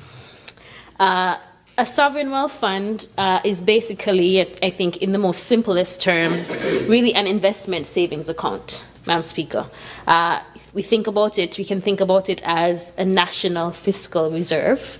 a fiscal reserve that government may tap into if or when the Federation is threatened by, what's the quote from the amendment? Any unpredictable, unexpected shocks. And that's shocks of any kind, Madam Speaker. The learned AG just went through a list of potential shocks that the Sovereign Wealth Fund could be tapped into for. In this legislation, the amendments that were submitted refer to these shocks as, quote, exceptional national circumstances. And I just want to quote directly what it says as an exceptional national circumstance. It's defined as circumstances of an extraordinary or non-recurring nature that pose a material and imminent threat to the economic stability, fiscal sustainability, or national resilience of the Federation. And included examples, severe natural disaster or public calamity, or fiscal strains that can cause any sudden collapse in public revenues beyond forecast thresholds or in terms of any financial emergencies. So, Madam Speaker, this fund, it's an investment savings reserve that we can ultimately tap into at any time in the future once the conditions are met, based on any shock or impact that threatens our economic stability as a sovereign nation. Madam Speaker, investment savings is really truly a valuable step in diversifying our economy and securing our sustainable development. This bill is yet another example of our sustainable island state agenda in motion. Madam Speaker, this occasion enacting this bill, the Sovereign Wealth Fund bill, is CISA to work. The government is working. We are serious about sustainability. We are serious about investing in people, in our progress, in our future. And you see it, Madam Speaker. It's seen in every sector, in every area, the seriousness that we have about sustainability, about powering progress, and preserving our future. We see it, we heard quite a little bit from the member from number 3 in terms of our investments in energy and investing in our future with natural renewable resources, with solar and geothermal. He spoke at breadth about that. Also, you've seen that we have invested in our future when it comes to water. We commissioned a whole desalination plant, Madam Speaker. We see it, we invest in our future in tourism, Madam Speaker. We have more flights, more cruise ships, more tourist offerings, more business, Madam Speaker. We have been investing. We've been investing in agriculture, even with the investment in insurance for farmers, Madam Speaker. So this administration, this St. Kitts Nevis Labour Party administration, is serious about sustainable investments. And now, Madam Speaker, here in this honorable house today, we are enacting this legislation so that we can invest in the sustainability of our finances and our fiscal stability. Establishing a Sovereign Wealth and Resilience Fund essentially mandates fiscal prudence and protects our financial investment savings as a nation. This finance legislation exemplifies the culture of wise investment savings that the Prime Minister, who's the Minister of Finance and the leader of this administration, is really that we're seeking to build. We've been doing this not only on this occasion with the Sovereign Wealth Fund, but we actually did it with a revolutionary piece of legislation already that came here, which was the Aspire program, Madam Speaker. That was an investment into savings and investment accounts for every child who's a citizen and resident of the Federation enrolled in formal education in St. Kitts and Nevis. The government committed to investing over $400 million, over $4 million, in making sure that we can set up savings and investment accounts for our children and young people. Madam Speaker, this administration we have a trend and a history of enacting historic and transformative fiscal legislations that really secure our sustainability and powers the progress of our people. And just to make a plug, because Aspire is always promoting and advertising, if persons have not signed up their children yet, the Aspire program is always available and it's always there. So I make a plug and encourage parents, grandparents, guardians to log on to the aspire.gov.kn website to make sure that you have benefited, you take advantage of the opportunity for that investment and savings account that the government is offering freely to our children and our young people, ages 5 to 18 years old. Now today, Madam Speaker, we are here legislating for investment practices that are designed to ensure the resilience of our nationhood with a sovereign wealth fund. And a key highlight of this legislation that I quite appreciate and that I think the people of the Federation really ought to feel good about is that within the legislation, there are safeguards built in. The Honorable AG would have mentioned them. The mover of the bill, the member from number 8, the Prime Minister, the Minister of Finance, also would have mentioned some of these safeguards. And so the establishment and function of this fund is indeed protected from corruption, abuse, or exploitation. The structure and operations of the fund based on this legislation, it's embedded into the model for operational in the operational guidelines based on successful examples of sovereign wealth funds from around the world in other jurisdictions, including Singapore, Chile, Botswana, Norway, and small island states similar to ours like Mauritius, Madam Speaker. So our sovereign wealth fund is intended to, of course, meet international standards of good governance and transparency, which is why we can all feel comfortable with supporting this bill, Madam Speaker. And clearly, everybody is in support of the bill because we have no opposition in the House today. Right? So, Madam Speaker, it is really my pleasure to lend my brief contribution in support of the enactment of this bill, the St. Kitts and Nevis Sovereign Wealth Fund bill. And so I wish to I wish to make my contribution in regards to sorry, I lost my chain of thought. Apologies. So I'm making my contribution in support of this bill.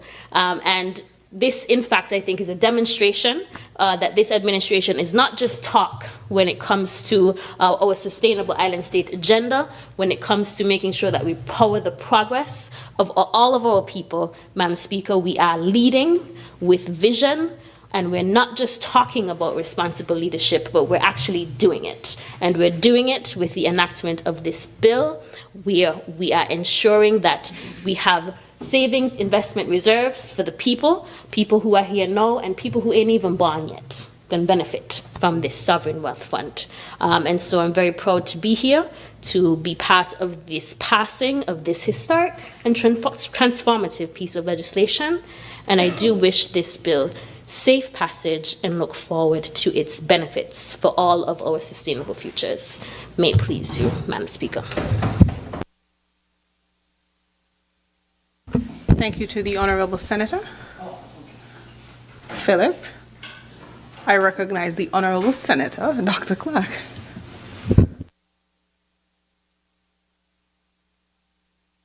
Thank you, Madam Speaker. It is important that I place on record my support for the Sovereign Wealth and Resilience Fund, recognizing how critical this piece of legislation is not only for St. Kitts and Nevis now, but also for future St. Kitts and Nevis. Madam Speaker, allow me to reference one of the recommendations from the 2024 IMF report, which established for St. Kitts and Nevis the recommendation that St. Kitts and Nevis establish a sustainability and resilience fund designed primarily to finance recovery and reconstruction from natural disasters. And this is the reference for my very brief intervention on the importance of this sovereign wealth fund. Now, we are aware of the cases globally and regionally. I believe even last year, the BVI established their Climate Trust Fund at COP30 in Belém. And many countries are taking on board this need to have this financial safeguard and investment opportunity for their countries.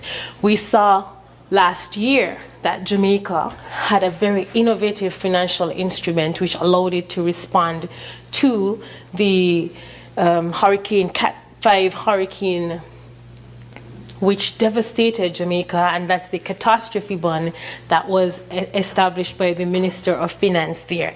And more we are seeing that small island developing states like St. Kitts and Nevis, like Jamaica, need to have these innovative options built into their financial systems to enable them to respond to the inevitable. And I say this understanding and appreciating that with the changing climate, it is only a matter of time before our small islands experience exactly what Jamaica experienced or what Grenada and the Grenadines experienced the year before.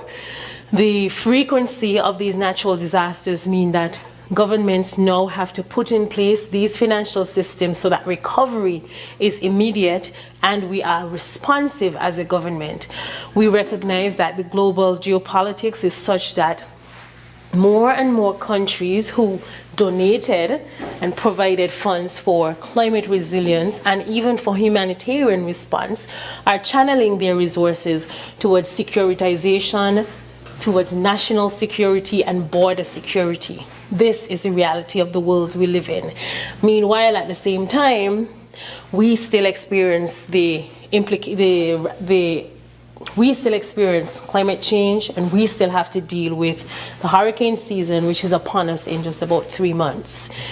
The Cat 5s will come, the sea will rise, the storms will come, the surges will come, and we must be able to respond.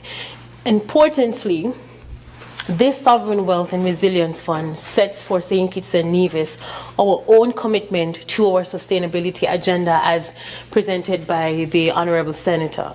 This long-term financing option helps with our own sustainability targets and is completely aligned with the Sustainable Development Goals.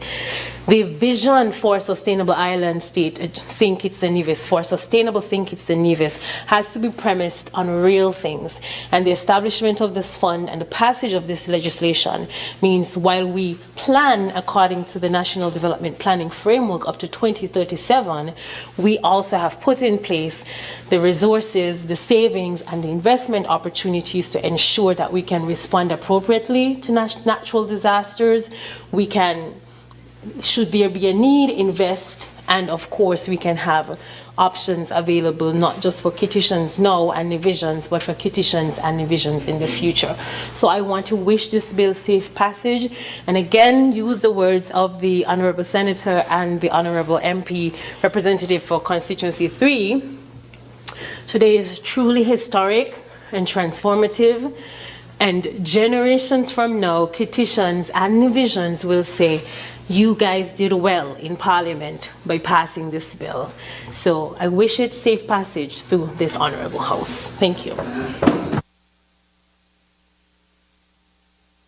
Thank you to the Honourable Senator, Dr. Clark. I recognize the Honourable Member for St. Christopher 6. Thank you, Madam Speaker.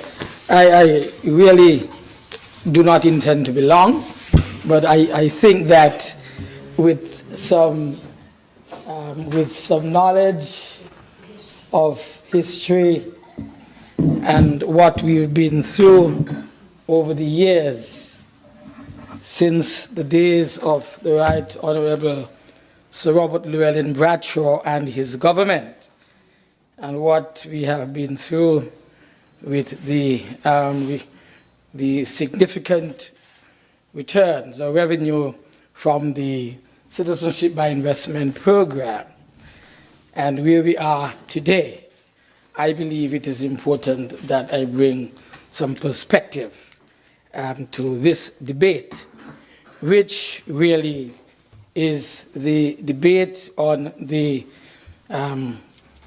bill entitled St. Kitts and Nevis Sovereign Wealth and Resilience Fund Bill 2026.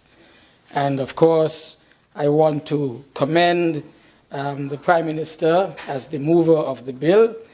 I want to commend the Attorney General for bringing this bill eventually to the Parliament, and of course all of our colleagues on this side who understood since several weeks or months ago when the matter was first brought to the Cabinet, the Federal Cabinet that is, and we took that decision to move forward, and the time that has been taken for the bill to circulate to the general public, and now being brought back to the Parliament for final debate.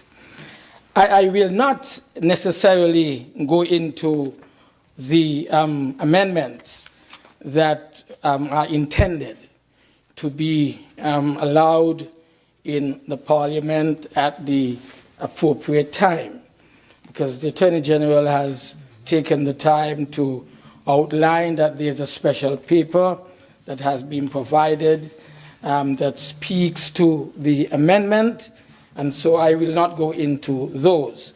What I would do, as I said, is try to bring some historical perspective as to where we are. And I said that because I recall that just before I had the opportunity, and I specifically said that, the opportunity to leave the leadership of the government as the Prime Minister back in 2015, I want to reflect on where we were as a government and as the Ministry of Finance, trying to ensure that some of what happened after we left government would or should not have, or would not have happened, or should not have happened. But here we are, having left government, returning to the Parliament, returning to government, returning to Parliament today, and having the opportunity to do exactly what we had set out to do back in 2015, when we in particular were being told by the IMF that you have a lot of money and you needed to do something about it so that it would be there for when your country goes through turbulent times, as it definitely has gone through, and also the times which are threatening with the global situation, with wars and rumors of wars, etc., that are taking place. Madam Speaker, there was in January of 2015, paper was received by the Financial Secretary at that time, Mrs. Hilary Hazel, who basically sent me a copy, which was speaking of the need to develop a sovereign wealth fund. That was January. We left office in March. And here we are, March of 2026.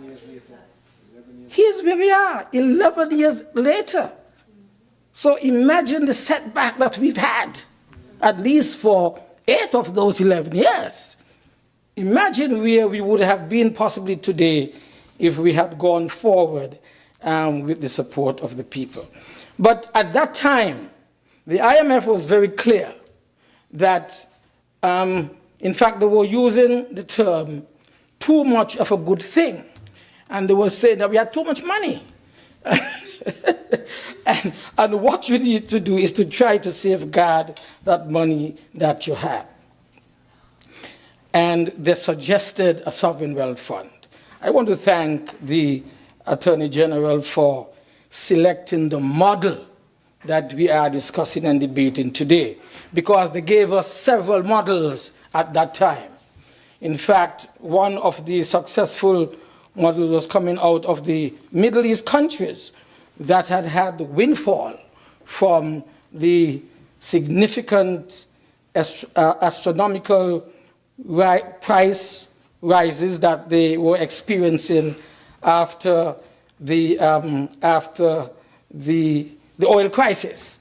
And so we therefore feel very strongly that we are at a point where we should be in a good position, having the opportunity to continue to manage our revenues properly and thus have something to be put aside for the rainy day.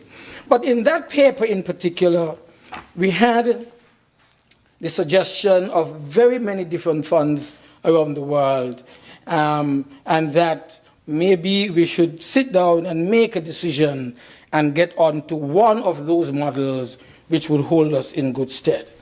We left office, and those guys who were there did nothing except squander.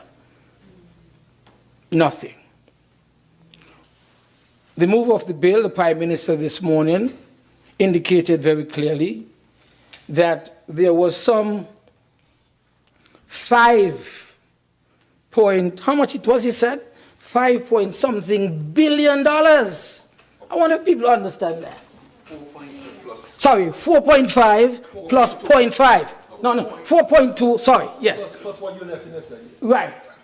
4.2 plus what was in the SIDF, the Sugar Industry Diversification Fund, which was 0.5 of a billion, $500 million. Maybe more. In fact, maybe more, because they were hiding the figures from us, what they meant there. But here we are. Here we are today, having left office in 2015, when there was, we said, $4.5 billion, mainly as a result of what was accumulated from the SIDF,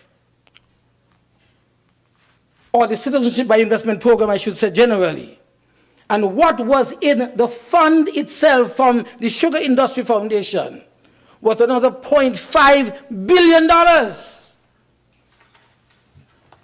Boy, it's a pity that we really left office. I said an opportunity earlier, but now I say it's a pity that we left office in 2015. In the consolidated fund, you know. I'm not even talking about that. I'm not even talking about the money in the consolidated fund. Additional 300 million on top of that. Exactly. But, Madam Speaker, I want to bring to our attention that is why there's nobody on the opposition benches. Of course, I suspect some have legitimate reasons not to be here, but others, I think, are hiding. That's why they're not here. Because I think there is guilt as to what really has happened with that kind of money that we had in the Treasury and in the various foundations. And where we are today, just now trying to safeguard what is there and what will come in the future. So I want to thank really the mover of the bill, the Prime Minister, and the Cabinet of Ministers for bringing this matter thus far. When you refer to some of the comments that were being made by the directors of the IMF at that particular time, you would understand how important it was for us to really establish the Sovereign Wealth Fund. We believe at that time that the Citizenship by Investment Program was doing exceptionally well. We knew that there would be problems developing over a period of time. We believe that the contributions that were going into the Sugar Industry Diversification Foundation, that there was concern being generated. These revenues were very volatile, they had been advising us, and not guaranteed over a long term. The situation of spending them directly through government budgets could lead to fiscal instability. What they were suggesting at that time is transforming or replacing the SIDF type inflows with a properly structured sovereign wealth fund, saving and investing excess revenues for 1, the future, 2, economic stabilization, 3, creating clear rules for deposits when money goes in, creating clear rules for withdrawals when government can use it, transparency and accountability, all of which today are included in this piece of legislation that is before us. There was need for us, they said, to have optimal management of those funds.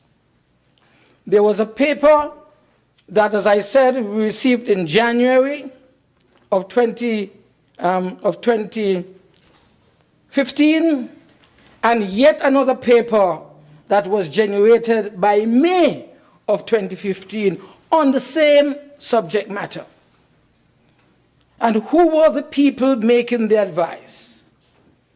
The vice president of the IMF fund, a guy called Zinzu, Chinese guy. One called Ahmed El Ashram, and Judith Gold, who were prominent leaders of the IMF at that particular time, overseeing what was happening here in St. Kitts and Nevis. But, Madam Speaker, why I feel very strongly about where we are as against where we came from, I take us back, all the way back, in 1975 or thereabout, when the sugar industry was nationalized by the Labour government of St. Kitts and Nevis. Nationalized. It was felt very strongly that sugar at that time was the lifeblood of our country. It was in the hands of private people, some of whom basically were saying to the government that this was a non-profitable industry and we wanted to get out of it. There was an arrangement made with the government of Robert Llewellyn Bradshaw by the creation of an entity called Sugar Industry Rescue Operation, SIRO. That is what it meant. SIRO meant Sugar Industry Rescue Operation. And the government was invited by the planters, together, I'm sure, with the association, to take management and control of the industry. And let us see what you can do with it for us to see if we need to continue or not. Mr. Bradshaw took over and created, as I said, SIRO, and managed the industry. After 3 years of management, which was the agreed time, a decision was taken to sell the industry to the government. The government went in there and bulldozed any planter. A decision was taken to have the government buy the industry and manage it. And that is what was done. It so happened, as fate would have it, there was a dispute over how much the industry was costing at that particular time. And knowing Mr. Bradshaw, a man of action and not a man of a lot of words, decided that when you are ready, to accept what we are offering, then the money is placed there in an escrow and you can take it. We had at that time a number of appropriate appraisers from the British government to assist us in appraising what was the value, monetary value, etc., of the industry. Some planters were very anxious to get rid of the industry, non-profitable for them. Others wanted to hold on. But generally, there was an agreement for sale. As I said, there was a fallout over what the industry would cost the government. And whether fortunately or unfortunately, this parliament became critically important in what transpired in the end. The parliament decided by legislation to take control of the industry until the money that was there was to be received. Unfortunately, a number of things happened. The government lost Mr. Bradshaw. As fate would have it, he flew off to heaven. Those who were left behind to manage, eventually there was a collapse of the government and a new government came into being. And the planters were able to settle the price with that new government. God be praised, I would say. But here we are, far removed from those days, because the industry continued to fail, and as God would have it, we made the decision here in this parliament as well to eventually close the industry and put that behind us as history. But before that, I want to make this important comment. When Bradshaw took over the industry, it profited. As a result of the profit that he obtained, he decided not to hold the money entirely for the government. And he created what is called the Sugar Workers Welfare Fund in 1975. You know what he did with the profits? He said, we will give 40% of that profit to the upper civil servants as a bonus. We will give 50% to the lower civil servants.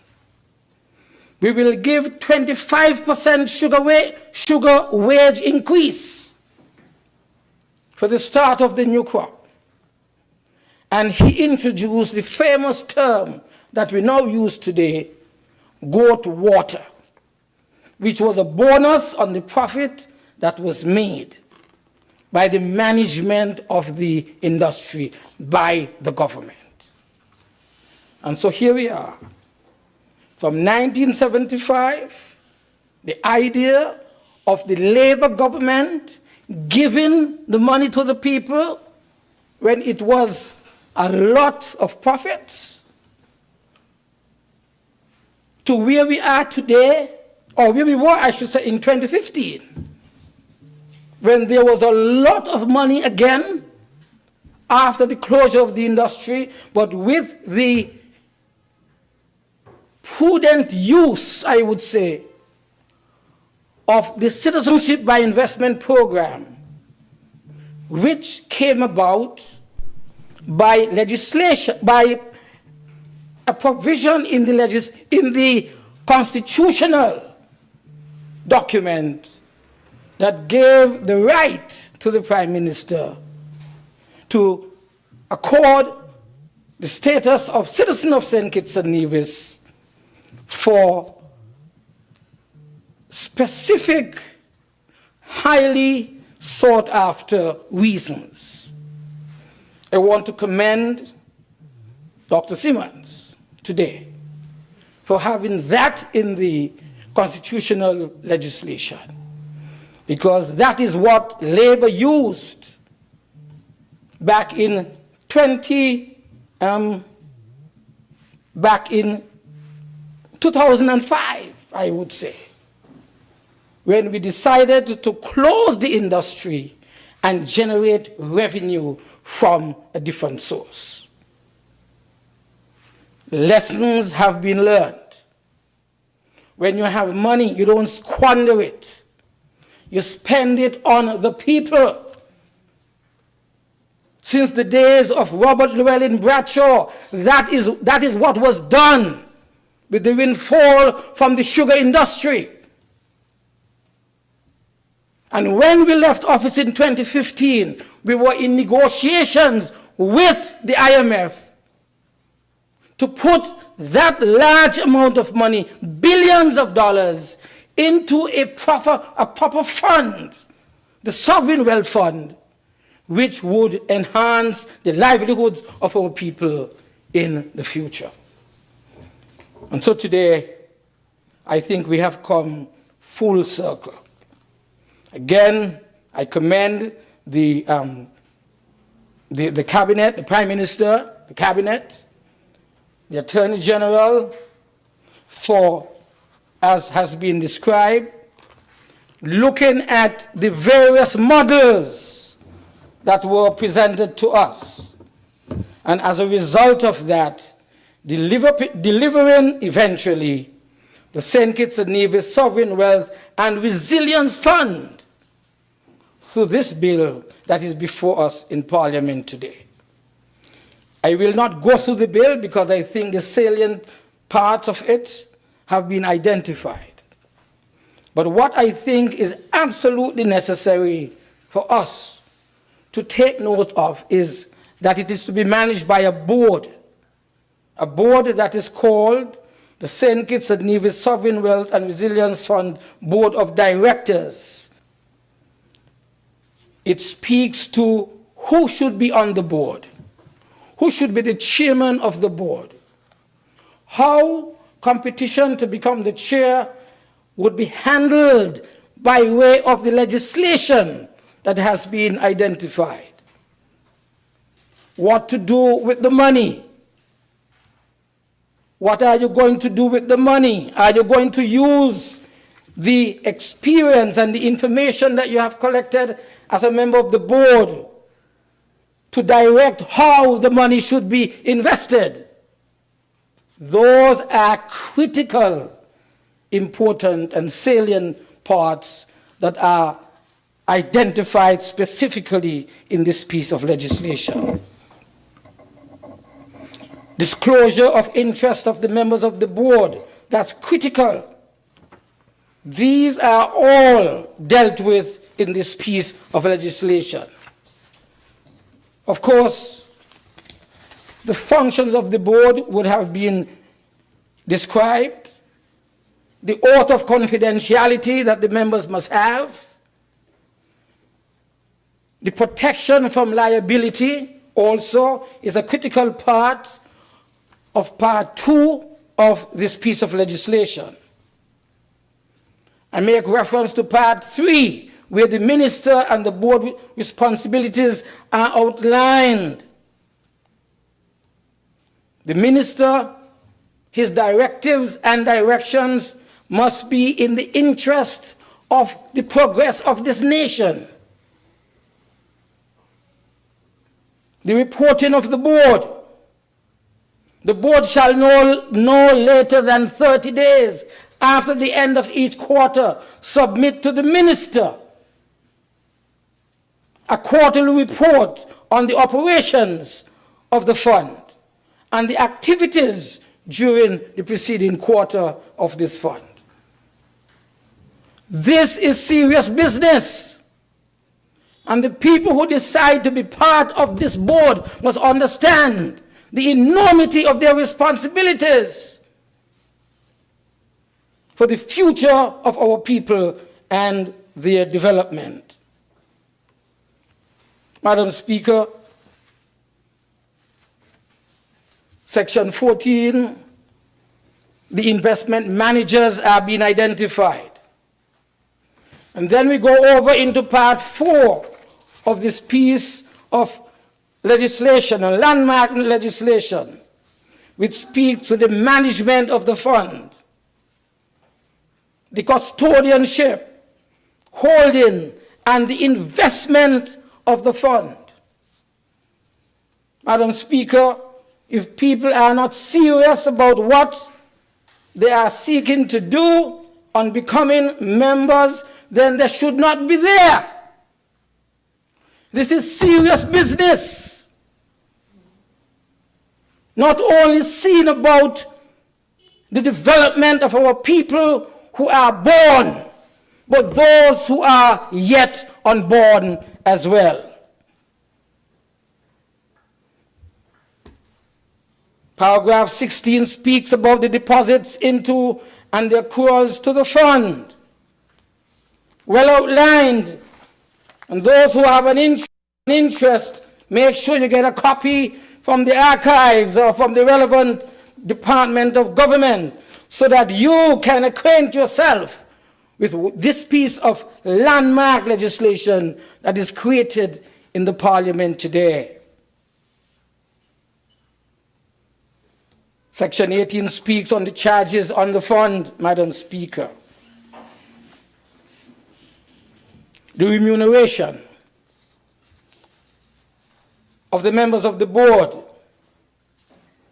has to be determined by the minister for the chairperson and the other members.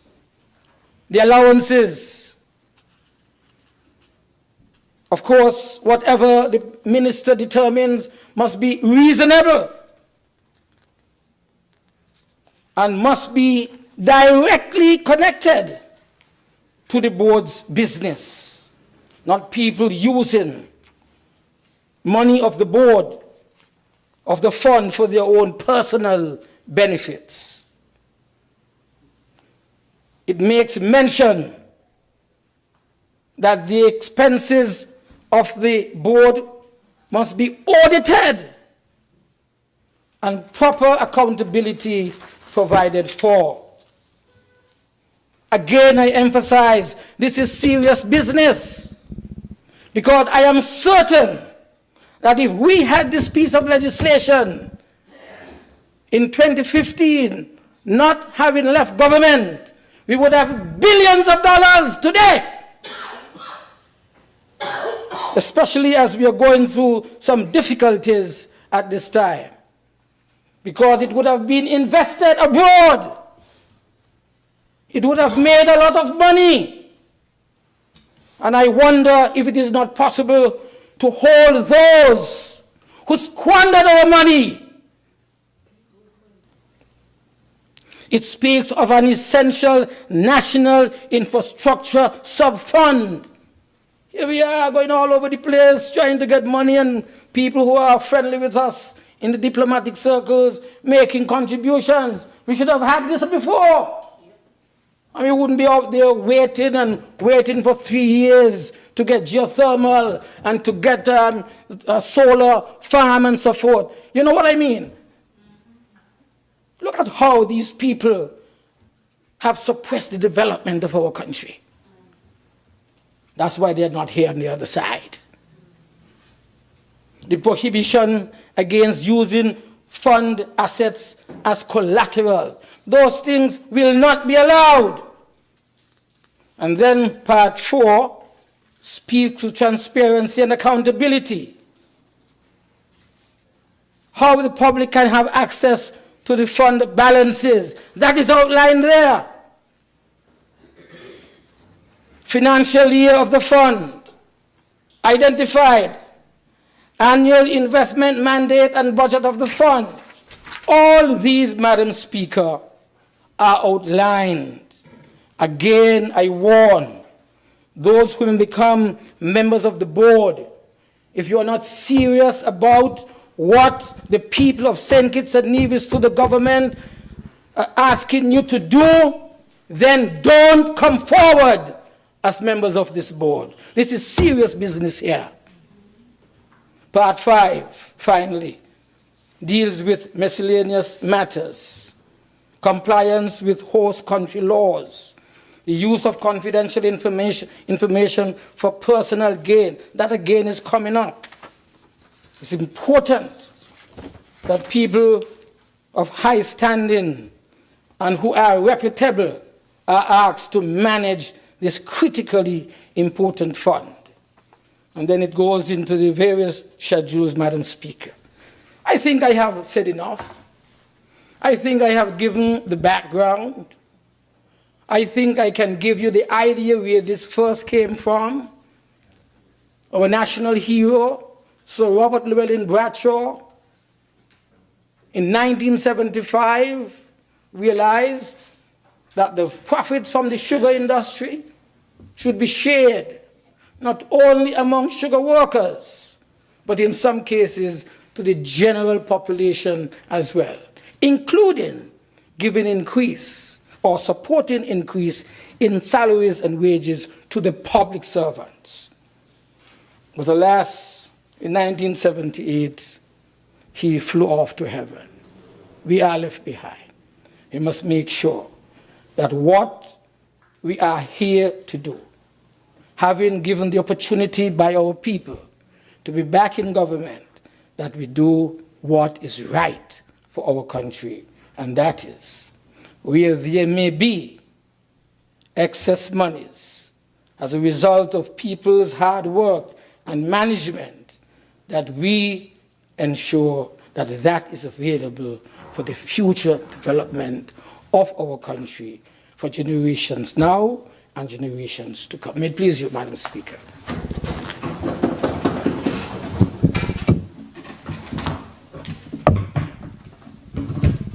Thank you to the Honourable Member for St. Christopher 6. I recognize the Honourable Member for St. Christopher 3. Madam Speaker, with your leave, I rise to make what is a brief presentation on the bill before us this afternoon, entitled the St. Kitts and Nevis Sovereign Wealth and Resilience Fund.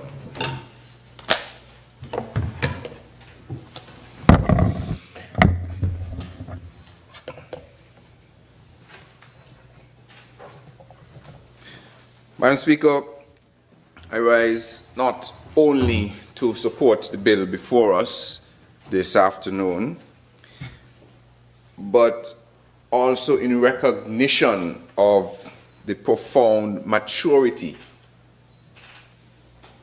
the vision, and the courage that underpin it. This is not just what you would call a financial instrument. It is really a declaration about who we are becoming as a nation. For a small island state like ours, exposed as we are to the forces of nature and the volatility of the global economy, it is easy and perhaps maybe even tempting to focus only on the present, to deal with the troubles, the challenges, the opportunities in front of you at this moment, to spend what comes in, to respond rather than to prepare. But, Madam Speaker, this bill reflects a different philosophy. It reflects a government. It reflects a Labour Party administration. In fact, it reflects an entire country that thinking ahead, planning wisely, and acting responsibly is the way to go. It is forward thinking in the highest order. It is about discipline. When I've spoken to young people, I've often asked the question, if you had a genie in a bottle and you could ask just for one more wish, what would you ask for? And you know the usual, people will ask for all sorts of things, etc. Some will ask for money, some will ask for all sorts of things. And I've always said that I would ask for discipline. Because with discipline, you'll be able to manage all the affairs that come before you. And what this bill is about discipline. Sometimes I ask some persons who are saving money. They have something they want to save money for. And they enter a partner hand. Mr. AG, we had this discussion. And I asked, why are you entering the partner hand when you could put the money on a savings account? And you know the most common answer that I've gotten of why someone goes into a partner hand is because they say they don't have access to the money. So they're not tempted to go and take it out.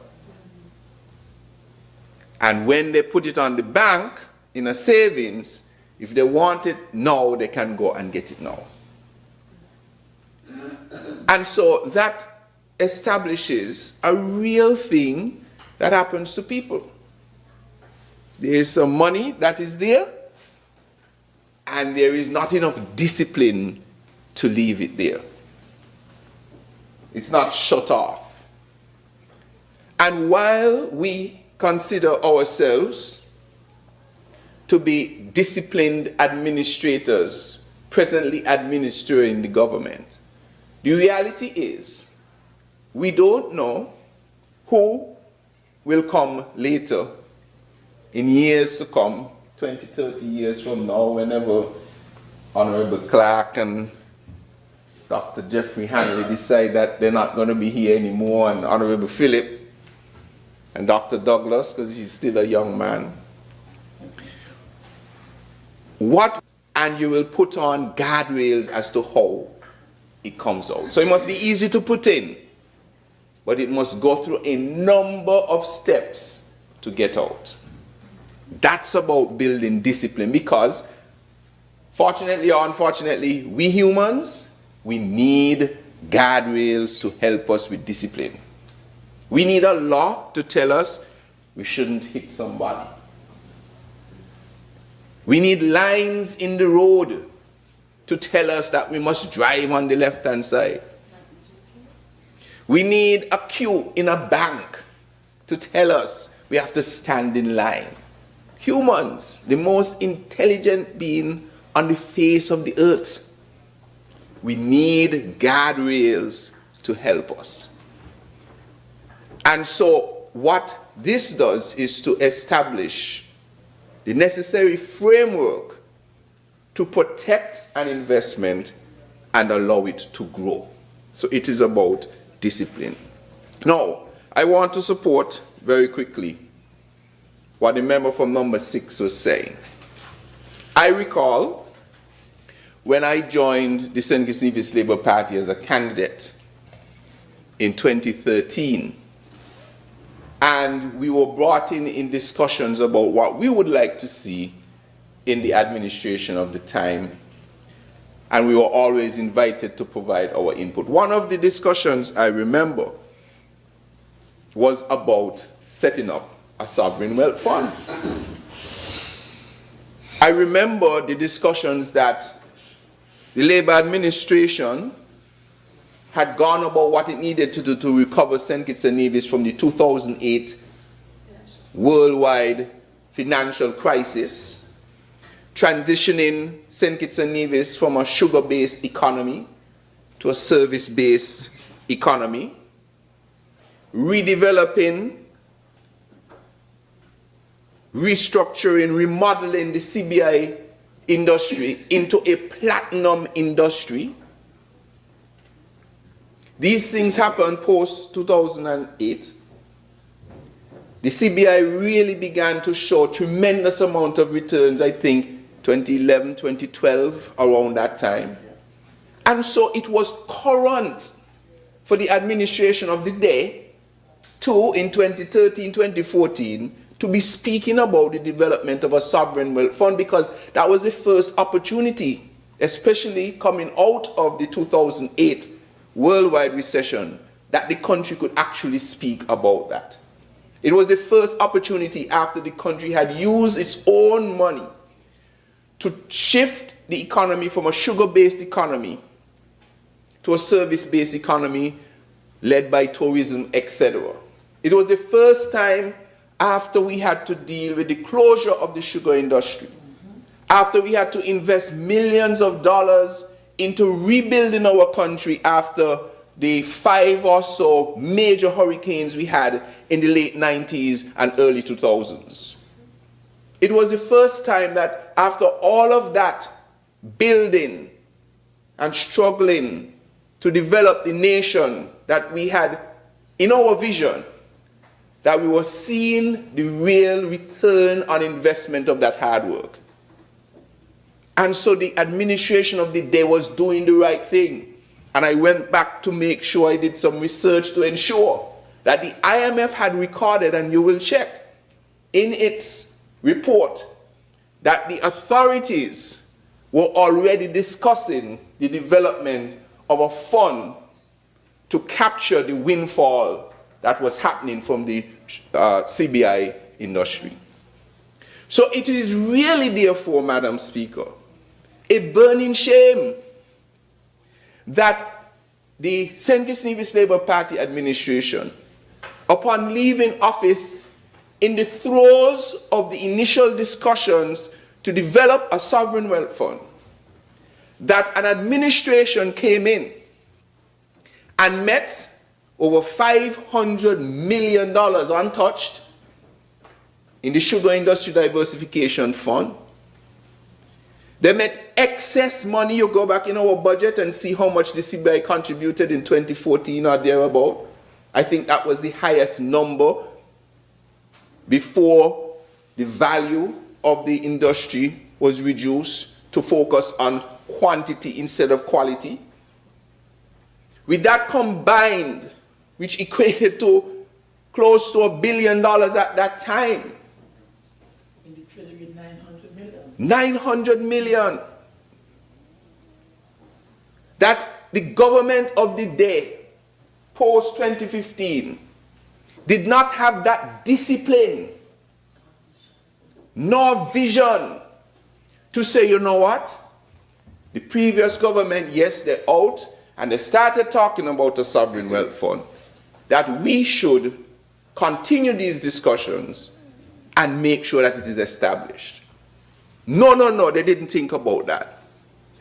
What they thought about, and especially because the member from number 7 was keenly aware of how government operates, and he was surrounded by a whole set of persons who had never served in government. What he thought is that he could use something like the SIDF that was not under the remit of the financial restrictions of the consolidated fund to continue his political campaign for the next 3 to 4 to 5 years. By withdrawing on $500 million without any oversight from Parliament, without any oversight from his cabinet, without any oversight from anybody. And that is where this squandermania, of course, started. And it continued because there was no vision, there was no discipline to put the money aside, let it grow, take out what you need in cases of emergency or in cases of grave or important national or significant national importance. And so we are now where we are. Unfortunately, we have missed out those years. That what was built by a diligent St. Kitts Nevis Labour administration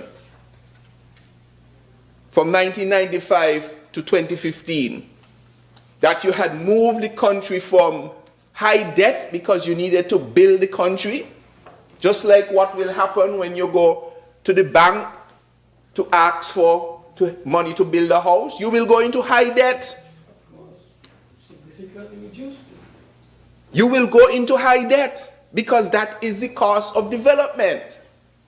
But then you have a plan to continuously furnish or finance or to bring down that debt so that you can then transfer ownership from who you borrowed the money from to you. The Labour administration had done all of that, had prepared this country to be a leader. And in fact, in 2014 and 2015, there was no doubt that St. Kitts and Nevis was number one.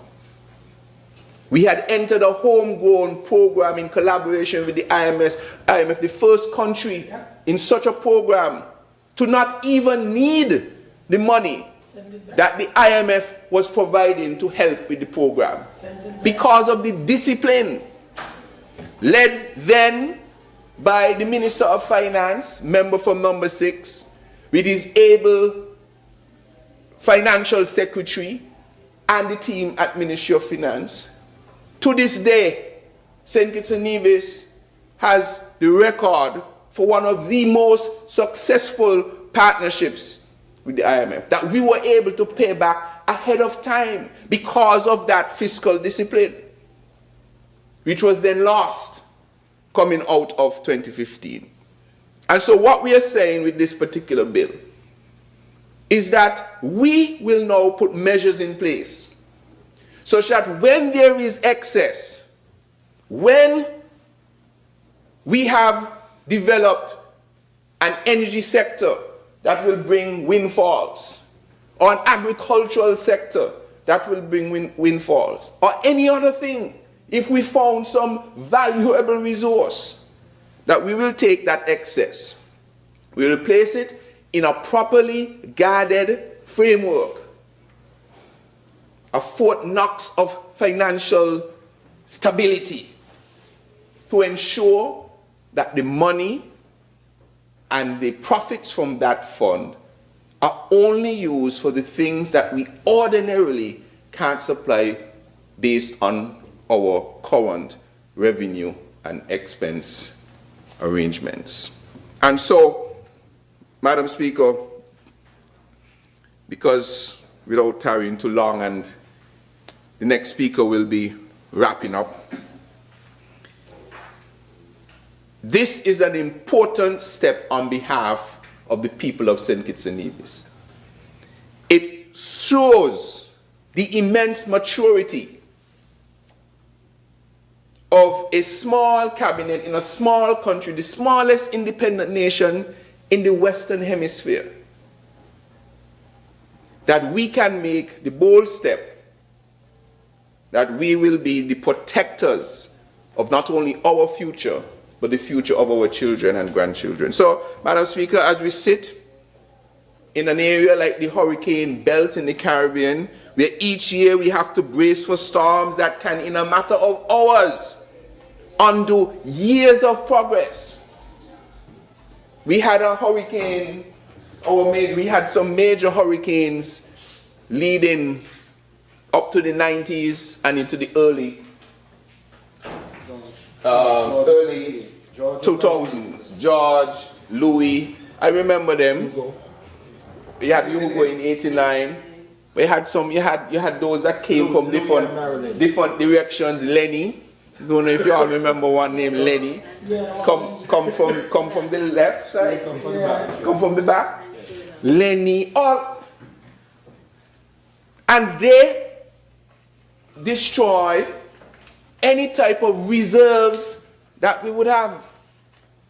We had to rebuild them, and the Labour administration started to do that. But then we had another hurricane post-2015, Hurricane Timothy, that eroded the savings that the St. Kitts Nevis Labour Party would have been making from that very disciplined fiscal approach post-2008. And so we have to protect from all types of hurricanes. Natural ones, and ones who huff and puff. So we must understand that we have lived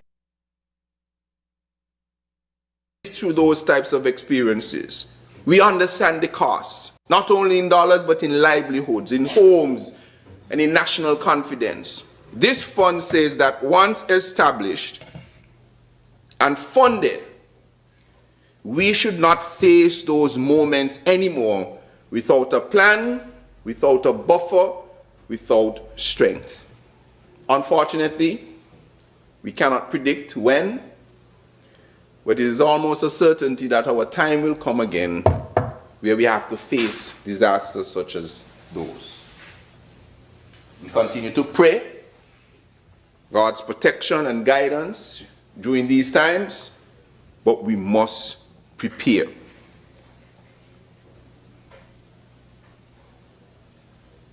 So, Madam Speaker, this legislation ensures that when the winds come, or any other natural or politically made disaster, we will not be weakened, we will be ready. But beyond the resilience, this bill is about transformation.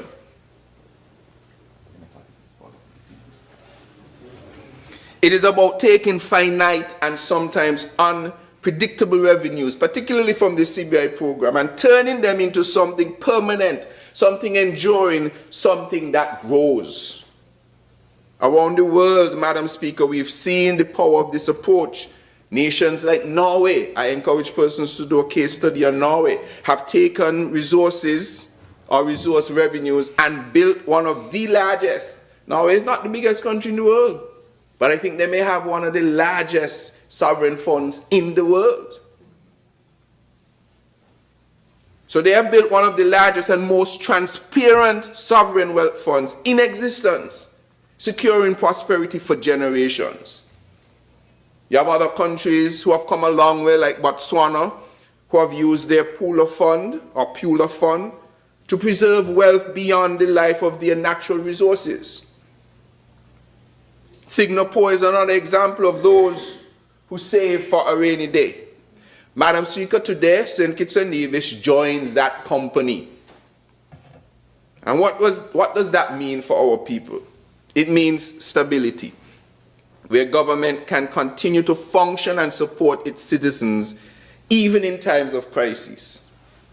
It means security, where we are less dependent on borrowing and more reliant on our own strength. It means opportunity, where investment returns can help finance resilience projects, infrastructure, and long-term development. And most importantly, it means fairness, where the wealth generated today is not exhausted by this generation alone, but preserved for those yet to come. This is intergenerational justice in action. Madam Speaker, as mentioned by my colleagues, there are safeguards in the bill, and they are as important as the ambition of the bill. It's not a fund that can be casually accessed or politically directed. It is governed by strict rules, independent oversight, professional management, and transparent reporting to this very Parliament and to the people. It is designed to protect the fund, not just from external shocks, but from internal misuse. That too is maturity. That too is leadership. In many ways, Madam Speaker, as I close, this bill represents a turning point. It signals a shift from reactive governance to strategic nation building, from short-term gain to long-term prosperity, from vulnerability to resilience. It is a bold step, a necessary step. Above all, it is really a worthwhile step. Madam Speaker, generations from now, when our children and grandchildren look back, they will not only measure us by what we built, but what we preserved, by whether we had the wisdom to prepare, the discipline to save, and the vision to secure their future. I therefore wholeheartedly support this landmark piece of legislation, and commend it to this honorable House as a defining moment in the advancement of St. Kitts and Nevis. May it please you, Madam Speaker.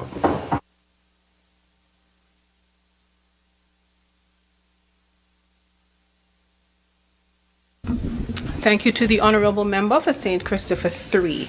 Is there another presenter? I recognize the honourable member for St. Christopher 8, mover of the bill, to do his wrap-up.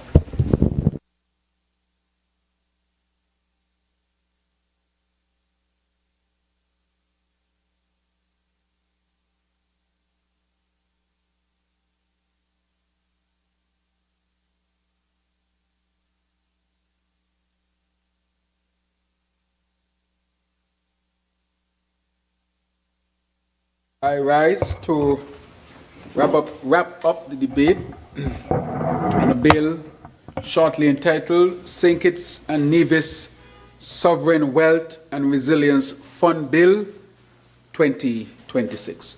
Madam Speaker, first of all, let me thank my colleagues for their significant input on this particular bill. There's not much more to be said, except that this bill, as pointed out by others who were presented, is a landmark bill. A bill, of course, that is showing that this administration is serious about good governance, is serious about sustainability, is serious about setting our country on a path of continued development, which is people-centered. Our people, of course, are at the center of all of this. Therefore, Madam Speaker, this bill, as I've said before, will make sure that never again would we have the waste of significant funds that we would have had through the CBI program happen again. I was just in a meeting, Madam Speaker, with the OECS and members of the European Union, including the ambassador. And one of the things we were discussing in that meeting is energy. When the presentation was made, it was pointed out that we have here in the Caribbean much more energy than we would need for domestic use. And therefore, we can become a net exporter of energy. Would anybody have imagined that the Caribbean would have become an exporter of energy? But not just energy, Madam Speaker, but renewable energy. And that energy can be a source of significant revenue, a source of significant income. And so the question becomes, what would we do with that new source of revenue? This is what this bill is about. We pointed out with the example of Norway, we pointed out the example of Singapore. These are relatively small countries, Madam Speaker. We are not looking at the very large countries with an abundance of natural resources.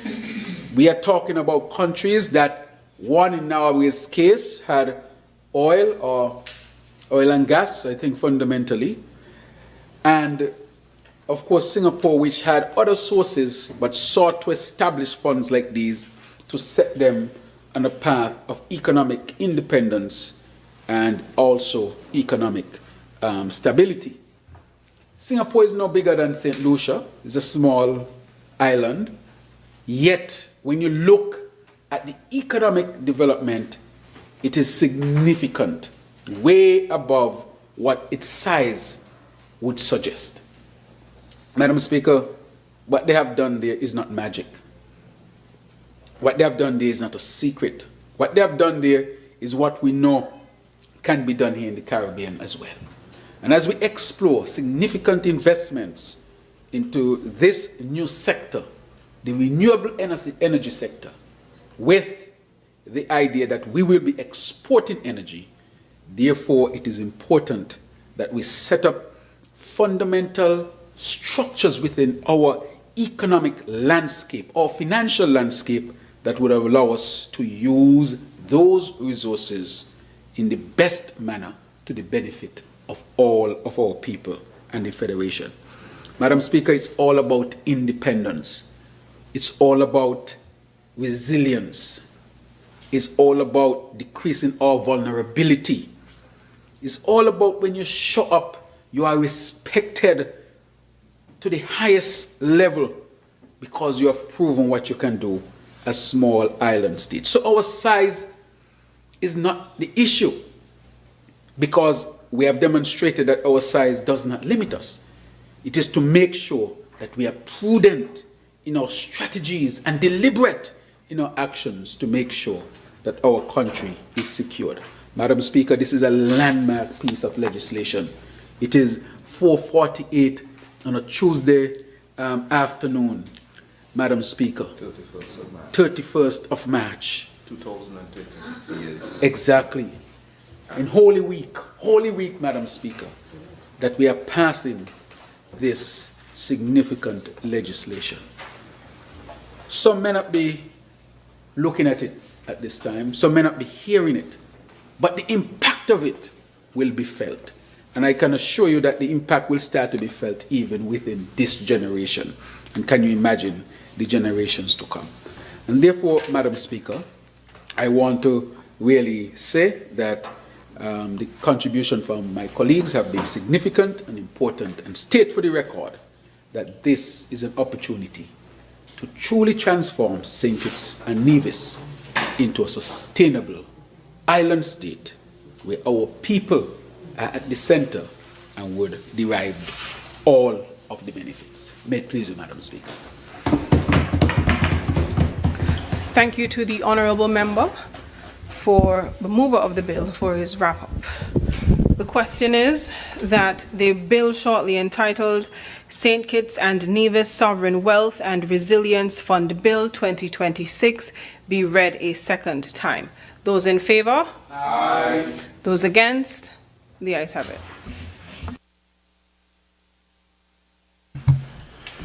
A bill to provide for the establishment of the St. Kitts and Nevis Sovereign Wealth and Resilience Fund and its objects, management and control. To provide for the board of the St. Kitts and Nevis Sovereign Wealth and Resilience Fund and its functions, and to provide for the appointment of the chairperson, board members, and investment managers. To provide for the allocation and disbursement of money into and from the fund, and to provide for matters incidental to or connected with the foregoing, otherwise known as the St. Kitts and Nevis Sovereign Wealth and Resilience Fund Bill 2026. The bill shortly entitled St. Kitts and Nevis Sovereign Wealth and Resilience Fund Bill 2026 has been read a second time. House moves to committee stage.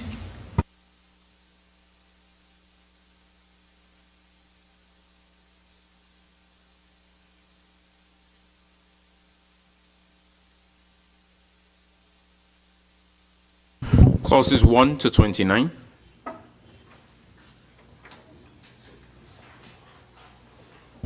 Yes, Madam Speaker, President, Madam Chair, sorry. I always forget what you become when we transition. Madam Chair, I wish to propose that the amendments that were circulated to members today, in respect of Clause 2, Clause 4, Clause 6, Clause 8, Clause 12, Clause 14, Clause 16, Clause 21, Clause 22, and the first schedule and the renumbering be treated as amendments en bloc.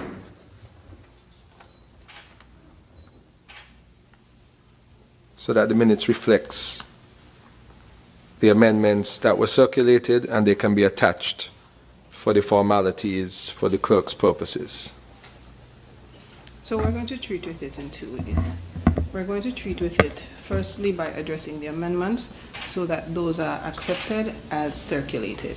Yes. Then we'll deal with the read-through of the clauses 1 through 29 with the renumbering. here? Okay. All right. Okay. So the question is, Do I need to second the motion for the movement of the amendments? Usually? yes, not necessarily. Okay.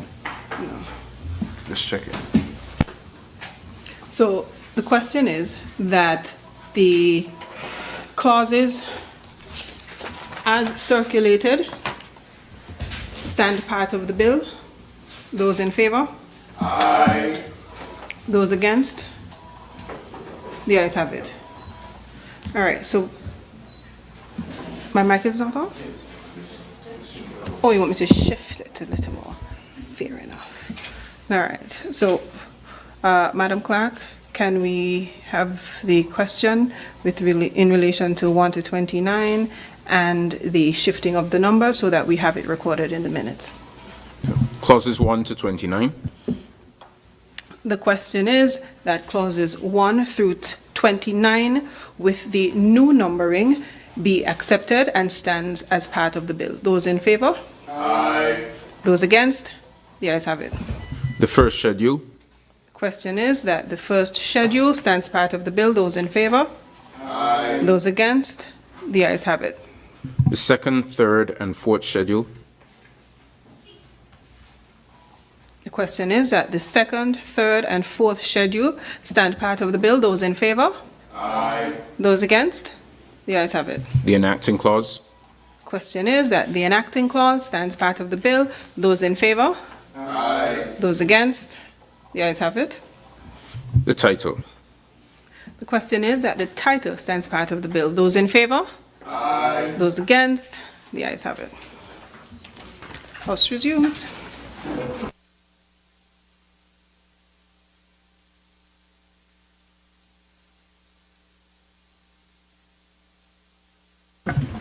I recognize the honourable member for St. Christopher 8. Madam Speaker, I rise to report that the bill before us, shortly entitled the St. Kitts and Nevis Sovereign Wealth and Resilience Fund Bill 2026 has passed through committee changes with the committee stage with the amendments stipulated, Madam Speaker. And with that, I further move that the bill be read a third time and pass into law. May it please you. I recognize the honourable member for St. Christopher 3. Madam Speaker, I rise to second the motion. The question is that the bill shortly entitled St. Kitts and Nevis Sovereign Wealth and Resilience Fund Bill 2026 be read a third time and passed into law. Those in favor? Aye. Those against? The ayes have it.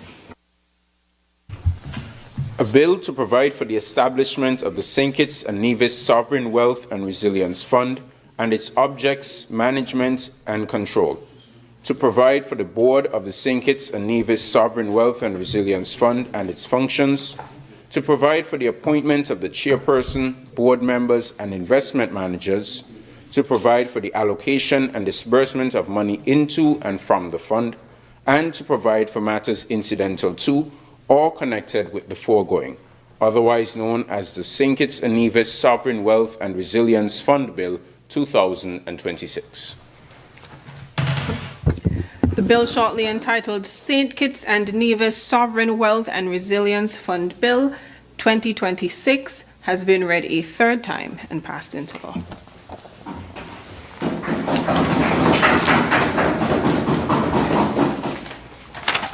Next item. Motions, resolutions. I recognize the honourable member for St. Christopher 8. Madam Speaker, with your leave, I rise to place before a table before this honourable assembly in this house a resolution of the National Assembly of St. Christopher and Nevis made under Section 49 of the Finance Administration Act, Cap 2013, authorizing the government to borrow for current requirements in the form of advances for Treasury bills. Madam Speaker, Whereas it is provided by Section 49 of the Finance Administration Act, Cap 2013, that the Minister of Finance may, in a financial year and when authorized by a resolution of the National Assembly, borrow money from a bank, any other financial institution, or any other entity by means of advances of an amount not exceeding in the aggregate the sum specified in the resolution for the purpose of meeting current requirements. And whereas it is further provided by Section 49 of the Act that a resolution made under that section shall have effect for a period not exceeding 12 months, and whereas it is further provided in Section 49 of the Act that the power to borrow under that section may be exercised by means of a fluctuating overdraft, treasury bills, or other similar means, and whereas it is provided by Section 56 of the said Act that there shall be charged upon the consolidated fund all debt charges for which the government is liable. And whereas the Minister of Finance considers it necessary to borrow by means of advance in the form of treasury bills, sums not exceeding $300 million for the purpose of meeting current requirements. Now be it resolved, therefore, that the National Assembly of St. Christopher and Nevis does hereby authorize the Minister of Finance to borrow by means of advances in the form of treasury bills, sums not exceeding $300 million for the purpose of meeting current requirements. Madam Speaker, this is laid before the House. May it please you. I recognize the Honorable Attorney General. Madam Speaker, I rise to second the motion.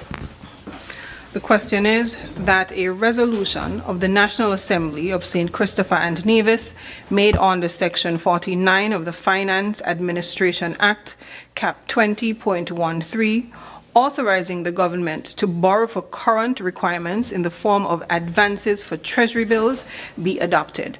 Those in favor? Aye. Those against? The ayes have it. I recognize the Honourable Member for St. Christopher 8. Madam Speaker, with your leave, I rise again to table before this Honourable House a resolution of the National Assembly of St. Christopher and Nevis made under Section 49 of the Finance Administration Act, Cap 2013, authorizing the government to borrow for current requirements. Whereas it is provided by Section 49 of the Finance Administration Act, Cap 2013, that the Minister of Finance may, in a financial year and when authorized by a resolution of the National Assembly, borrow money from a bank, any other financial institution, or any other entity by means of advances of an amount not exceeding in the aggregate the sum specified in the resolution for the purpose of meeting current requirements. And whereas it is further provided by Section 49 of the Act that a resolution made under that section shall have effect for a period not exceeding 12 months, and whereas it is further provided in Section 49 of the Act that the power to borrow on this section may be exercised by means of a fluctuating overdraft, treasury bills, or other similar means, and whereas it is provided by Section 56 of the said Act that there shall be charged upon the consolidated fund all debt charges for which the government is liable. And whereas the Minister of Finance considers it necessary to borrow from commercial bank by means of advances in the form of fluctuating overdraft sum not exceeding $125 million for the purpose of meeting current requirements. Now be it resolved, therefore, that the National Assembly of St. Christopher and Nevis does hereby authorize the Minister of Finance to borrow by means of advances in the form of fluctuating overdraft sums not exceeding $125 million for the purpose of meeting current requirements. Madam Speaker, what we are seeking to do here, especially in these uncertain times, is to make sure that the government has all of the possibilities that are required to protect our people as far and as much as possible. And therefore, we have brought this resolution to the Parliament. With respect to the Treasury bill matter, Madam Speaker, we have put out these Treasury bills to be accessed by the ordinary people of St. Kitts and Nevis. We have actually carried it down to $500, Treasury bills of $500, which means for the first time that ordinary people on the streets of St. Kitts and Nevis who live in our federation can now access treasury bills. There are two countries in the OECS that have been floating bonds and so forth, which will be St. Kitts and Nevis and Grenada. This will now give our people the opportunity. This is something that we mentioned just before the budget in our consultations throughout the communities that we will bring forward and give our people the opportunity. I want to say to our people, even our ordinary people, we have taken this from the thousands down to $500. The interest rate on the Treasury bills will be higher than irregular savings. It is an investment. I'm asking our people that when this is made available here in St. Kitts and Nevis at the Treasury, to please go and invest. If you have $2,000, start the process of investing. Invest $2,000 in Treasury bills. This is really to invite our people into new ways of building wealth and securing their future. We did not want this opportunity to just be afforded to those who have a lot of economic means to do this. These are the people who normally benefit. We want those people to benefit still, but we are saying we want the ordinary people to benefit as well. Madam Speaker, as I think about this, I want this to be on all the radio stations. I want to hear a loudspeaker going through the streets telling people go to the Treasury and buy Treasury bills. If you have some money in the bank, take some money out of the bank and invest it.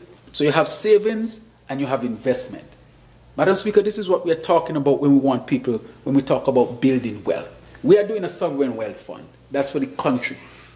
But on the personal level, we want our people to now start investing. We have done the Aspire program, where we are doing investment for our young people. We want our adult population now to invest. If when I ask for the report, I am not seeing people who are just our ordinary people not picking up this, I would be somewhat disappointed.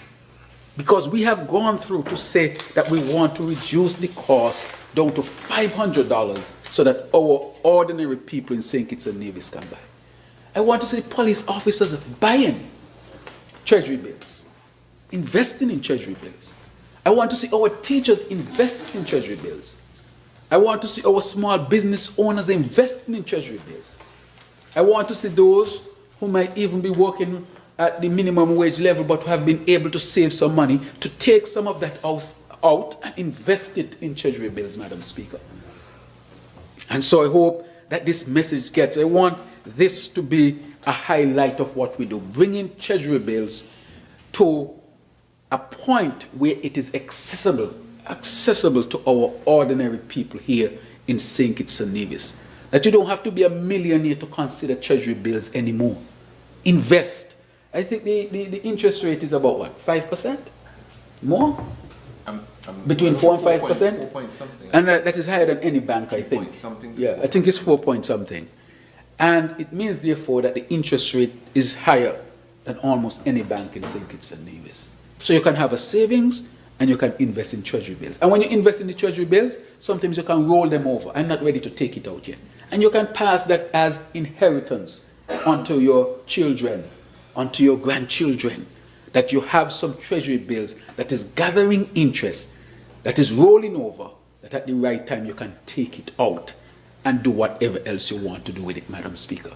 But the point I'm trying to make here is that we have worked hard to make Treasury bills accessible to the ordinary people to build wealth here in St. Kitts and Nevis. Madam Speaker, I see the cameraman over there. He should buy some Treasury bills as well. Why not? Shaking his head. Shaking his head.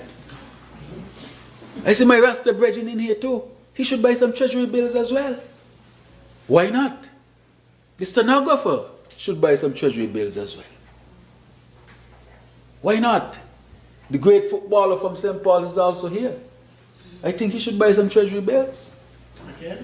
Again.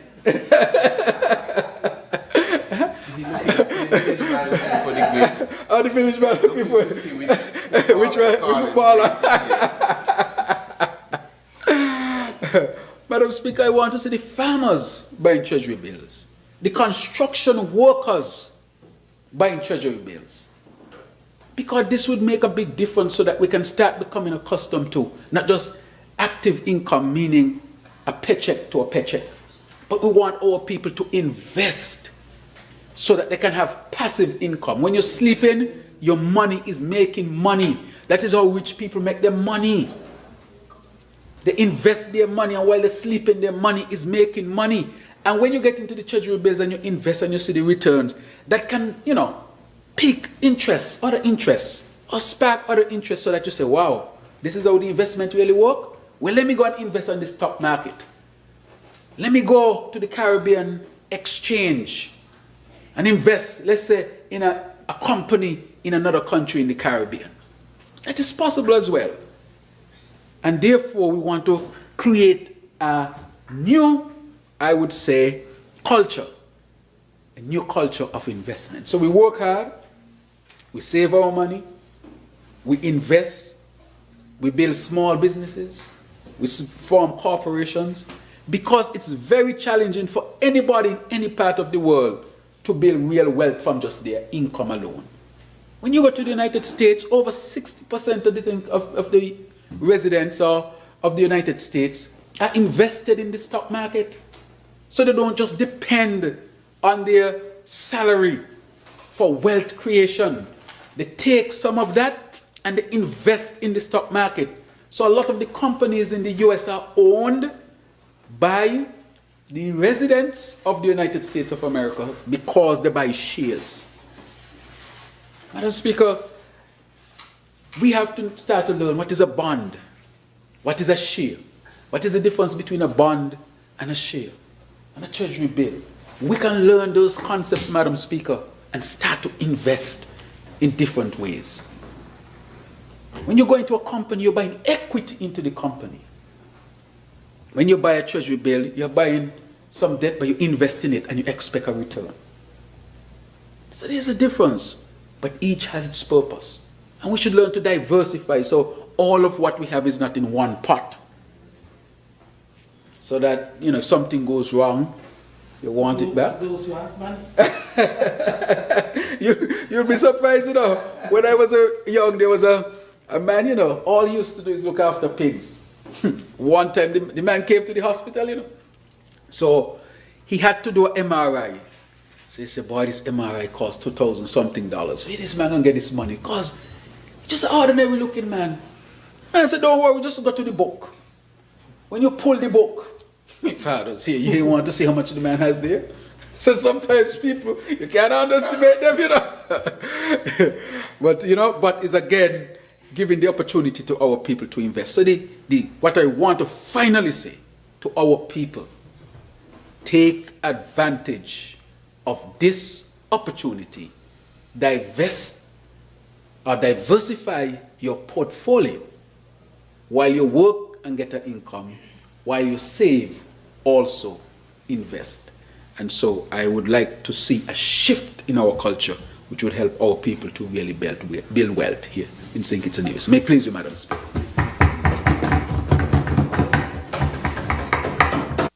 Seconder. I recognize the Honorable Attorney General. May it please you, Madam Speaker, I rise to second the motion.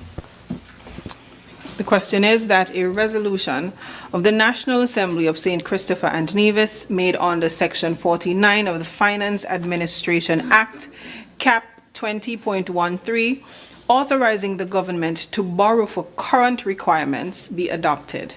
Those in favor? Aye. Those against? The ayes have it.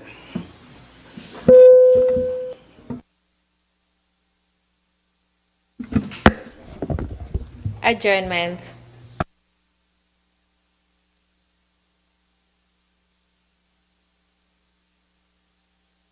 I recognize the Honourable Member for St. Christopher 3. All right, thank you, Madam Speaker, for your indulgence. On the occasion of the adjournments, I would first, let me phrase it this way. My original intent on the adjournment was to extend sympathies to King Lala on the passing of his wife, who was interned just a few days ago, either Wednesday, Thursday, or Friday of last week. I had visited him, which day was? Wednesday of last week. I visited him before.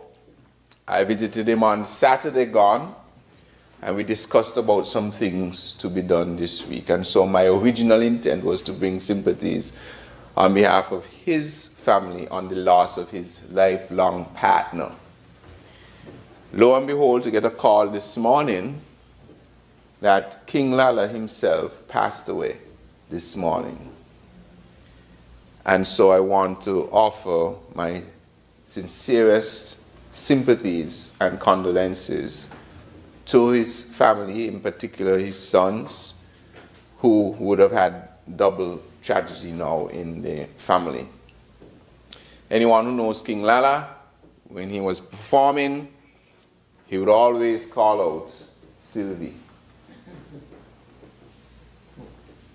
Sylvie! And he would always say on this stage, "You backing me? I'm backing you." He enjoyed the art form. I had the privilege of working with Lala when I had my own recording studio. And since that time, which is a long time ago now, we did a song, Homegrown, where he sang about we depend too much on foreign food, that we should grow our local foods, etc., because he always loved his farming. So I had the privilege of working with him then, and we remained friends since before that time up until now. And also Sylvie was a very, very strong supporter of myself. And so it really breaks our heart as a family, as a constituency, to lose not only Sylvie, but also now King Lala. He was a fixture in the Calypso arena, especially in Villagerama. I remember going to Villagerama, and there were two people you always look out for. Well, three. Two persons you always look out for. Inclusive, it would be King Lala, it would be the general, because the general might come off of the roof or something, and then the unexpected. Right? All of those come from the village fraternity. General has passed on. Lala has now passed on. I'm hoping that unexpected will carry on for a long time. That's exceptional use of the art form of Calypso. And so, on behalf of my entire family, he used to live down camps as well, where I used to go. I remember his house down there until they were able to get a house in Lime Keel. We used to get stuff from him as well. He would always be willing. I mean, we just literally spoke on Saturday about getting some fencing for some of his crops to stop the animals from getting in, and getting a bin to clean up. So, it's really something. Life is really something else, and he was explaining to me how difficult it was having lost his partner. And so on behalf of my entire family, the constituency, the St. Kitts Nevis Labour Party, and the nation, we extend sympathies and condolences to his family. With that said, we are in Holy Week, and I want to wish everyone happy Easter greetings. This is a time when we celebrate the death of our Lord and Savior Jesus Christ, who died for our sins and rose on the third day so that we can all have an opportunity to have everlasting life. And so I want to wish everyone a happy Easter as we celebrate God's great gift to man by sending his Son, Jesus Christ, to die for our sins. With that said, I now move in time. The St. Kitts Labour Party is entering a period as well of celebrating its own history and culminating, of course, with our Requiem Mass at the end of May, but also between our party conference in the month of May, as well as joining the workers of this country on the first Monday in May to celebrate Labor Day. Leading up to that, as usual, we will engage the public through a series of public engagements, including public meetings. Please stay tuned to our Facebook pages and our social media handles. So public meetings, engagements in the constituencies. Last night we had the zonal branch meeting for constituency 3, 4, 5, and 6 in constituency number 5, and in constituency number 2 last week we had for 1, 2, 7, and 8. We will continue with our listening tours, our branch meetings, our walkthroughs. We are heading now to our walkthrough in East Basia with the Honorable Member for Constituency number 1, who is the St. Kitts Nevis Labour Party representative for that constituency. So we invite those who are in the area to join us as we do that. So with that, Madam Speaker, I now move a motion that this Parliament stands adjourned, signed, dying. Thank you, Honourable Member. Is there a seconder? I recognize the Honourable Attorney General. I will second that motion, Madam Speaker. The question is that this House stands adjourned, sign and aye. Those in favour? Aye. Those against? The ayes have it. Happy Easter, everyone.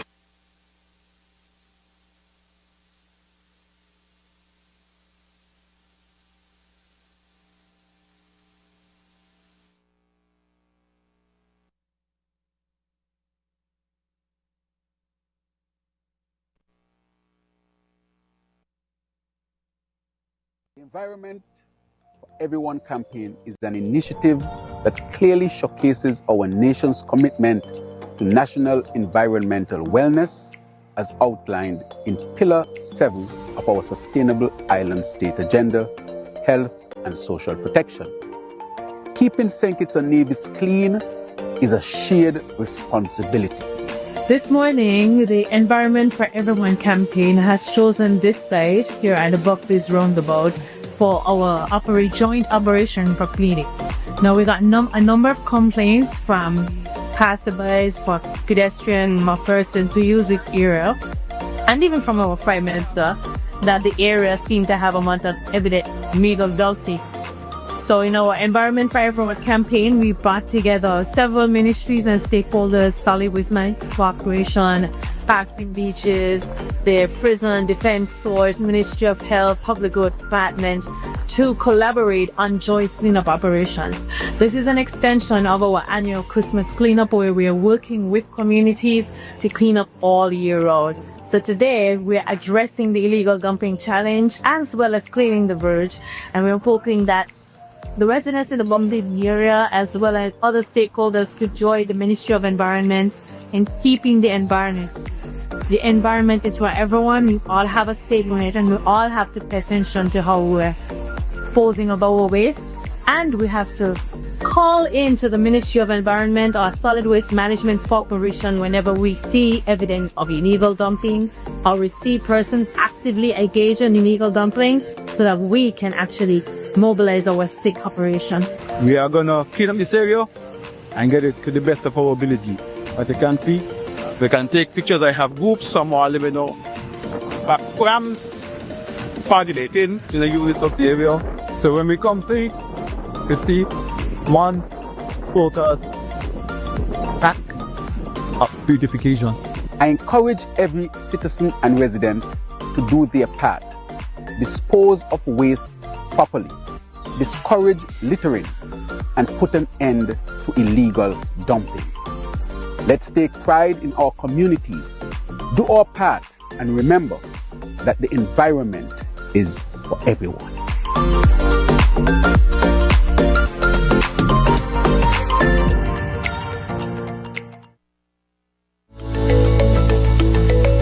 Hello.